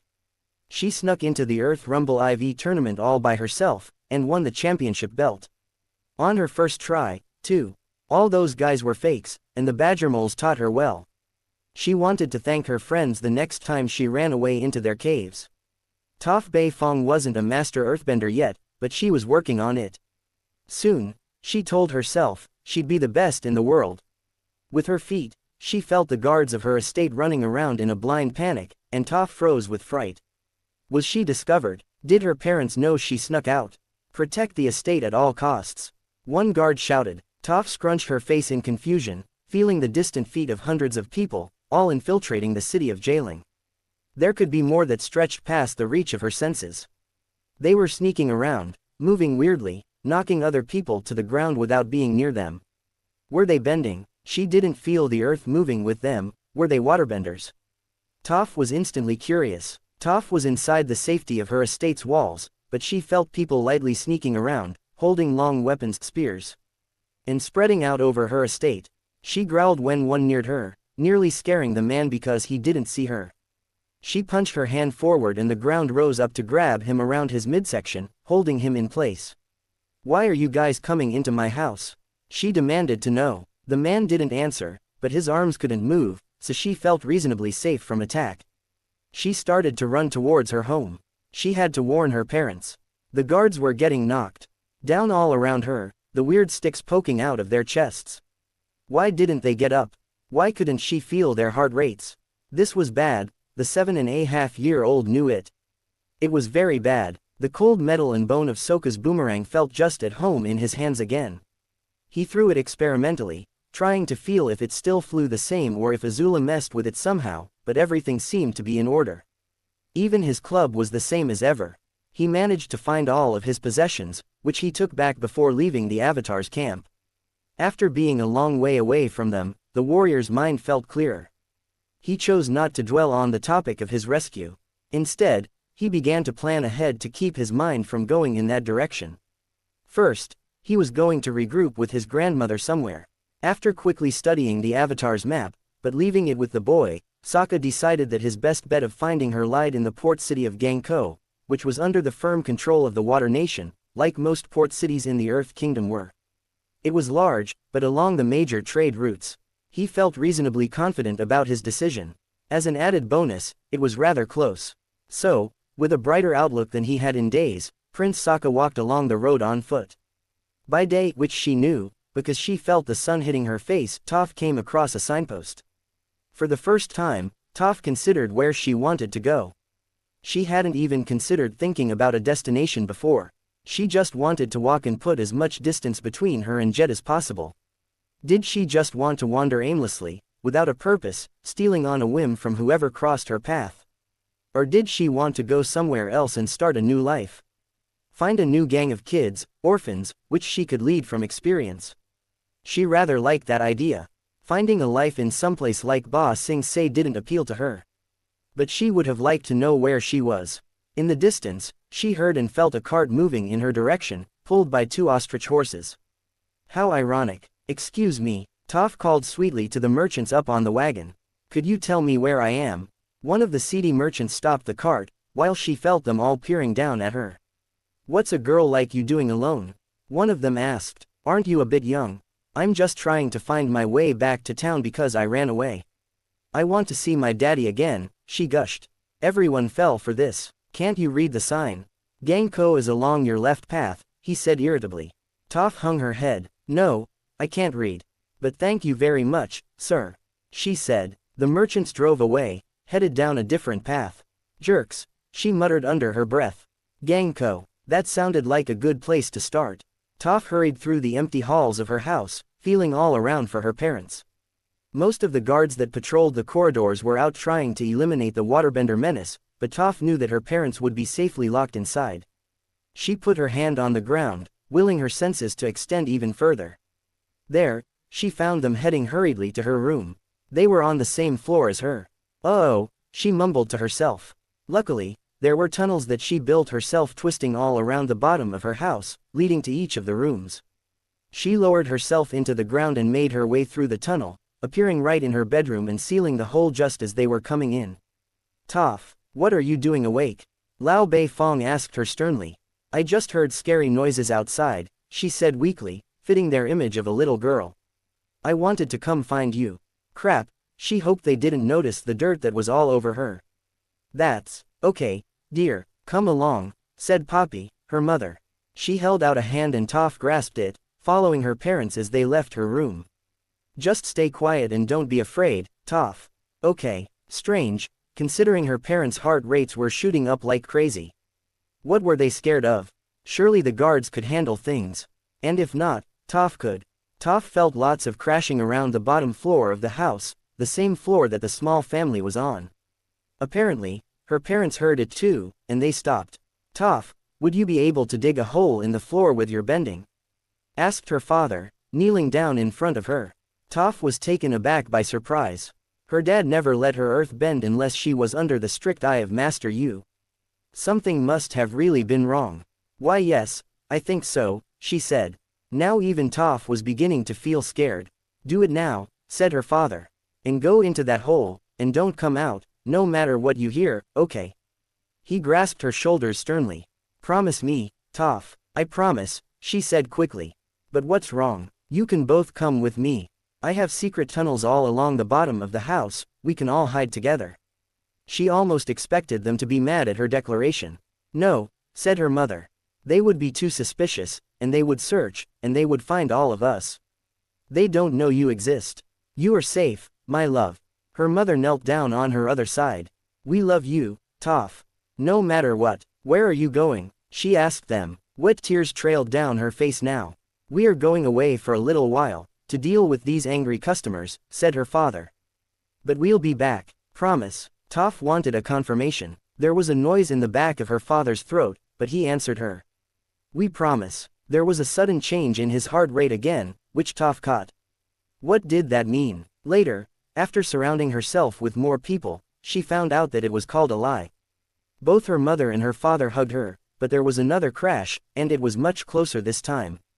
Go, Toph, her mother hurried her. Dig your hole, and hide.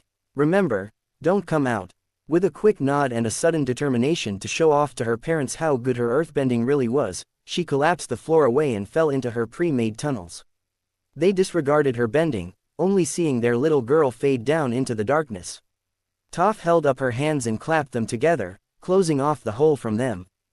They couldn't see her anymore, but she knew they were still there. And then they both hurried away.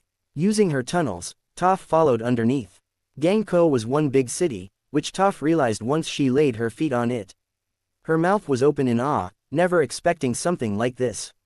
She thought the town in the valley was big, and maybe even Jailing, her old hometown, was even bigger, not that she remembered much of it but this.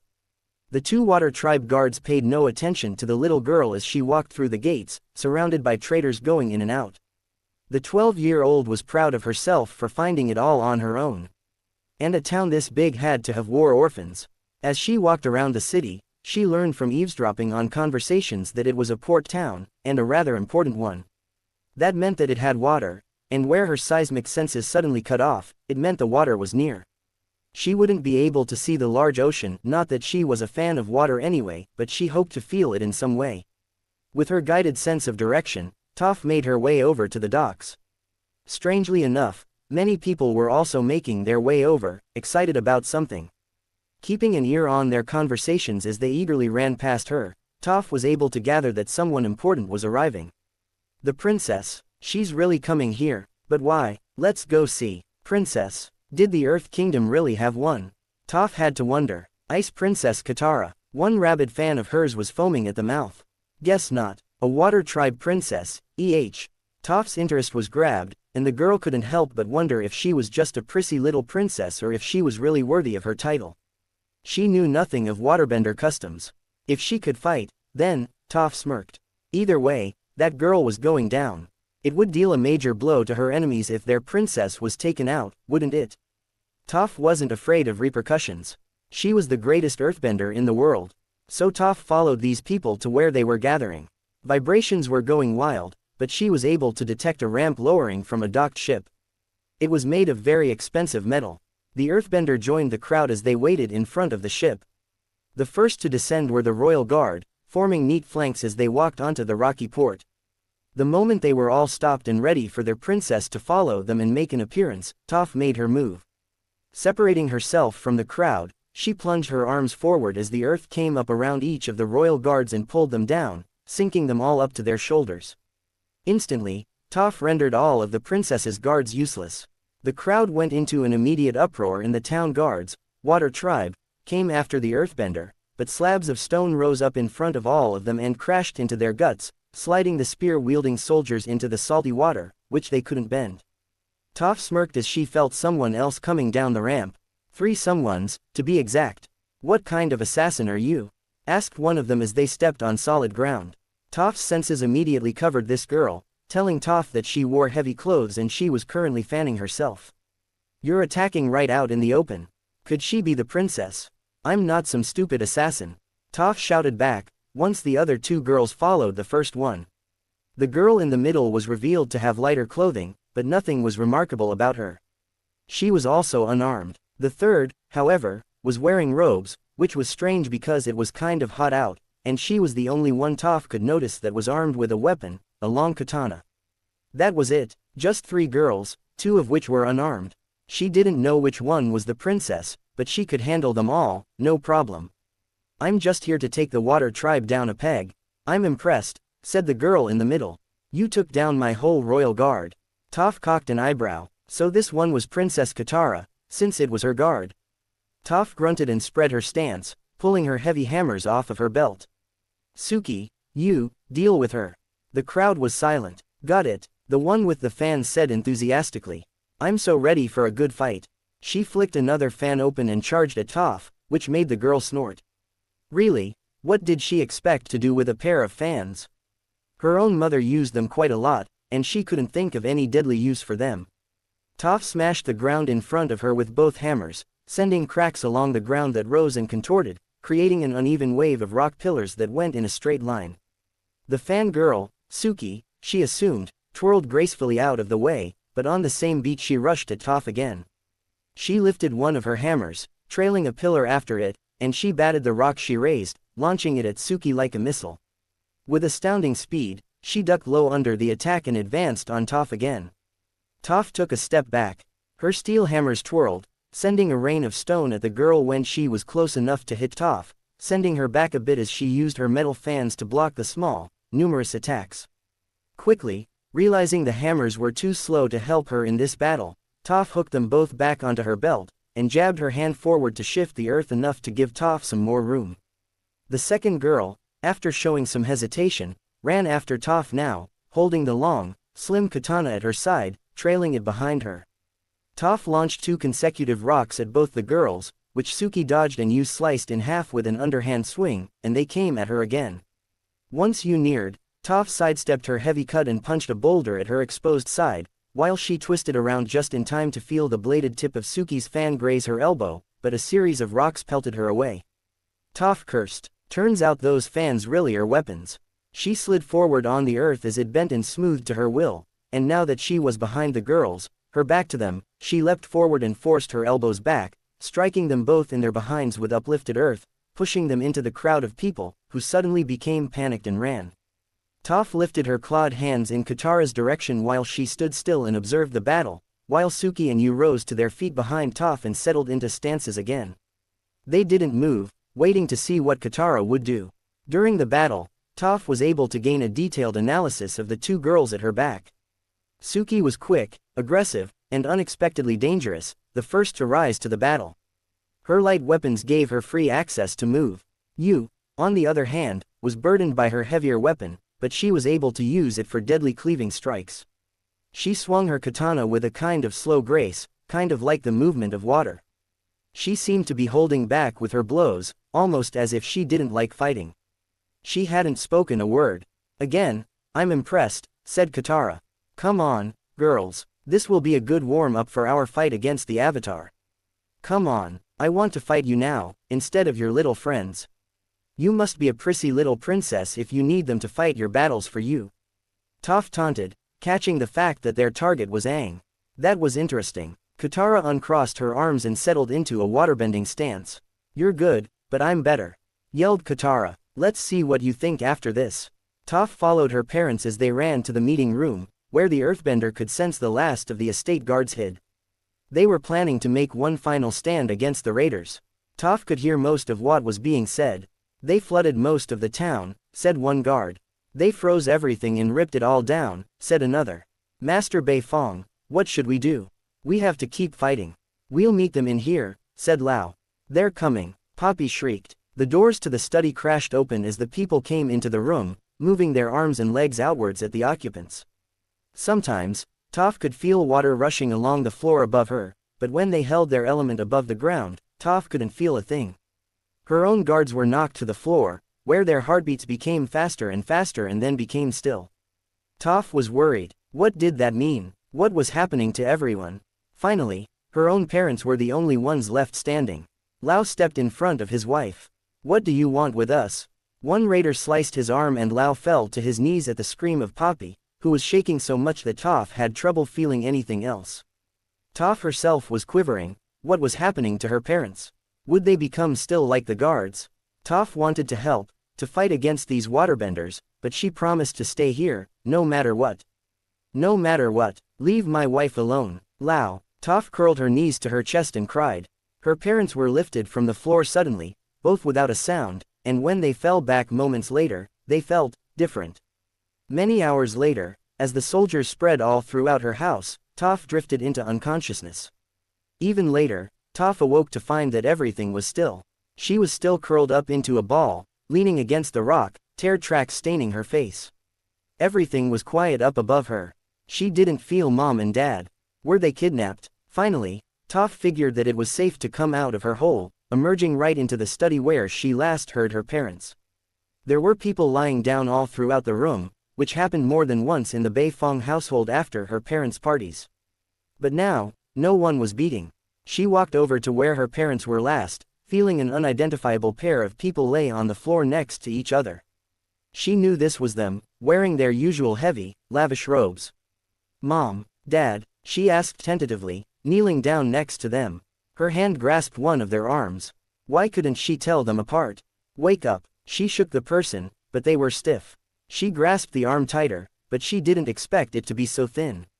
And it couldn't be her mother, because now she sensed shorter hair. This was her father. Daddy, please, open your eyes.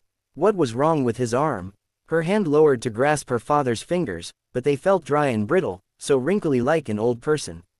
She felt his bones under his painfully thin skin. Toph wept over the bodies of her parents.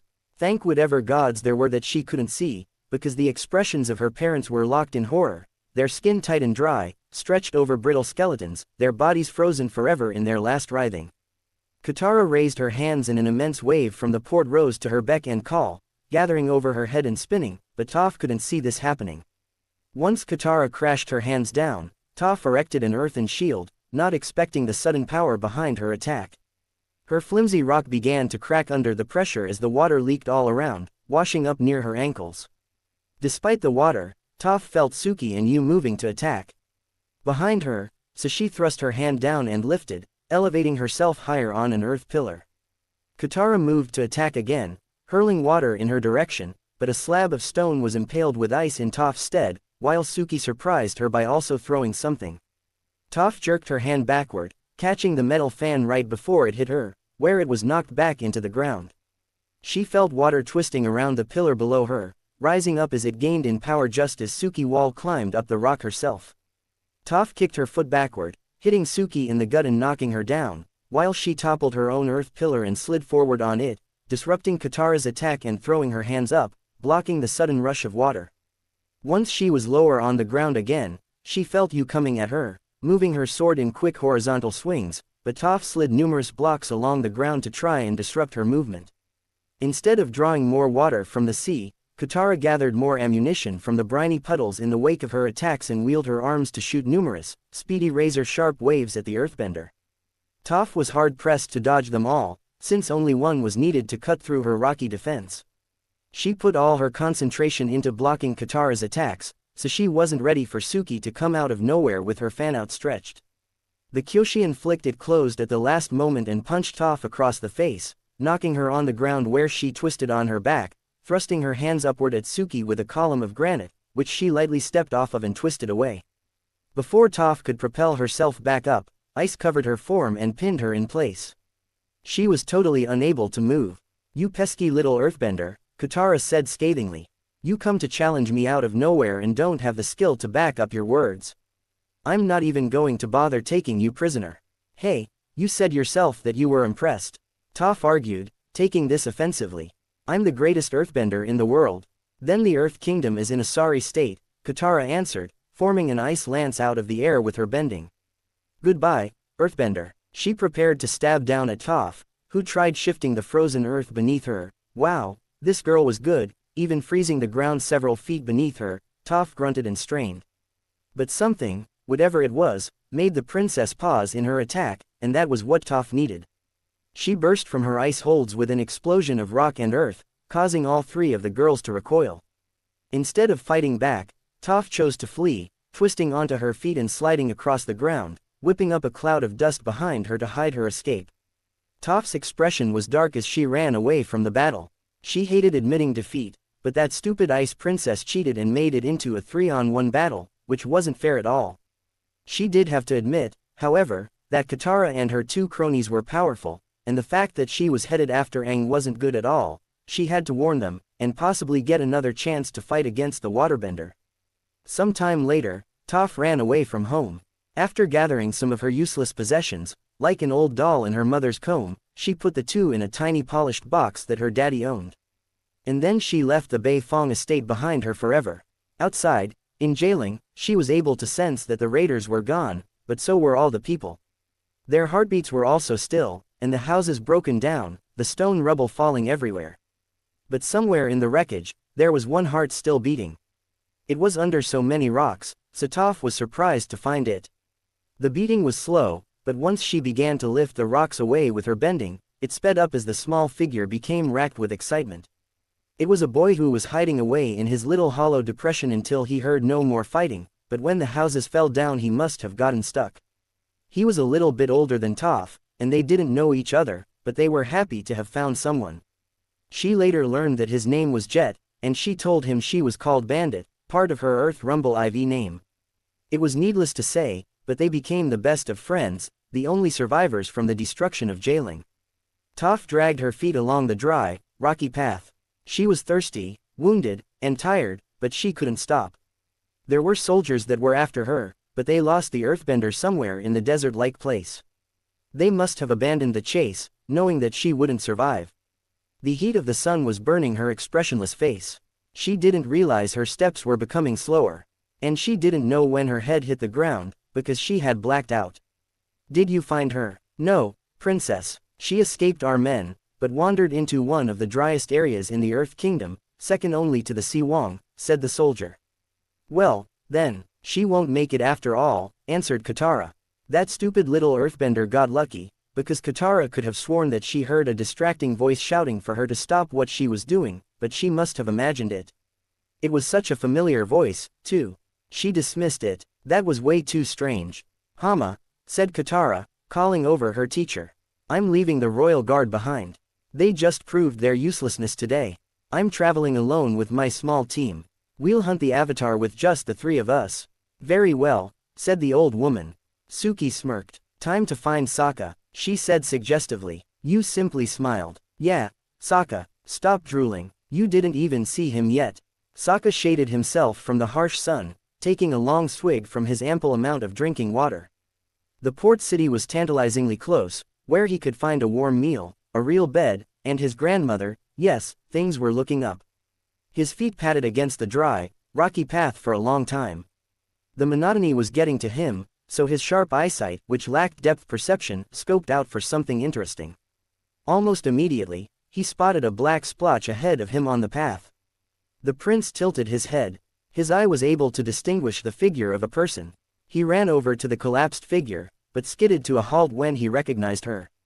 It was one of those freedom fighters, the Earthbender. What was her name? Bandit. Help her, you goof. But she was one of the freedom fighters. She tortured me. It didn't even occur to him that he was arguing with his subconscious. Not her specifically. Give her some water. Make me. But as Sokka thought about it, his chivalrous side won out over his rational side, and he knelt down next to the fallen girl and uncorked his water skin. Her mouth was hanging open, her eyes glazed over. This wasn't good. Here, take a drink, he said to her.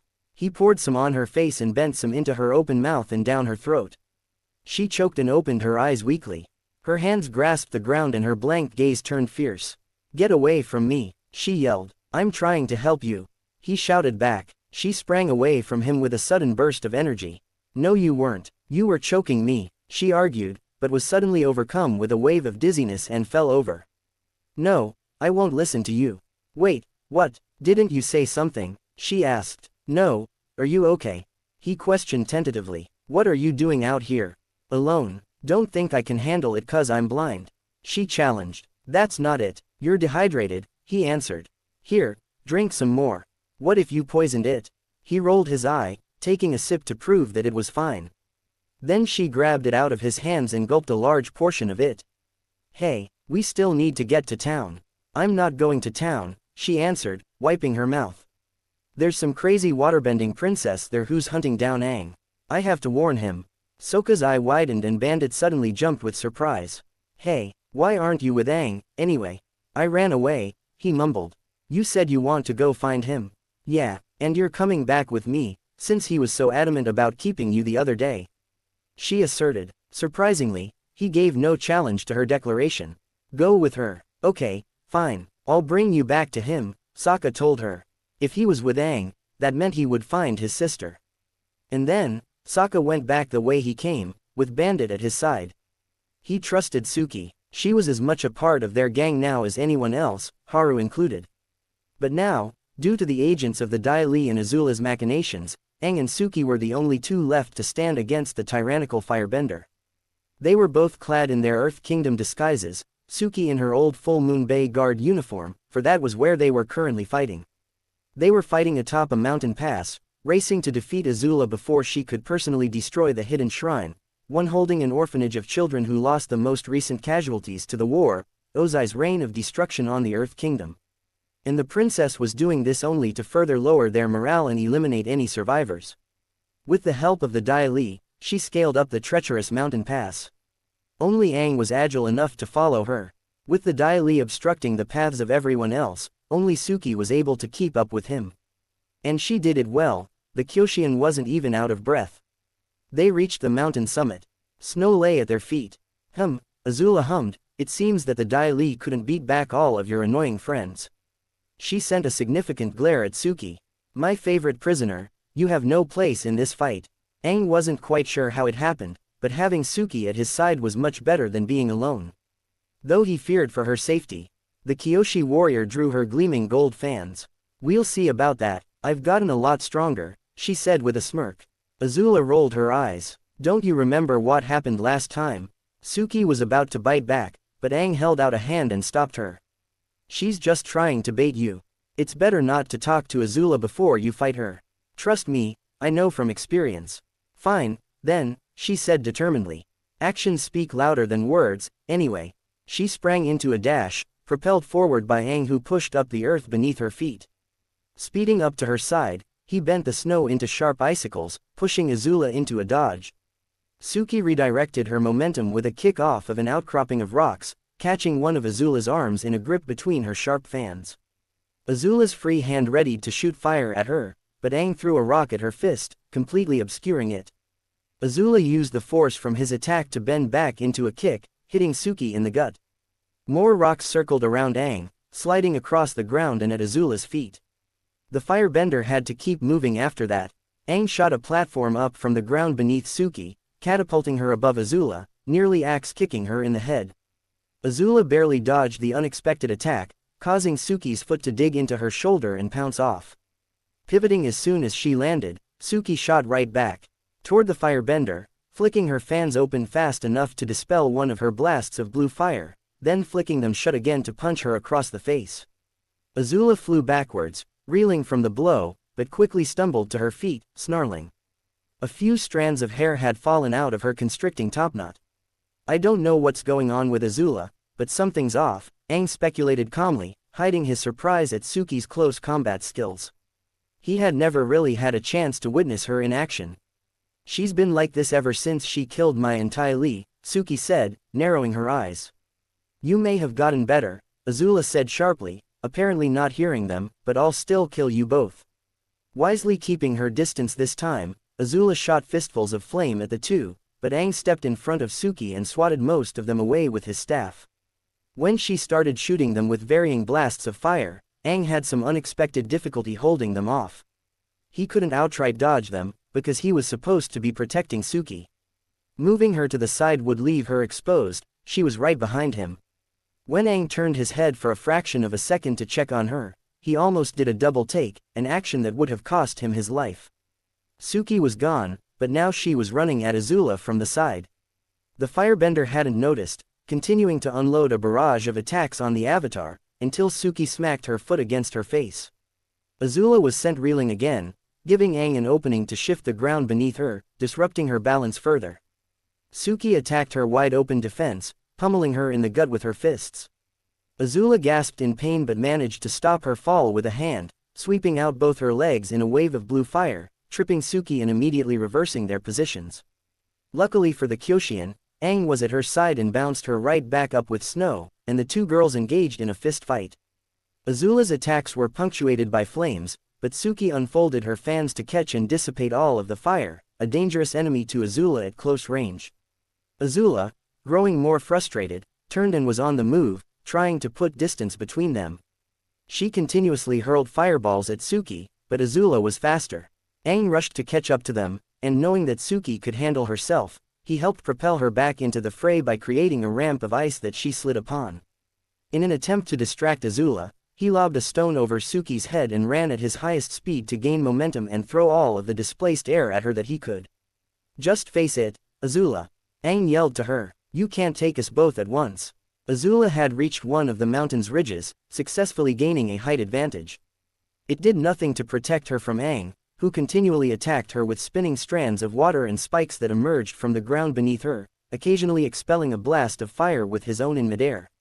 Indefinitely not all three of us, shouted the voice of Sokka, emerging from below. Aang's eyes widened. Sokka, the Dai Li, he yelled, trying to fight off Azula as much as he could while Suki climbed right after her. He thrust an arc of wind into a flaming blue inferno that rushed after him.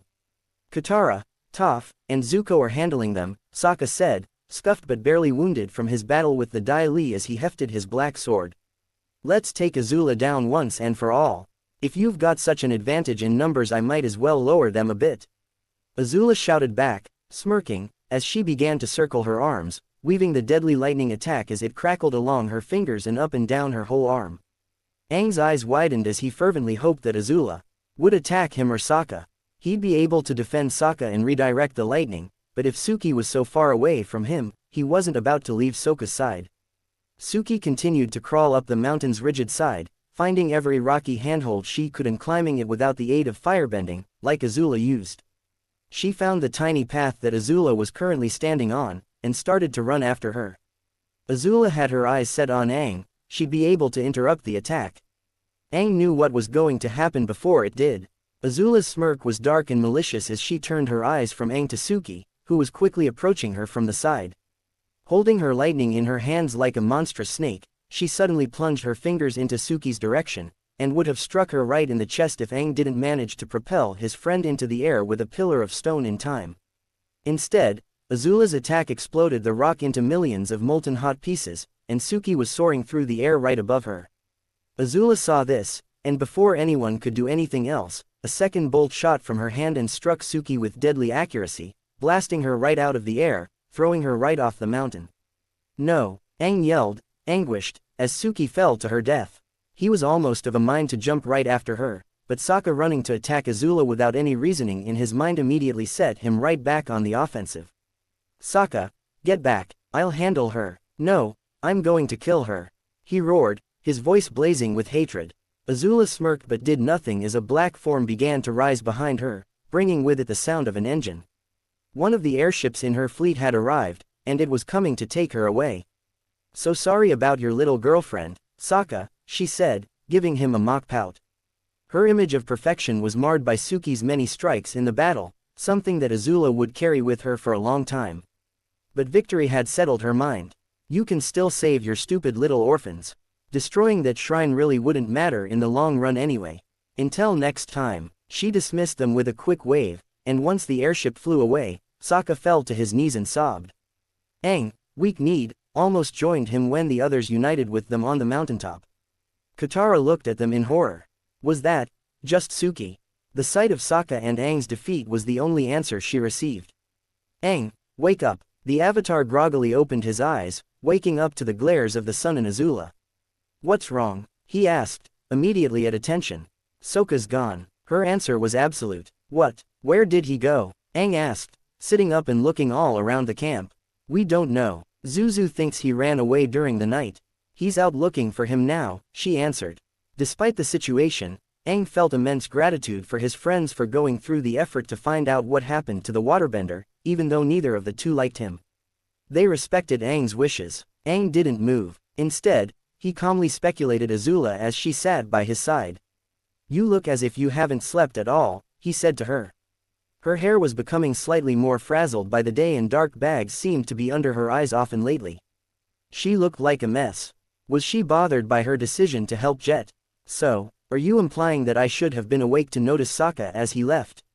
Well, I didn't. The stupid oaf turned out to have been very stealthy, she replied immediately, slightly offended. Aang put up his hands in a gesture of surrender. I didn't mean to imply anything. I'm kind of worried about you. He felt odd saying this. This was usually Katara's department. She crossed her arms haughtily. There's nothing to worry about. I'm fine. Then she glared at him. Aren't you going to attempt to look for Sokka? Surprising himself, Aang answered quickly. No. At her raised eyebrow, he decided to explain himself. I finally realized that Sokka's place isn't with us yet. If he really wanted to go, I had no reason to keep him prisoner. It would just cause him to hate us even more. In his world, Prince Zuko must have experienced something to change his decision and his destiny. And, with Iroh imprisoned, Aang realized that Zuko did it all on his own. Maybe Sokka needed some time to figure out what he wanted. She glared at him again. You're really weird, you know that. After all that we've been through with that dork, you're perfectly fine with letting him go. We'll run into him again, Aang told her confidently. Trust me. She rolled her eyes. Whatever you say. The riding was surprisingly smooth, though Katara shouldn't have expected anything less. Second only to eelhounds in terms of speed, snow panthers hailed directly from the Southern Water Tribe, Katara's own home, so they were tough, lethal, and perfectly efficient for travel. Like the people of the water tribes, the snow panthers had no problem adapting to the environment, so taking them away from the snowfields didn't bother them in the least. And now, with the royal sloop behind her, Katara and her friends were able to track the Avatar and her brother with the utmost speed. First, they were tracking by Sokka's scent, until Suki spotted thick, white, coarse fur just about everywhere. Katara had never seen the creature, but she was sure it was the Avatar's bison. Katara, Yu, and Suki continued to travel through the harsh deadlands of the Earth Kingdom, intent on their quarry as they rode upon the gigantic, white snow panthers. Their monstrous paws pounded against the hard, dry ground as they bounded forward. The girls in their black, tight-fitting clothes made a sharp contrast to the flawlessly white fur. As they rode, Katara noticed a somewhat disturbed look on her friend. "Anything bothering you, you?" "No," the white-haired girl hesitantly answered. She was ducked low over her snow panther, her white hair seeming to blend in with the fur, but being sharply distinguished by her black bangs. "Do not show any hesitancy over fighting the Avatar. It could get you killed. We need to save Sokka, remember?" Yu usually kept her thoughts to herself, but to Katara, she was so easy to read. Yu set her jaw, nodding almost regally. She would show bravery to Katara when she fought against the Avatar. She could not disappoint her friends, or Sokka. Zuko came back a short while later, bearing nothing from his search for the waterbender. Aang told him that he didn't mind and Azula relayed the things he said to her. Zuko seemed to be slightly angry about it, but said nothing else to the confusing airbender. Instead, he tried to remind Aang of what they should have been doing before getting sidetracked with the freedom fighters. "So, jailing, right?" he asked as they packed up camp. Aang stopped removing the traces of their camp with sudden abruptness. I don't know," he admitted. If Toph wasn't there, what was the whole point of going? It suddenly occurred to him that he didn't have a single aim in mind. With Bumi and Toph gone, who could be his earthbending master? Haru. But he was all the way in the Fire Nation. He was still determined to have Toph be his teacher, but he had no idea where she could have gone. Could she have wanted to travel back to Jailing, her home, to find her parents?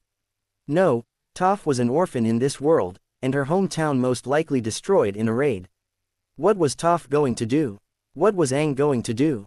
"What do you mean?" Azula asked him, eyeing the boy suspiciously. "Well, I'm kinda set on having Toph as my teacher," he replied. "Who's Toph?" Zuko asked. Aang's eyes widened when he realized his slip. Bandit, that blind earthbender in the freedom fighters, remember?" Azula rolled her eyes. "How could I forget that obnoxious, dirty girl?" Aang immediately jumped to her defense. "Hey, she's my friend. Don't you dare say anything like that about her in my presence." Azula raised an eyebrow, staring at him skeptically. "How do you know her real name, anyway?" she asked. "She told me once," he replied, averting his eyes. Azula's eyes narrowed, growing angry as jealousy flared to life again somewhere in her stomach. How close did the Avatar and the Earthbender get? She never told anyone else her name, that much she knew. Zuko, not sensing the tension between the two, asked another question. "So how do you plan on going about finding her? She didn't seem too keen on joining us when you asked." "I'll find a way," Aang replied. Azula was bored. They were currently flying on the back of Appa, flying low, trying to find any trace of the blind earthbender that Aang so wanted as a teacher. His reasoning was that she couldn't have gotten far, and something deep down told him she was close. Aang was searching attentively on his glider for the girl while Zuko was at Appa's reins and Azula hung to the back of the saddle, staring jadedly across the bleak and interesting lands of the Earth Kingdom. What was the point of looking for Toph, if she didn't want to be Aang's teacher in the first place? And Azula had to admit to herself that she missed having Sokka around, if only to tease him and relieve her of her boredom. The waterbender was such a better target than her brother because he fought back instead of getting angry or whiny, or just plain ignoring her. In her musings, Azula did not fail to notice the three white figures running across the barren plains with unusual speed. Sitting up with a little more attentiveness, she spotted with her keen, amber eyes that they had one rider each, clad completely in black. "Hey, Zuzu," the firebender called, alerting her brother. "Someone's following us." Katara examined the flying bison above her, unable to believe the magic creature existed until she saw it with her own eyes. She smirked upon seeing them and pulled down her blue Oni mask, concealing her features and hiding her hair. She discovered often that if she hid her gender from her mostly male enemies, they would fight her more seriously, unwilling to hit a girl or something stupid like that. Katara didn't mind. It was much, much more satisfying to lift her mask and reveal her gender to the foes she defeated. She wanted a fair fight with the Avatar. And he was going to give it to her. She ordered Suki and Yu to wear masks, too. Upon seeing that the figures on the bison noticed her, the Avatar, on his glider, was in the distance and would hopefully stop along with the bison, Katara waved. The raven-haired girl on the back of the bison, the Avatar's firebender, whom Katara had met before, notified the bison's driver, causing the huge beast to turn around and face the three girls on the ground. Good. Maybe they thought she was friendly. Keep your masks on, girls, she muttered to her companions, not moving from the back of her snow panther. In the distance, the Avatar on his glider turned around and flew toward his companions. Katara smirked underneath her mask. On her right, Yu waved to them meekly. Who are you? The firebender called. The Avatar landed on the ground a safe distance away from them, watching Katara curiously. With surprise, the princess noted that he was much younger than she expected, but it was hard to tell his exact age because of the coldness in the dark. Passed in his eyes. The waterbender put this to the back of her mind. She was a good reader of emotions, especially because the Avatar seemed to display them so openly. Katara slid off the side of the hulking snow panther and approached the Avatar slowly, watching every single one of his moves, the stiffness of his legs, the tightened grip on his staff, to name a few, and drew her short, thin-bladed wakizashi. Immediately, the Avatar drew back somewhat. What do you want? He asked aggressively. Who are you? The princess leapt into the attack as an answer, swinging her blade with deadly precision. The Avatar backflipped away and swung his staff, but she sidestepped the arc of wind that followed. The bison landed on the ground, which was accompanied by an orb of blue fire, which she avoided by rolling. You stay away from him. The firebender yelled, pouncing off the bison's saddle. She took a firebending stance.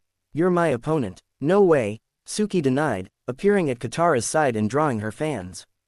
The water princess didn't take her eyes off the Avatar, who did the same. He didn't even appear to notice the presence of Suki or Yu, who appeared when the swordsman dropped into the coming fight. Guys, shouldn't we get out of here? Zuko asked his companions, holding his swords ready in front of him. He had his eyes on the figure in the no mask, wielding a katana. These strange masked people seemed dangerous to him. No, Aang and Azula said at once. Zuko gripped his swords tighter. Aang glared at the figure in the blue spirit mask, having encountered it once before in this world. He knew that, in his own world, it had connections to Zuko. Once before, he falsely assumed that it was Zuko again, until the mask was removed and it was Sokka who lured them into a trap.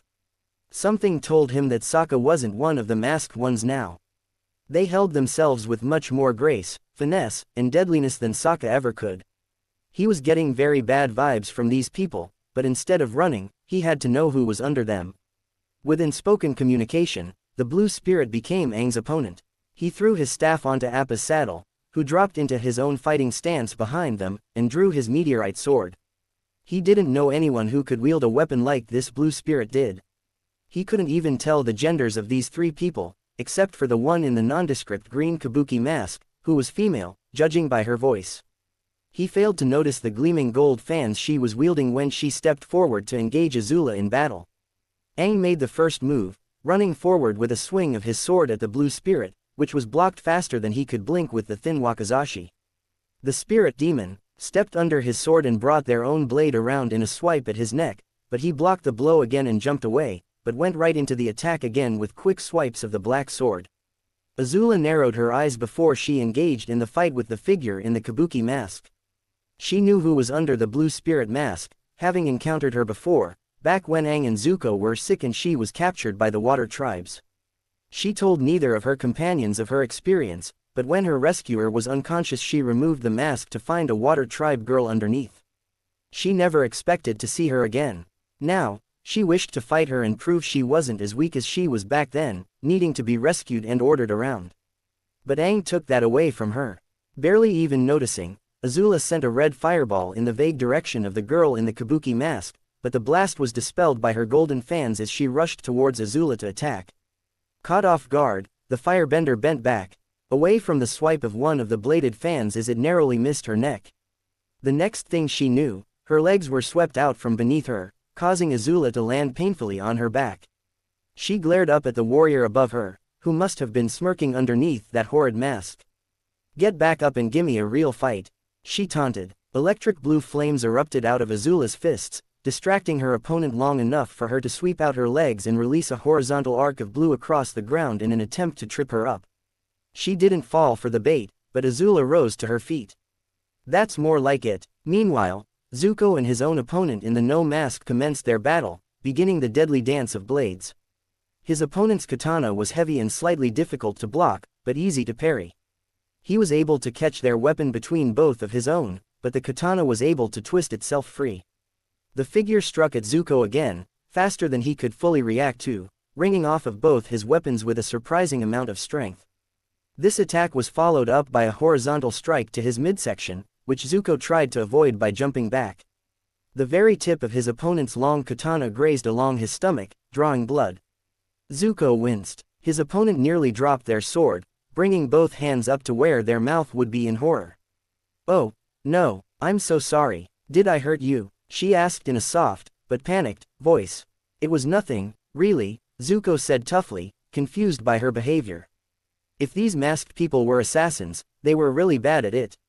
Aang continued his fight with the blue spirit, sending spurts of air amidst the sword strikes at the figure's mask, trying to blast it off, but it held. The demon was fast and dangerous, as if able to predict his every move, read all of his actions, follow him everywhere. He tried to get some distance to Firebend, but was thoroughly surprised when icicles were shot at him from the blue spirit's fingertips, revealing them as a waterbender. Small amounts of water were drawn from the air, sent careening through the air to slice at him. He blocked these tiny strikes with the flat of his blade, which sizzled into steam when his sword was lit aflame. The burning brand swiped at the blue spirit, who was quick enough to dodge out of the way, but Aang didn't notice the tiny movement and the minuscule blade of ice that appeared, ready to thrust into his neck. By pure luck, he moved to attack her with his firebending when he felt it graze his back. His firebending attack was changed into an airbending one mid-stride as he attempted to blow the demon away from him. The wind swept the person away from him far enough to give him some breathing room. "Zuko, Azula, we've got to go. These people seemed to be almost as deadly as Princess Azula. Something about them was extremely eerie, making his instincts tell him to just get away." He didn't know if his companions could deal with this kind of danger yet. Aang's actions were purely evasive as he tried to get away from the blue spirit, who was giving him an unexpected amount of trouble. He leapt high into the air, surprised to see Appa under him, his back to the masked person, slamming his tail against the ground with enough force to rip up vicious winds that slammed into the blue spirit. Judging by the pained grunt, Aang ruled that she was female, a fact that thoroughly bewildered him. Who was under that mask? He jumped onto his bison, being immediately greeted by the lemur Sabashi, and gazed at the battle still being played out below him. Zuko and Azula did not seem to have heard him, so with two outstretched hands, Wind surrounded the fire siblings. He restricted them from fighting and pulled them away, hoisting the two right up into Appa's saddle. Without another word to their opponents, Appa ascended and put as much distance between them as possible. "Who were they?" Zuko asked in wonder. "They were really good, almost too good," Aang said, reminding him far too much of Princess Azula and her friends. "The one with the fans was annoying," Azula sneered. "I was trying to dispose of her quickly and help you, Aang, but she proved tougher than I thought." Aang sat straight with a start and looked at Azula. Fans. There was only one person he knew, or, more specifically, a group of persons, who could fight with fans. "Did you catch her name?" Azula glanced questioningly at him, as if trying to read his mind. "No, was I supposed to? Hey, I know we're fighting right now, but I really wanted to know your name." "Is that how you wanted me to ask?" she asked dryly. Aang sighed and shook his head. Thinking back on it, he did see that one of the masked people wielded fans, but he was distracted more by the blue spirit mask. Could one of them have been Suki? Also, the blade that the blue spirit handled was one he often saw Suki using. "I don't get it," Aang said suddenly. "What? Those girls were Kyoshi warriors," he said. "I recognized them." "So, Kyoshi warriors are named after Avatar Kyoshi, and they're all Earth Kingdom, not Water Tribe. Why were they fighting us?" he asked them. "But, then again, the one I was fighting was a waterbender." "Who cares about why?" Azula asked with disdain. With confusion plaguing his mind, Aang settled uneasily on putting as much distance as he could between them and the trio of girls. Why won't you just listen to me and get on it? Toph snapped at him, clenching her fists and holding on tightly to the side of the ostrich horse. She hadn't gotten on it yet, preferring her companion to ride the beast and help her up. She didn't like it, but she had to ride together with the waterbender. But you stole it, Sokka retorted, so we'll never catch up with Aang without it. After quite a lot of arguing, Sokka finally relented and mounted the ostrich horse, pulling Toph up behind him. Luckily, Sokka was an expert tracker and Toph could read footprints effortlessly with her earthbending, so they knew exactly where the Avatar and his friends had gone. As they rode forward, Sokka couldn't help but question the tiny earthbender. You really don't think that the Avatar and the others can handle my sister?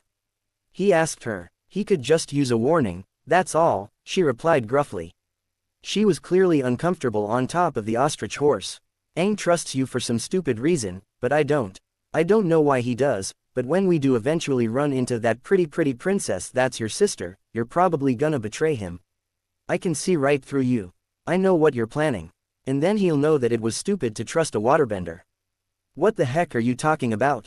I haven't even done anything yet. And I don't know why he trusts me either. I haven't given him any reason to, Sokka replied.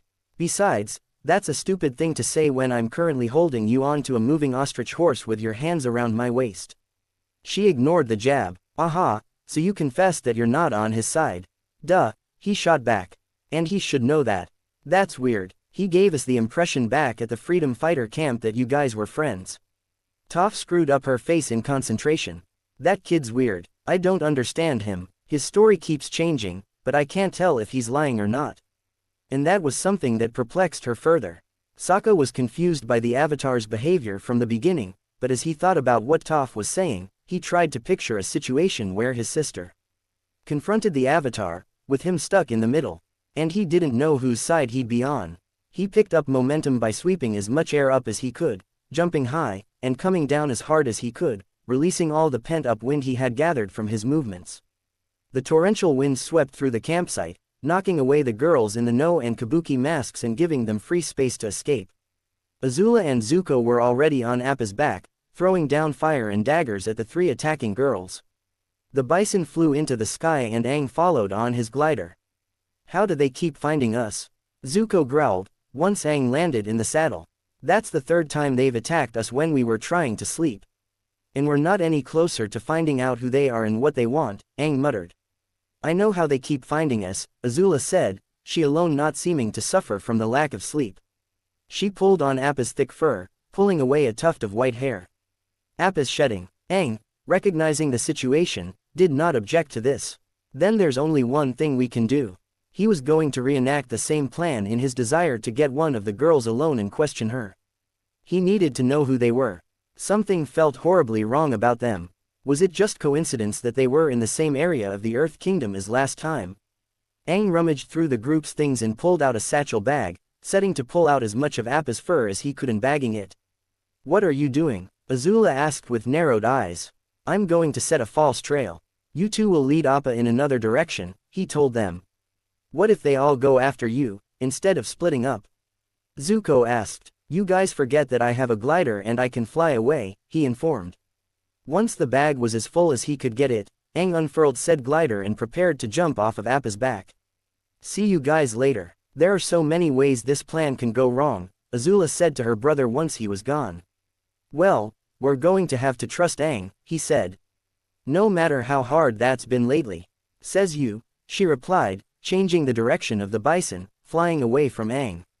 It seems we've given the Avatar and his friends too much credit, said the figure in the blue spirit mask as she knelt down to pick up a wad of hair. Katara rolled her eyes beneath her mask. They could have at least washed their bison to try to throw us off their trail. Instead, there are now two trails leading in two different directions, you observed serenely. She was personally tired of wearing the No mask and the black, tight clothes, so she switched back into her heavy water tribe wear, folding her hands in her sleeves. Suki had done the same, preferring to wear her Kyoshi warrior uniform and makeup. Should we do what they want us to and split up? Suki asked, crossing her arms. Why not? I have no problem playing right into their game. We'll beat them anyway, Katara answered, her smirk resembling the one on the outside of the mask. Suki, you follow the original trail. Obviously, if you see my brother, you will free him. I will follow the newer trail. White fur fell from the bag like snow, creating a false trail for the Avatar's 3 pursuers. Aang's face, lined very lightly with tiredness, was set grimly as he flew. He was as determined as ever to find the identity of the 3 girls, so he hoped that all 3 would end up following him. If they came still wearing those masks, he would have to blow them off. He didn't want to go too far away from the others, so he landed on the other side of a wide river. The water was flowing moderately fast, and it seemed deep. He hoped the waterbender that was tracking him would find the battleground suitable and stay to fight. He wondered if talking to them would work. The land was surprisingly fertile and the grass on both sides of the river was green. Tall pine trees made up a forest, which the river cut seamlessly through. Aang sat, and he waited. It didn't take long for one of them to show up, the Blue Spirit. He had to give it to the Snow Panthers. Those creatures were fast if they could keep up with Appa. On the other side of the river, the Blue Spirit dismounted the Snow Panther and jumped into the water, speeding across it effortlessly. Aang stood and took a bending stance, foregoing the use of his weapons. It seemed that she was also going to stick to her bending for this battle. Tell me who you are, Aang said to her. Please, I want to know your name. If it wasn't Zuko under the Blue Spirit mask, and it wasn't Sokka, then who could it be? As Aang expected, the masked girl thrust a hand forward and attacked him with a jet of water before she even reached land. The airbender jumped above the attack as the waterbender hurled a wave onto the riverbank, swirling water around on the ground. The moment Aang landed, the water rushed toward him, but he leapt over it and punched twin fists of flame in response. Water rose up in front of her to block the attack, but he moved into an overwhelming offense strategy to remove that mask. He kicked more red flames at her, followed by quick punches that immediately evaporated the water. More water diverted his attacks to the side as he neared. She moved quickly to foil each of his attacks, keeping herself from being harmed but doing nothing against him in return. He spun around to the side of her and managed to hit her with a gust of wind before she could erect a shield in time, knocking her into the river. The river's flow did nothing to impede her as she rose high out of the water, knocking another wave on land as her element surrounded him on all sides. It was closing in, spinning all around him with her on the outside. Seeing only one means of escape, he leapt as high as he could, and bombarded her with startlingly blue flames from above. He shocked himself with those. Was he really aiming to kill her? Well, he surely wasn't protecting anybody. She managed to block the attack with ice, but in the same motion, icy needles attacked him from below. Still airborne, Aang managed to burn the icicles with more blue fire as he landed. He rushed towards her again, sweeping out both legs and releasing arcs of air and fire. Water surrounded her arms and legs as she dodged, but her watery hands extended toward him in the same beat. They both tried to stab him, but he ducked underneath and managed to get closer to her than he previously did, striking her in the chin with spiraling winds surrounding his uppercut.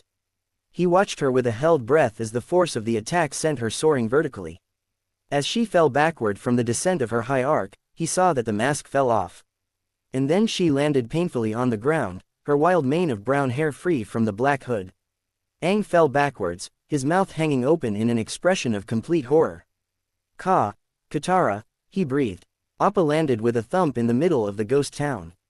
His 3 occupants, Zuko, Azula, and Sabashi, fell off of him in tiredness as Appa himself nearly collapsed.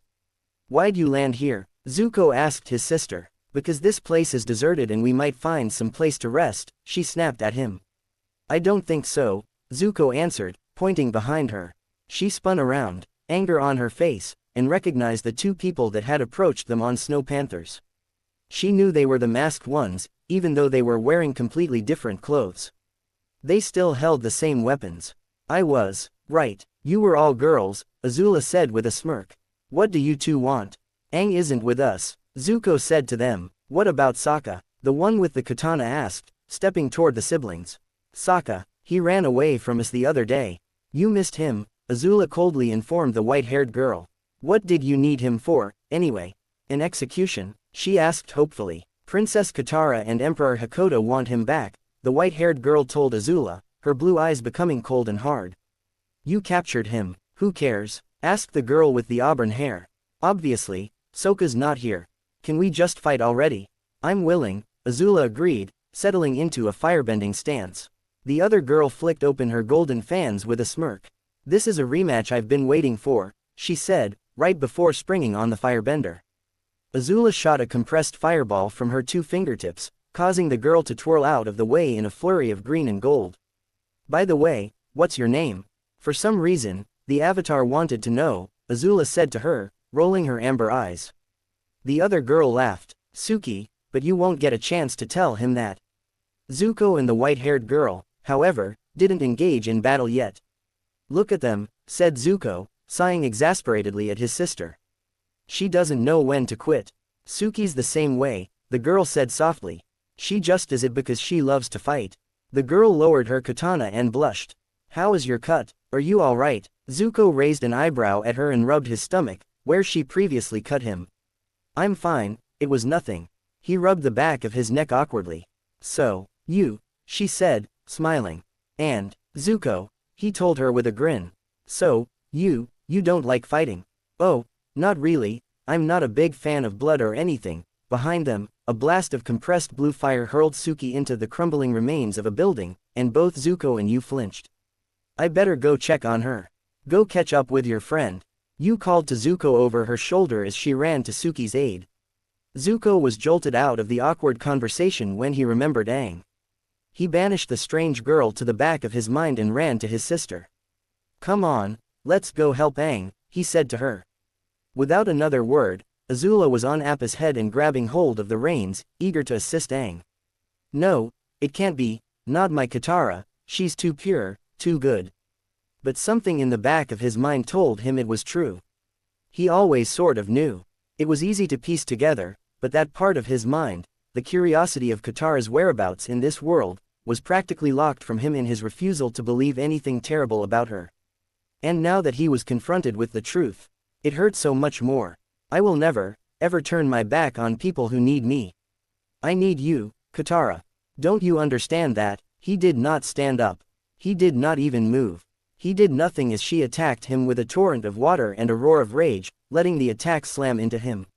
She buffeted him with ice and water, knocking him everywhere. Katara made him bleed and he did nothing to stop her. His stare was blank as his mind utterly rejected the idea of Katara hurting him. He refused to believe it. Sokka and I, we're your family now. Family. Why did family hurt so much? He felt nothing. No pain, no sadness, no relief from seeing her. He was just numb. Frozen. Attack me, she shouted at him, but he did not hear. Give me a real fight. Why'd you stop? Water sliced into his inert form, spraying blood. Water rose underneath him in an attempt to make him stand straight, but she blasted him with full force when he did nothing. Is it because I'm a girl? Ice bound him against a tree in a standing position, but his head simply hung lank, his eyes wide open in an expression of frozen horror. She whipped him across the face, trying to snap him out of it. Forget it, you're weak. Something is clearly wrong with you. You're not even worth keeping alive. He was thrown forward from the tree, propelled into the river. Before he crashed into the water, the earth rose up to meet him, catching the boy. A small girl slid by him, rolling the ground around to strike Katara head-on. The waterbender, not expecting the attack, was sent flying into a tree. Miss me, Princess Pris? Toph asked with a smirk. Aang, what are you doing? Get up. She stomped her foot, and a portion of the ground jabbed into his back, knocking him into a standing position, where he stumbled. The sound of Toph's voice seemed to knock him out of his catatonic state. How? He asked weakly, seeing the earthbender standing next to him. What's gotten into you? Why aren't you fighting? She demanded. Sokka, Katara shouted, her face lit up into a smile. Her scarred brother stepped into her view. Hey, sis, he said distractedly, helping her stand. She grabbed his hand gratefully and stood beside him. Toph stood solidly in her earthbending stance as she felt this happening, her face becoming darker as Sokka stood by his sister's side. She expected it, but now it had come down to her fighting against him. Aang stood perfectly still, his wide, frantic eyes locked onto Sokka. Sokka himself seemed unsure of what he was doing, staring down at the water pooled around his feet instead of lowering into a fighting position, like his sister and Toph. Everything seemed to be focused on the prince. Time seemed to stop, and then it sped up again when he sent a wide arc of water at Aang, who somehow managed to curl air around himself to disperse the attack. Sokka wheeled his arms and shot more and more water at the avatar, anger taking over his actions. He was frustrated with the boy, everything he made him do, think, say, feel. He shoved his confusion to the back of his mind and let his battle instincts take over, striking Aang and his feeble defenses as hard as he could. Toph decided to let Aang handle Sokka as she threw rocks at Katara, upturning the ground and trying her hardest to take the princess down. However, the nature of water allowed it to seep through the rocks and coil around Toph's best defenses, causing her to be especially on guard, forcing her to respond to even the slightest movement. Water was a deceptive substance. Sometimes, it looked gentle and forgiving, but it could also wipe out whole civilizations. Toph's hardest strikes were blocked with a solid wall of ice, which instantly reformed into water and became an offensive attack. Aang could not find the will to bend fire. He couldn't even attack. He felt himself become reduced to a small, crying child, and just as helpless. What was wrong with him? Seeing Katara was supposed to make him happy, but not when she was like this. Not when she was an enemy. And now Sokka was fighting against him again. The wind was the only element that remained faithfully by his side, carrying him away from Sokka's attacks with barely a thought on his part. But his movements were becoming even more sluggish as the pain from his wounds was catching up with him. Water snaked around his body, smacking him against one of the trees with another grunt of pain. Aang felt his vision blurring. A roar of fire brought him back to awareness as he saw Azula standing before him, her back to him and facing down Sokka. Blue fire daggers were held in her hand. "You really let this dork beat you, Aang?" Azula said to him condescendingly. My, you must really be out of it." Sokka simply glared at Azula. She glared right back. "Get out of my way," he ordered. "Do you really think that's going to work? You know this fight is supposed to happen, so just give in." "You are my #1 opponent," she replied with a smirk. "Fine, I've wanted to fight you for weeks," he acquiesced, sending a slicing ribbon of water at her. A wave of blue fire sizzled from Azula's hands, blocking the attack as Aang was on the ground beneath her. "What are you doing, Aang?" Azula asked through grit teeth, creating a wall of fire to block a particularly large wave. She nearly quailed under the force of it, but made herself resist. "Stand up." When the wall dispersed, she punched 2 more fireballs and sent a kick at him. The daggers flared to life in her hands again as she sprung on the waterbender, swinging the makeshift weapons with deadly accuracy. Water rose from the ground to push her back, but she kept coming. Aang finally forced himself to look at Katara, really look at her, to see her fighting against both Toph and Zuko. Her hair fell past her shoulders, but her signature style was still there, as well as her beautiful blue eyes. He rose to go and meet her, unheeding of the blasts of blue fire and water as Azula and Sokka continued to fight. A wall of earth blocked the hail of ice shards from impaling Zuko, but he sprung up from behind the defense with his swords drawn, slicing only air as Katara managed to dodge his blows. Watery blades attacked him back as she fluidly moved from defending to attacking.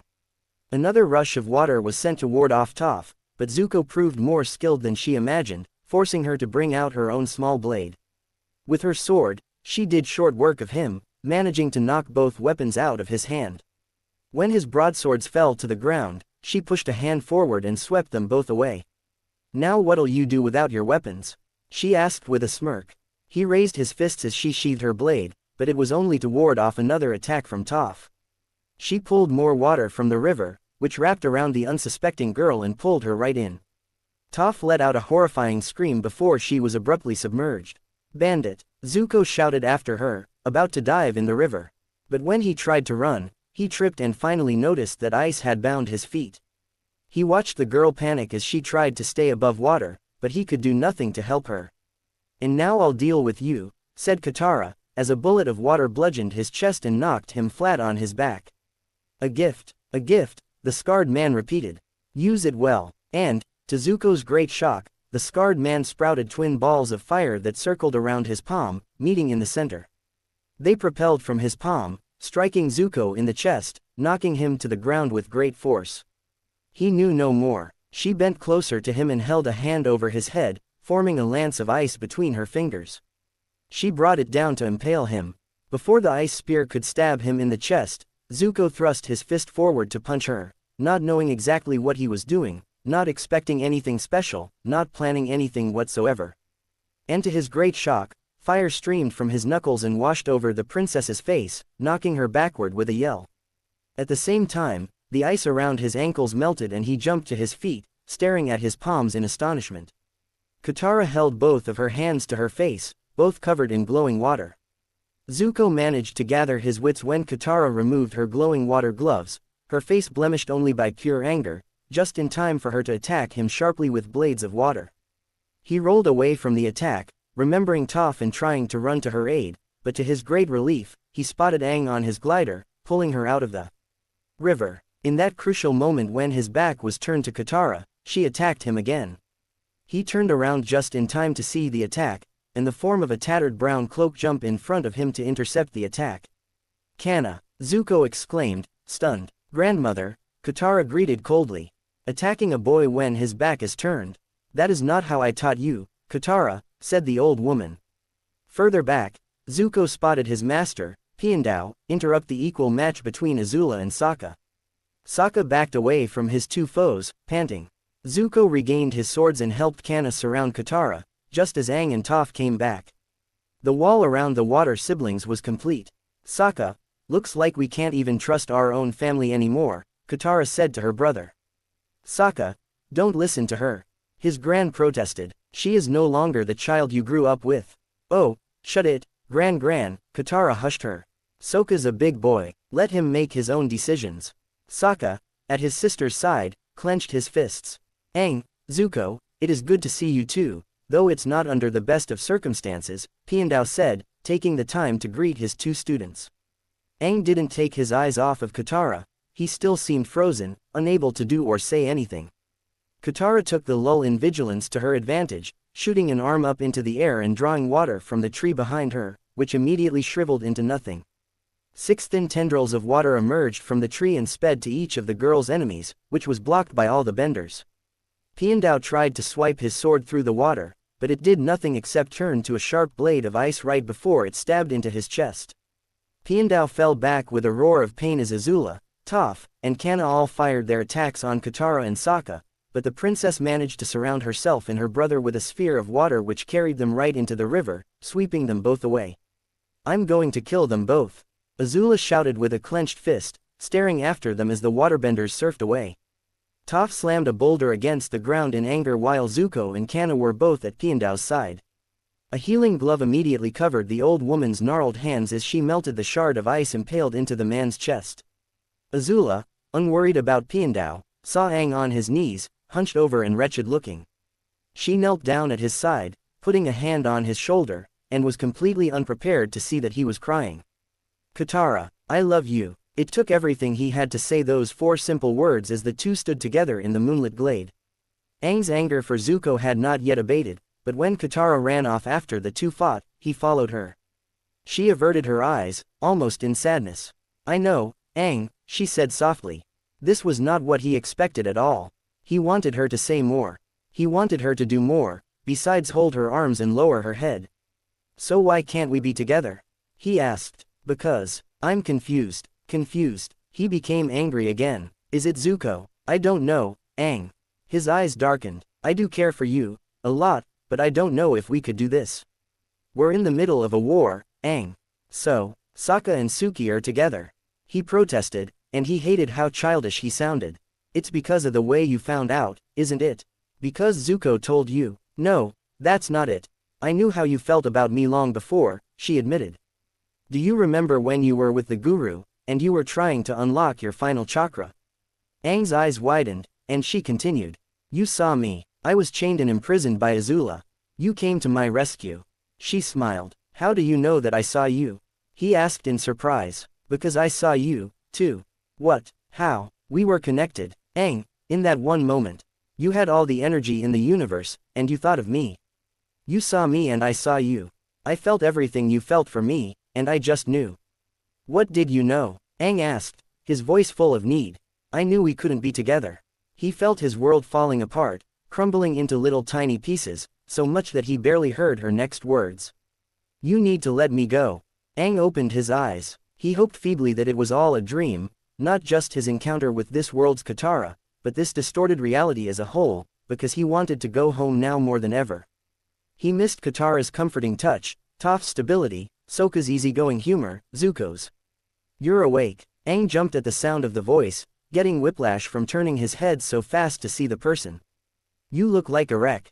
Azula, I didn't know I fell asleep, he answered quietly, his voice somewhat hoarse. You didn't just fall asleep.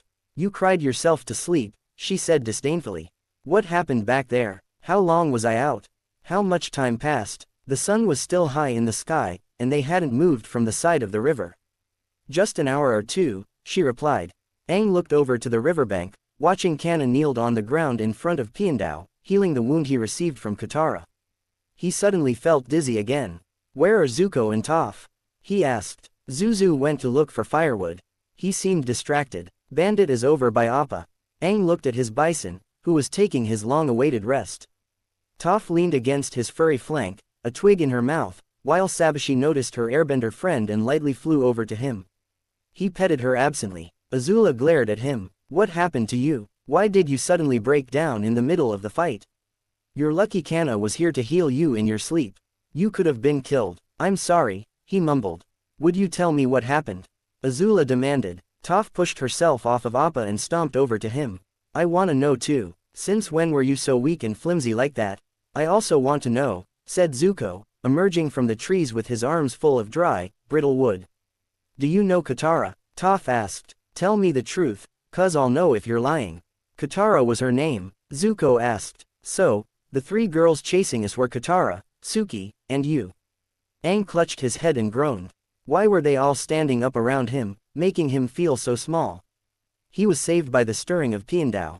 Zuko immediately left Aang's side and went over to his master and Kanna. Reluctantly, Aang followed. How is he? Aang asked the old woman in tattered Earth Kingdom clothing. The warrior sat up and groaned. Alive, he responded. Thank you, Kanna. Of course, the old woman replied with a gentle smile. Your arm was wounded. You will not be able to wield a weapon for quite a while, she said, beginning to wrap a sling around his wounded arm. Most of the wound was centered around your shoulder. Not only did the shard of ice manage to damage your muscle, joint, and tendons, but part of it melted inside of you. I suspect that Katara used a very precise branch of waterbending to deal some more internal damage down your arm. Perfect, Piandao grumbled. In such a short time. She must be very skilled. She is, said Kanna. I was the person to train her, after all. Who is she? Azula asked, her lips pinched. I didn't get a chance to fight her, but she seemed strong. She's the princess, Toph muttered. And I'm gonna assume you're pretty high up on the social ladder in the water tribe, she said to Kanna. I'm her grandmother, Kanna admitted. So, she was Sokka's sister? Zuko asked with wide eyes. The old woman nodded and turned to Aang. So, Avatar, do you see what you have done? She asked him, her blue gaze harsh. It is your fault that Sokka betrayed you all today. Aang lowered his eyes, accepting the blame, kicking himself mentally for not listening to her when she wanted her grandson back. Why was he so persistent to take Sokka with him in the first place? It was Sokka's choice, not his. Don't blame Aang, you old cow, Azula seethed, standing up for Aang, despite what he'd done, what lies he told her. Backing him like she always did. It's Sokka's fault for betraying us, not his. How was Aang supposed to know what would happen? He trusted that fool. Every one of her words hurt him just a little bit more, pounding the fact into his head that Aang really was to blame. Why did she continue to stick up for him? He didn't deserve this. Why did Aang trust him in the first place? I knew that Waterbender was no good. Toph threw in. Do you see that now, Twinkletoes? It was stupid to trust him. Is that why you couldn't fight? Because you couldn't take Sokka's betrayal? Zuko asked, his eyes narrowed. Being near Piandao seemed to bring out his old anger for stealing the meteorite sword. No, Aang couldn't take Katara's betrayal. Azula crossed her arms and stood up tall to him, glaring at the Avatar with her fiercely amber eyes. Why couldn't you fight? Why did you take all of her hits? I felt your heart rate. You were going wild, but you weren't moving. Did you have some kind of mental breakdown or something? Who is Katara to you? This argument was jumping everywhere. He couldn't keep track anymore. He couldn't. He grasped his head and cowered, feeling small and like a child, so vulnerable and weak. How could Katara do that? And why was this hurting him so much? Because I love her. I still love her and nothing has changed. He thought he was hardened from the war and all the pain he suffered, but he wasn't. She was the chink in his armor, and now it all fell away. It's time for you to spill your secrets, Aang, Azula declared, her voice hard. His voice shook. Fine, I'll tell you everything. You two really lost your fight. I thought you were better than that, Katara said to her underlings disapprovingly, crossing her arms. Suki had her hands on her hips, but Yu was bowed low in apology. It's because of you that the Avatar's two friends were able to join the fight. It's your fault that I lost. Big deal, Suki said, rolling her eyes. You were so outnumbered anyway. You're just mad 'cause that kid hit you in the face with a fireball. Katara turned away from her friend, boiling in anger. I didn't know he was a firebender. There was a small burn scar on her face, just under her eye, in the shape of a crescent moon on its side. He is dead the next time we meet. I've never seen Princess Katara this angry before, Yu said worriedly to Suki, once she stormed away. Usually she's so calm and hopeful. Hey, I'm surprised she didn't hit me, Suki admitted, grinning. It's because her brother is back, Yu said quietly, glancing at Sokka on the other side of the ship. Katara had walked over to him. She's happier. Suki frowned. Sokka doesn't look happy, though. Yu grasped her friend's arm. Come on, let's leave them alone and go get something to eat, she said, pulling the Kyoshi warrior inside. Katara approached her brother, but he seemed strangely distant. What's wrong? Shouldn't you be happy to be back? We can go home now. I don't want to go home, Sokka grumbled. I can't. Not without the Avatar. I need him to prove to Father and our people that I'm not useless. Who cares what the people think? You're a prince, she said, standing behind him and putting her hands on his shoulders, trying to glorify the position as much as she could. You can do whatever you want and say whatever you want, and they'll listen. You're so naive. Nothing is ever like that. I'm naive. I can't believe you. You really think anyone would care if you brought the Avatar to them? They're just regular people. They don't care about the war. They don't care about the Avatar. Father does. Dad won't care if you bring home the Avatar, and you know that. Your anger with him has nothing to do with the Avatar, and you both know that. It won't make him accept you with open arms. Nothing would. You're being stupid. Her voice was cold, but it spoke the truth. And he was wrong to make her angry. She hated to be called naive. Why are you helping me anyway? He shot at her. You have nothing to gain from this. I didn't need your help. I was perfectly fine without you. He would have been mad that a girl was helping him, especially if that girl happened to be his little sister, but recent experiences with girls, namely, Azula and Toph, told him that girls could be quite strong. Her face. Do you believe him? He asked his sister. Yes, she answered, absolutely sure. Yes, it's true. It has to be. Why else would he know so much? I guess you're right. It's kind of weird, though, isn't it? I'm his firebending master in that other world, he said, glancing at his hands. I have to go back. I have to ask Aang something. Then go, she said. I'm going to stay with him and see this through to the end, Zuko told her resolutely.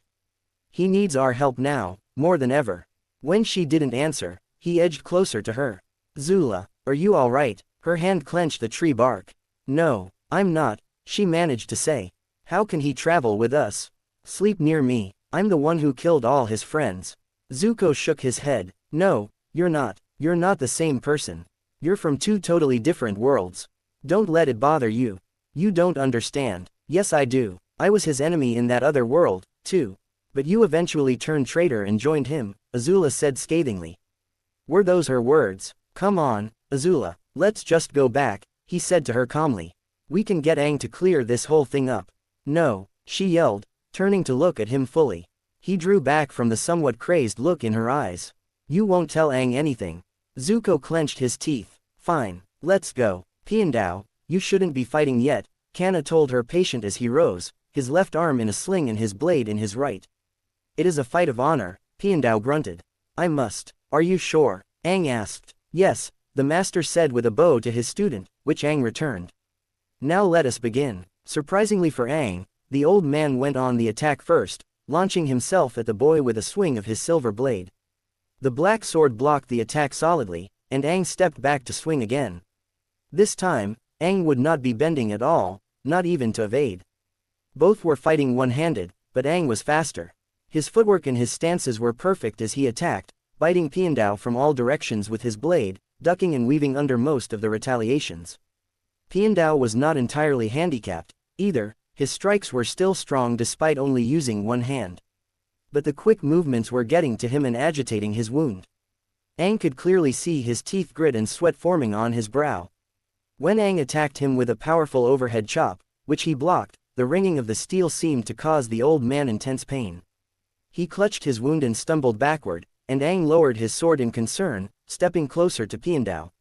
"Master," he asked unsurely. He had to throw himself to the ground to avoid the lunging stab in his direction as Piandao went on the attack again. "Never. Lower your guard, Aang." Piandao reprimanded him. Aang nodded, smiling with a hint of relief, and continued the battle of swordplay. Aang jumped to the side to avoid a vertical slice, and then was forced to duck to evade a horizontal one. He righted himself and blocked the silver sword on the return slash, riding his blade along his opponent's and then using the flat of his sword to block another attack. Aang was taken by surprise again when Piandao slammed his elbow into Aang's face, knocking him back. He nearly dropped his sword. Reaffirming his grip on the weapon, Aang clutched it with both hands and swung at Piandao again, but he deftly maneuvered Aang's weapon out of the way and hit him in the shoulder with his hilt. Aang grunted in pain. "Come on, Aang, beat his sorry butt," Toph called to him. "Just focus." Aang ducked into a low, one-handed stance again, running toward Piandao and coming down on him with the heavy blade, which he sidestepped and returned, but Aang was too quick for him. He brought the meteorite sword up and blocked Piandao's blade head-on, eliciting a high-pitched ringing noise. He circled his blade around Piandao's as the jolt was still ringing through his weapon and successfully knocked it out of his hands. Before he could even blink, Aang pointed his sword at Piandao's neck. "I admire your devotion to your friends," Piandao said. "That is a great strength." "Thank you, Master," Aang said, withdrawing his weapon and bowing reverently. Piandao bowed back. "Excellent job. The sword is yours to return to your friend." Zuko and Azula emerged from the forest just in time to see the two bowing to each other. "What's going on?" Zuko asked. "Zuko, keep in mind that everything that Aang did, he did for you and all his other friends. His intentions are noble," Piandao said to his other student. "Also, I am glad to see that you've kept up your training with each other." "So, did you two have enough time to think?" Aang asked hopefully. "Yeah," said Zuko. "Aang, we're with you every step of the way." Azula, who was extremely composed, nodded. "Thank you for telling us everything, Aang."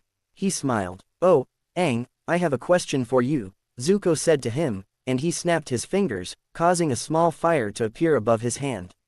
"Can your world explain that?" "Well, Prince Zuko was a firebender," Aang said, immensely astounded. He looked closer at the flame. Could this be what Roku meant? Is it because the worlds are merging? "Merging worlds?" Kanna asked suddenly. "Yes, my past life told me that since I'm in the wrong world, they're beginning to merge together to bring me back into the right one. But if they get too close to each other, both worlds will be destroyed," he said, a little meekly. "Sick," Toph said with a grin. "Higher stakes make it more exciting. How long do we have?" "I'm not entirely sure, but Roku said it was just starting." "Zuko being able to firebend now must be a result of it," Aang explained. So that's what he meant. He briefly wondered if Prince Sokka would end up losing his waterbending. "Anyway, Zuko, we have to exploit that skill. I'm going to teach you how to firebend." Zuko's eyes widened. "What, really?" "Yeah, we can't lose this war. We have to be as strong and prepared as possible," Aang said. "I don't want to lose any of you." "Hey, wait a minute," Toph stopped him. "I decided to teach you earthbending," she said to Aang. "So you won't have time for playing with fire. Make Azula do it." Zuko looked at his sister fearfully, to which she smirked darkly. Aang grinned at Toph. "Thanks, Toph." Kanna clapped her hands together after looking over Piandao's injury again, gaining their attention. "All right, now that we're all on the same side, we have to figure out what we are going to do. Is there any way you can go home, Aang?" "I don't know. The spirits are trying to figure it out," Aang told her. "I don't want to go home, anyway. Not until it's over." Kanna nodded. "First I gotta teach him earthbending," Toph supplied. "And I need to learn firebending," Zuko added. "It all depends on what Sokka and Katara are going to do," Aang said to the old woman. "Things have been proceeding really similarly to how they were in my world, so I think I have an idea. They might try to take over Ba Sing Se." He couldn't imagine his Katara doing that, but Piandao's eyes widened. "That would not be good. So we have to go and alert the Earth King," Aang told them. "The Earth King stepped down from power a few years ago," Kanna informed him. "It is not known to the general public, but I have my sources." Aang frowned. That didn't happen in my world until after the takeover. And then he remembered something crucial. Wait, we learned something that would help us in the war, a great secret of the Fire Nation culture. We made plans around it and it was our ultimate goal for months, but the plan failed. So, are you suggesting we try to do something like that, and fail? Toph asked sarcastically. There's always a chance that we might not fail this time, Aang said to her. We have to try it.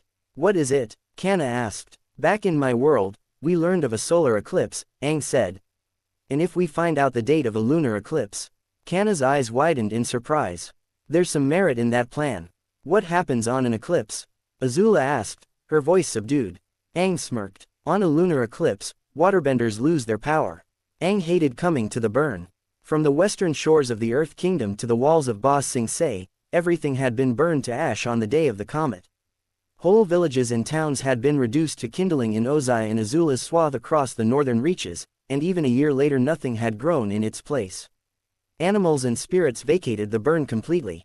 The few survivors and refugees displaced by the reckoning had scattered throughout the Earth Kingdom, leading to a crisis of famine and overpopulation in the few cities left as the nation as a whole tried to limp free of the disaster. Even Ba Sing Se, a territory of the Fire Nation since before the fated summer, had not been spared the Phoenix King's wrath. Though his immolation ended there when he met resistance and the comet flew past, taking its power with it, much of the lower ring had fallen. The subsequent instability and overcrowding led to plague, and that was when Haru had suggested hiding in the burn to wait it out. They settled at the base of Mount Makapu, which still had a half-dome of hardened lava protecting the remnants of its village. Aang walked among the ruins on the first day that they arrived, wondering to himself if Antwu the fortune-teller had foreseen the calamity of fire raining from the skies. The hardened lava made an effective shelter for them from the heat of the sun and storms of dust and ash, and even more importantly, Fire Nation airships that occasionally passed by overhead on their way to Ba Sing Se. Aang was with Teo and the Duke when the Dai Li attacked. He didn't know how Azula's personal guard had found them, but with Sokka, Katara, and Suki heading out of the burn on Appa earlier that day to gather supplies in Toph, Zuko, and Haru closer to the top of the mountain at camp, they couldn't have been attacked at a worse time. He fought to protect Teo and the Duke from the Earthbender agents, panicked with the knowledge that Azula couldn't be far. She could have even already found Zuko and the others on the mountain and Aang wanted nothing more than to go rendezvous with them. But he stood his ground against the half-dozen Dai Li, batting their stone hands out of the air with his staff and hurrying his two friends along to a safe spot. The Duke, despite his young age, had become a capable fighter in his own right, but against Dai Li he might as well have been wielding a toothpick.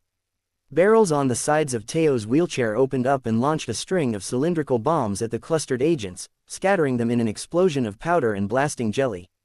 That gave the three of them extra room to retreat to a gutted building with a foundation of stone where they hid and planned their next move. You two need to stay here, Aang told them, trying to peek his head out of one of the ruined windows without being noticed. I think that was only a small group that found us. The rest of them are on the mountain. Teo wheeled himself over to the door and glanced outside. They'll see you if you leave, he said. Aang gripped his staff, knuckles white. That's the point. I'll draw them away from you guys. He saw the two of them share a glance before Teo lowered his eyes and responded. The Duke and I will get out of here. What? The Duke tapped the butt of his spear on the dusty floor. Yeah, me and Teo will run the other way. We'll be fine. Teo pushed his chair toward Aang, giving him an encouraging pat on the arm. It was clear to Aang that he only wore a brave face for Aang's sake. Ever since the day of Black Sun the two of us have been holding you back. We can't bend like you guys or fight like Sokka and Suki. You don't have to keep babysitting us, we'll go our own way.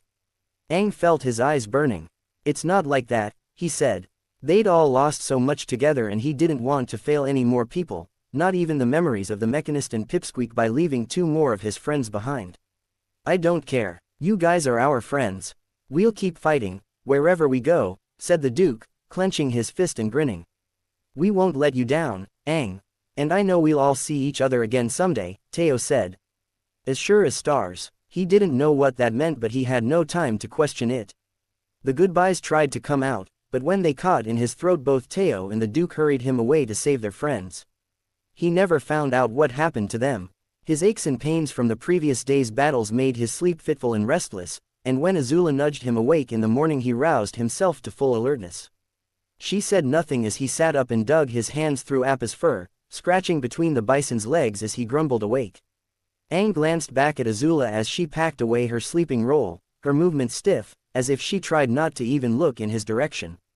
All of the truths that he had revealed came rushing back to him, and the weight on his back lessened so much he might have been able to fly. "Azula, is everything okay?" he asked her, his voice tentative. Her shoulders tensed for a moment, but she answered without even looking at him.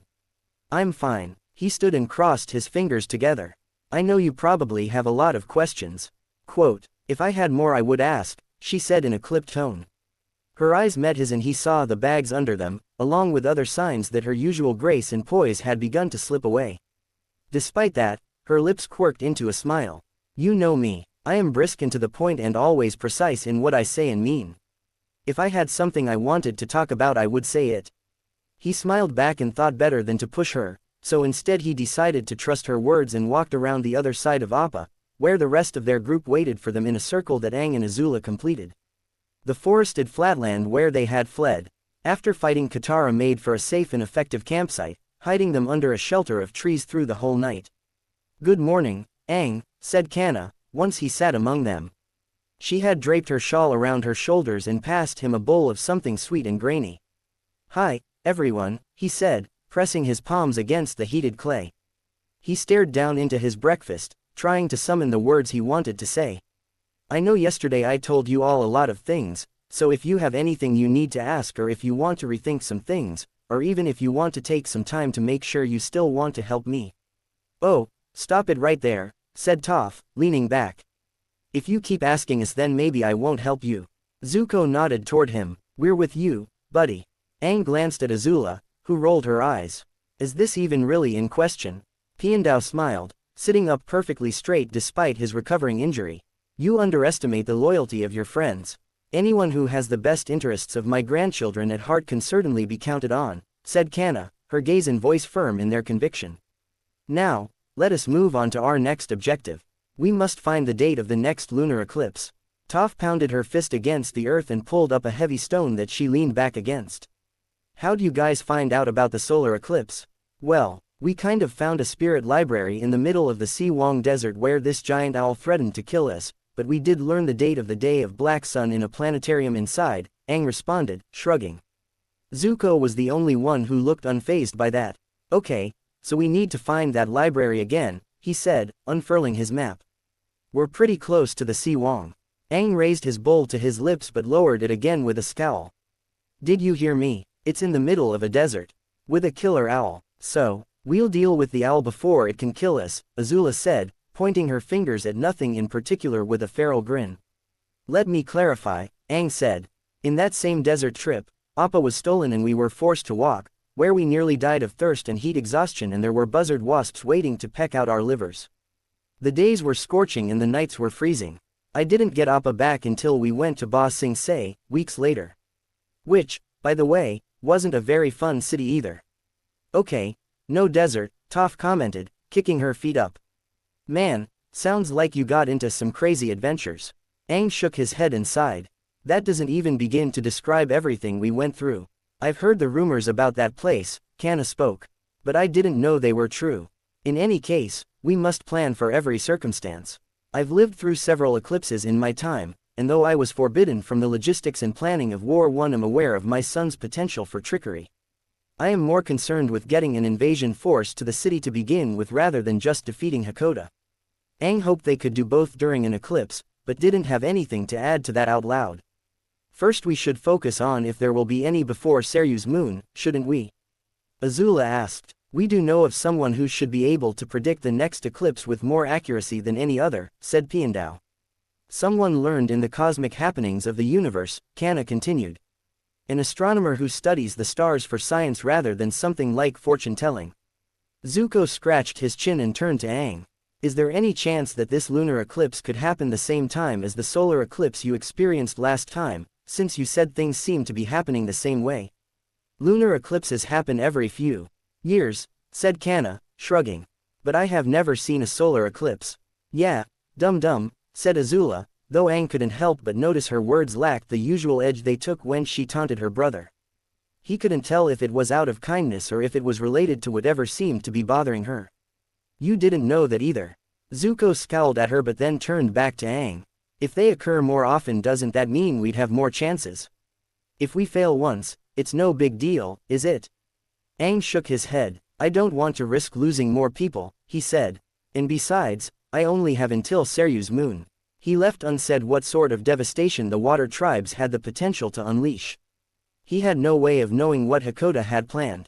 There's no use planning for anything until we learn the date, or dates, as they may be, said Kanna, leaning forward to mark Zuko's map. When you meet her, tell her my name and that the White Lotus requires her aid.